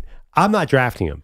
If I'm a coach, I want nothing to do with this the more I think about it. It's just kind of interesting, like, if this could really be this sort of long-term play. I mean, it's kind of brilliant from the Sanders family if this is indeed the thing, which is get Shedeur somewhere, and then in a year or 2, get Deion there, and the coaching salaries. Now, I know Deion's made a ton of money, but the coaching salaries in the NFL now are gigantic. And not that they aren't in college, but you don't have any boosters you have to deal with or making phone calls to rich people. You can just, like, look what Mark Davis did for John Gruden. He gave him $100 million. Deion might be able to get something like that out of Mark Davis. Well, college, one thing about college, Deion's different. You have a lot of longevity. You can stay at a college a little longer. NFL, you get fired quicker, I would think. Yeah, but Gruden signed a 10-year deal with the Raiders, and they didn't even want to They didn't want to fire him after the first emails came out. It took a whole other trove of emails to come out for them to finally say, all right, I guess you can't coach the team anymore. But wasn't that the biggest contract ever? Yeah, $100 million. Why wouldn't Deion get that? Oh, I don't know. I thought the Gruden thing was just idiocy by the Raiders, to be totally honest. Definitely. But I think Deion would get I don't think it's about the money. I think he wants to coach his son, right? Well, it could be both. When is it not about the money? I don't know. To say this is a financial play by Deion, that feels like Once could again, just you're be getting a into your nice. conspiracy bag here a little bit. No, it's just a little happy accident. You get to coach your son, and NFL coaches are making tons more than they used to. Yeah, I don't know. I don't think that's what it's about. Because if another team offered him the job, would he be as interested? He says, I want to coach my sons. That's the only reason I would go to the NFL. So if a He team also hasn't been offered another job yet in the NFL, as far as we know. So you don't believe him when he says that? It's not that I don't believe him. It's just I think it's fluid. That means you don't believe him. I think he Just may. say it. Well, all right. I don't believe him. Bogusch is here with headlines. Yeah. Hey. I don't either in that case. The Vikings have said since their season ended that Sam Darnold deserved to experience free agency, and now it appears they will let him. We're told that the Vikes will not use their franchise tag by this afternoon's deadline, but they do want to keep Darnold if possible. Yeah, I don't like this. I don't understand what the Vikings are doing here. Both of these. Okay, so you're telling me, Stephen A. voice, you're telling me that you actually want to sign Sam Darnold, who's not going to, it's not going to be an insignificant amount of money, right? He played really badly in those last 2 games, but he's probably getting a, Pearl, 3-year contract? Maybe it's going to look like a 4-year deal, something like $100 million? Probably. Okay. So you're going to do that. Really? And then you're going to have J.J. McCarthy back there. Unless J.J. McCarthy's knee is being amputated, I don't know why you would do it. And I'm not sure why they're poo-pooing the franchise tag, because you can sign him for 1 year, $40 million. So you have your backup plan here in case McCarthy is really hurt and isn't bad. No strings attached. Or you could actually trade him on the tag. It doesn't have to be 2 firsts, by the way, if it's the non-exclusive. It can be whatever you work out with another team. Not to get too in the weeds on the franchise tag. Yeah, I still think that this is McCarthy's good. They want him to be the quarterback, and they would prefer this to end with somebody overpaying Darnold and then just going, no, we can't do that. And then it's not their decision, but it was their decision to begin with. So you get a 3rd-round comp pick as opposed to maybe you could get something more if you franchise tag him? I think they're terrified if they franchise tag him, they're going to have to pay that franchise tag. I don't think they want to pay $40.2 million next year. 1 year. Yeah, I don't think they will. Daniel Jones money. Well, actually, it was reported that they're afraid nobody would want that trade package, which makes me think Sam Darnold's value is not what I thought it was. Possible. So I don't think the Vikings want to pay $40 million next year for Sam Darnold. It's a big chunk of cap. They have a lot of guys to pay. So it's going to be J.J. McCarthy and Daniel Jones? It's going to be J.J. McCarthy. Okay, and if he's hurt, because he's already got a knee injury and a setback, so now good luck making the playoffs with Daniel Jones. I actually think that they might be really interested in some of these older guys. I don't think Daniel Jones. I think where is Daniel Jones most recently? Browns and Colts. Yeah, I think they want a Kirk Cousins type. I mean, you can't bring Kirk Cousins back after all that's happened there. But don't you think that's where old quarterbacks go to resuscitate their careers? They could bring in a lot of guys. Rodgers?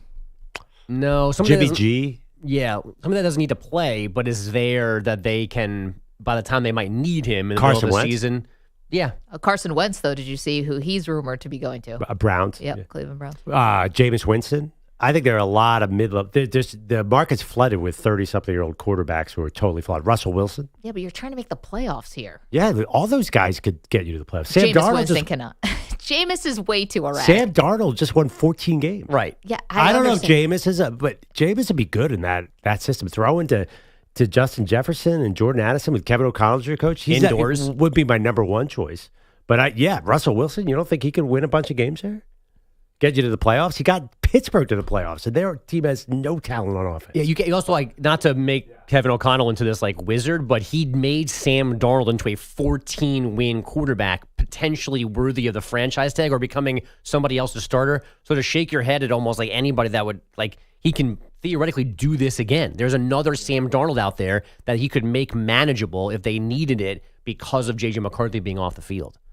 Sam Darnold you would have said the same thing about Sam Darnold a year ago. Right. So I don't think we should be so quick to dismiss somebody else coming in and them making that person serviceable if they need him out there. Okay, but you're also talking about Darnold still in his 20s. I'm no Darnold fan, but that's not Russ. That's not Rodgers. Right. That's not Jameis. I'm not talking about those guys. Yeah. The conversation is Jameis, Carson Wentz, Garoppolo, that level of guy. I mean, not a guy who's going to want to play. Russell Wilson just made the playoffs last year. So why couldn't he do Played it half this a year? season. Right, but he was... And by the way, got staked to a pretty good lead from Justin Fields and lost 5 in a row to end the year. It's not like Russ is coming off some launch pad. Well, I'm just saying, he can get you the playoffs for sure. I don't know. Justin Fields got him halfway to the playoffs, actually. And that defense. Yeah, I mean, Wilson was just as good as Fields, probably a little better. Not against good teams. Well, Fields wasn't good against good teams either. But regardless, he's definitely good enough. And Minnesota's so much better than Pittsburgh. I think Russ would be fine there. All these guys will be fine. You're not going to win the Super Bowl, but this is Minnesota where you win double-digit games and get killed in the first round. Anybody, Kirk Cousins threw for 4,500 yards a year there. You tell me Russ can't do something? I've got some breaking NFL news.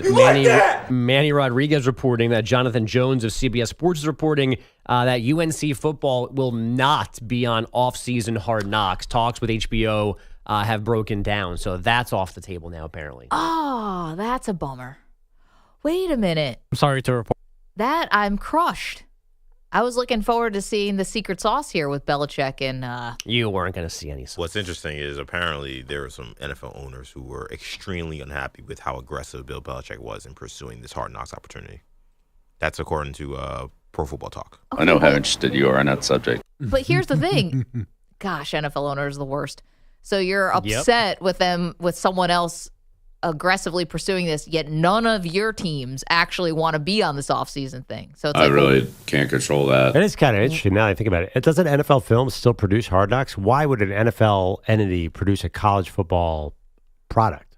Well, why is that just coming out now? And also, if you don't want Belichick doing it, then put your team up to do it. What, do they not want Belichick to look good, and therefore they have to explain why he's not their head coach? So here's what they say. They say, we're told some owners aren't thrilled with the decision to feature Belichick on an NFL-owned platform. I'll give you one guess who this owner is, and his name rhymes with Robert Schmaft. Oh, I thought you were going to say Woody. No, this is Robert Kraft. Who? He said, beyond the specific bridges, Belichick is already obliterated, and the more general attacks on pro football as spearheaded by his consigliere. I can't say that word. Consigliere. There you go. Mike Lombardi. You got to watch The Godfather, man. I know. Come on. Belichick is inching toward persona non grata territory as far as some NFL owners are concerned. No, that doesn't have anything to do with it. All right, maybe that is a little Woody Johnson. But what again? And Belichick. Actually, why did they Kraft. get it in the first place if all this was going on? Nobody ever thought about that last week? I mean, apparently he's the person that pushed this. This was not the NFL Films or HBO approaching them. He pursued this opportunity. And why'd they say yes? I guess because they thought that HBO They didn't check. They didn't think it'd be an issue. They're like, well, no one wants to do it, and we need to make the show, so why not? Yeah, that's ridiculous. I agree with Maggie. I think it's Kraft would be the number one guy who would kibosh that. Why would he want? He fired Gerard Mayo last year. What if Rabel's not good? And then he's got Bill Belichick getting glorified. Because Hard Knocks is a glorifying product. It makes no sense. Apparently, the surprise move flows in terms of the decision to do Hard Knocks initially stemmed from a close-knit relationship between Belichick and NFL Films Vice President Ken Rogers. I appreciate the question. I really do. Yeah. I mean, Belichick went and did he won an Emmy, I think, for some of the TV shows they were doing. Gosh, NFL owners are the worst. Yeah, this is Here's the thing. Are they going to hold it against him in any... Okay, so they don't want him to do Hard Knocks because he's fallen out of favor? Is that what Mike Florio's theorizing? More or less, yeah. That he's fallen out of favor with a couple. Yeah, they're annoying him. He's annoying them. Are they blackballing him from getting back? Did they hold... They have to let him in the Hall of Fame on the first ballot. That'd be silly, right? You keep a 6-time champion out? I can't believe I got to defend Bill Belichick, but these owners feeling a certain way about this guy speaking honestly about what he thinks about teams or draft picks. And maybe it's not honestly. Maybe they feel like he's got an axe to grind. Axe to grind, saying this about Drake May because he just got fired. But either way, that is the corniest move of all time. Welcome to billionaires. Yeah, they suck. I mean, how do you make Bill Belichick look like a sympathetic figure? This is ridiculous. Right, but he took his name out way too early of this coaching carousel because he was afraid he wasn't going to get it. You're telling me he couldn't have gotten any of these jobs? One of them? I think they told him to get lost. Yeah. They won't put him on TV. They're not going to hire him as a head coach. I mean, he circled back around to the Jets. That's desperate, man. I mean, and this was desperate, was it not? For us to see him being a coach again and go, oh, man, you should coach an NFL team. Isn't that why he wanted this? Yeah. Are you telling me Brady wouldn't have hired Belichick at the end of the day if he was going to bring in Pete Carroll? That's drama. I think so. I think so. I don't know. I feel like Belichick jumped on North Carolina very early. I think he wanted to avoid the embarrassment of what was about to happen because what happened last year to him, I think, was embarrassing. I don't think it was actually that embarrassing. I think he's an older guy and it's the Falcons. They do stupid stuff all the time. things. So, but I think for him, it was devastating. Probably. Yeah, he's an NFL lifer. He's not a college coach.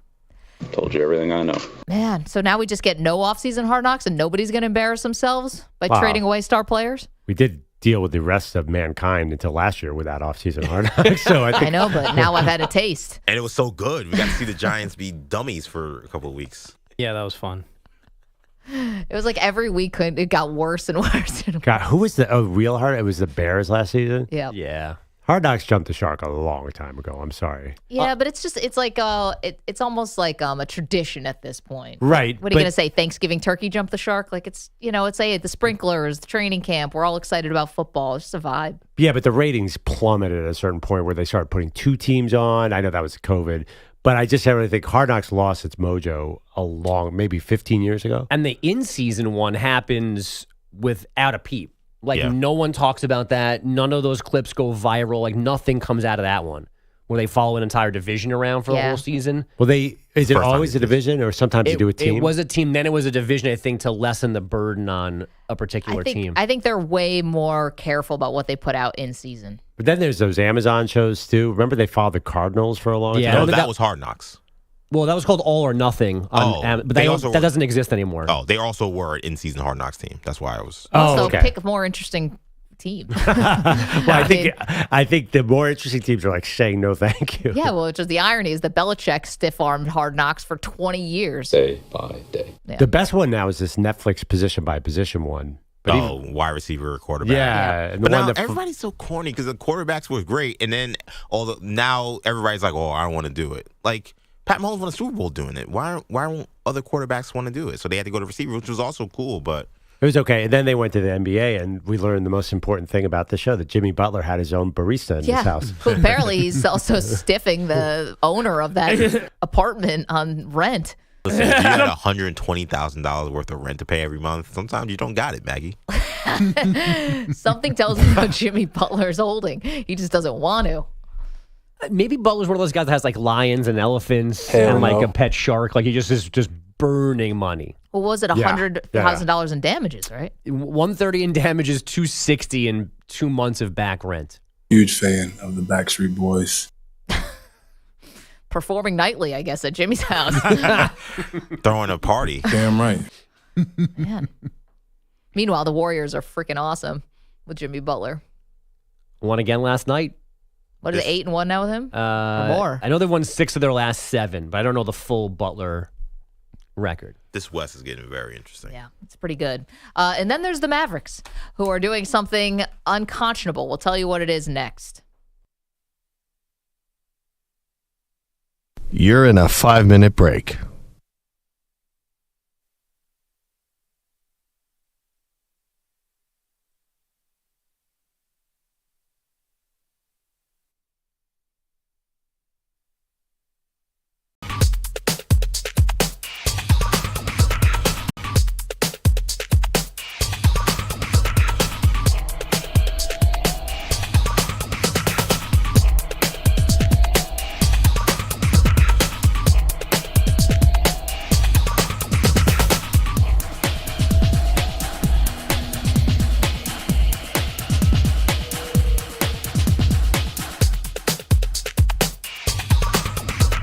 Three minutes, 30 seconds remaining.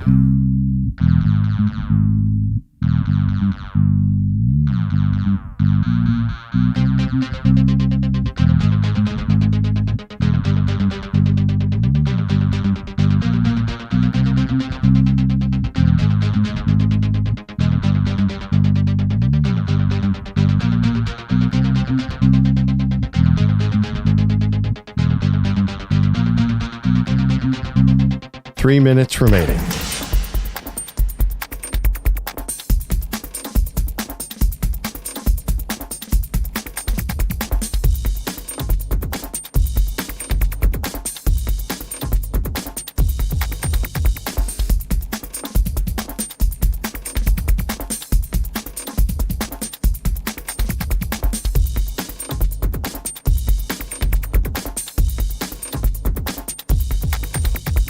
Two minutes, 30 seconds remaining.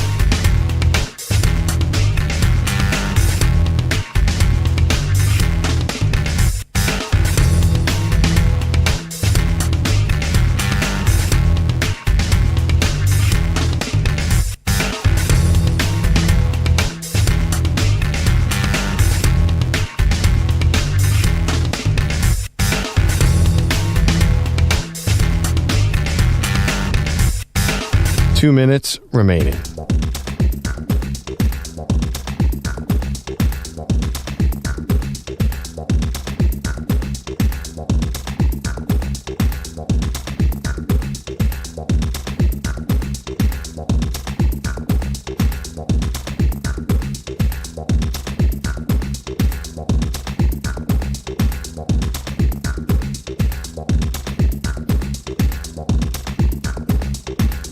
One minute, 30 seconds remaining.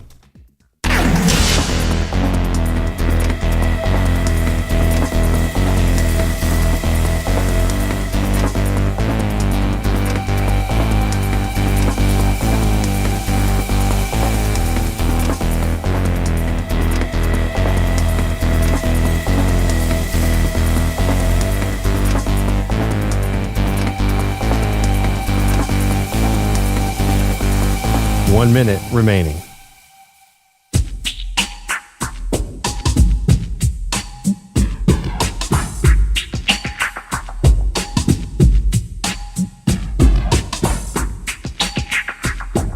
.45 seconds remaining.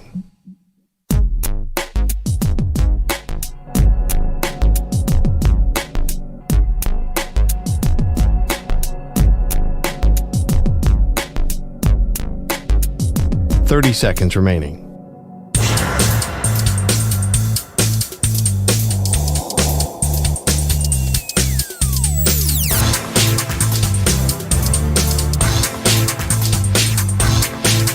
.15 seconds.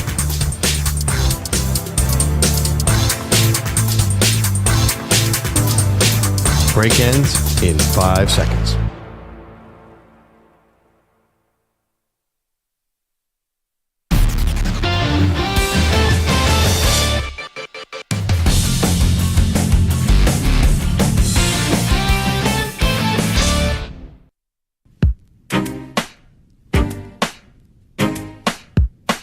Welcome back. Maggie Gray, Andrew Perloff, MVP on the Infinity Sports Network. Get to the Mavericks in just a moment because I don't think shame really exists in that organization, clearly, with what they're doing to their fans right now. But can I put out a personal gripe for a second? Sure. I've been telling you guys and anybody that'll listen to me, the heating in our upstairs, we have 2 floors in our house. The heating upstairs just went kaput. And it just so happened that the temperatures plummeted to like 19 degrees the other night. Okay. So it's just been, I feel like I'm living like a log cabin lifestyle. Like this is as close, I'm not a camper. This is as close as I feel like I've been to like a little house on the prairie situation. Like my kid has to have like all these extra comforters on top of him because it's like, it's freezing cold in our house. This has just been rough. And I feel like I'm not getting the proper sympathy from you. EJ's been okay. Manny, no. Mm-hmm. Like, you guys aren't feeling bad enough for me about this. What happened? Yeah, thank you. What's worse, this or when that waiter didn't write your order down, which that seemed to deeply affect you? That did impact me because that was really avoidable. The waiter was heat checking like Steph Curry from the midcourt, and he could have just written everything down, and then I would have gotten my Caesar salad. Look more like Seth Curry than Steph Curry. Yeah, right. Is there another Curry brother? Like, even worse. What's worse? Riley Curry. Mark Curry. When it's 90 degrees and your air conditioner breaks, or when it's cold and your heat breaks. Because personally, you can always put on a blanket. I hate when it's super hot and you can't do anything about it. Yeah, that's all personal preference because I can't sleep in either extremes. You can't sleep in the cold? Just put on more blankets. No, I know, but like it still wakes me up. And I would much rather be hot than cold in my life. So I'd rather sleep with no air conditioning than no heat. I would definitely take... No heat seems extreme, but I would definitely take cold over hot. I can't sleep when it's 85 degrees out and there's no AC.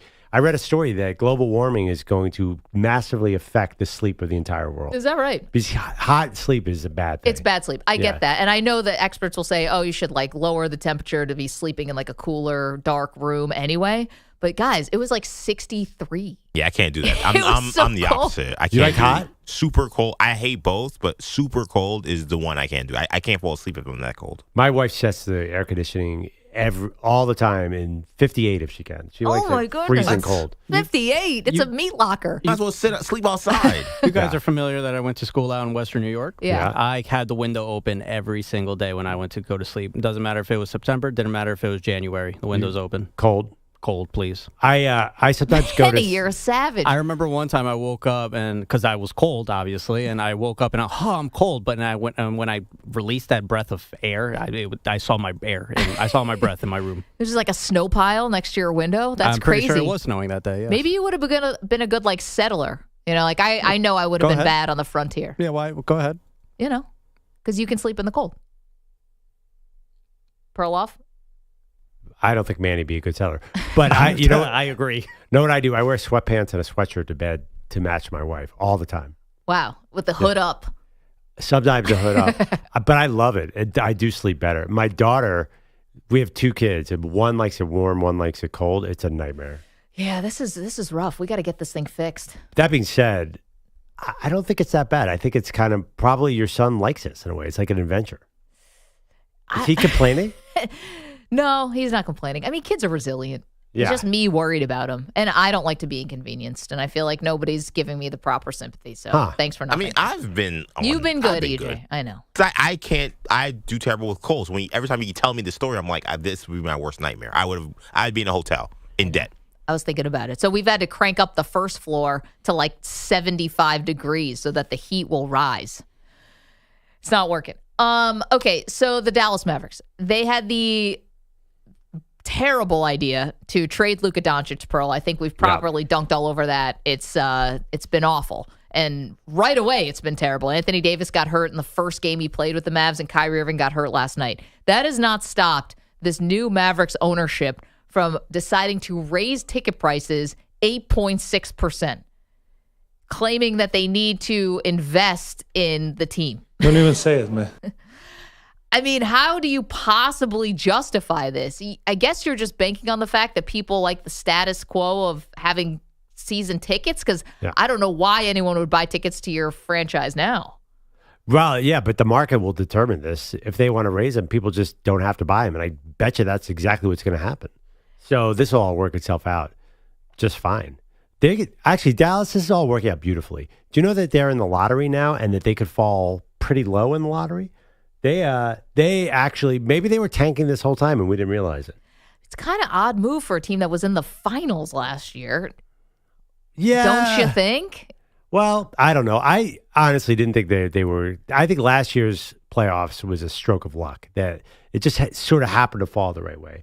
They got the Timberwolves in the Western Conference Finals. T-Wolves shouldn't have been there. And then the Celtics just destroyed them. Did that look close to a title to you?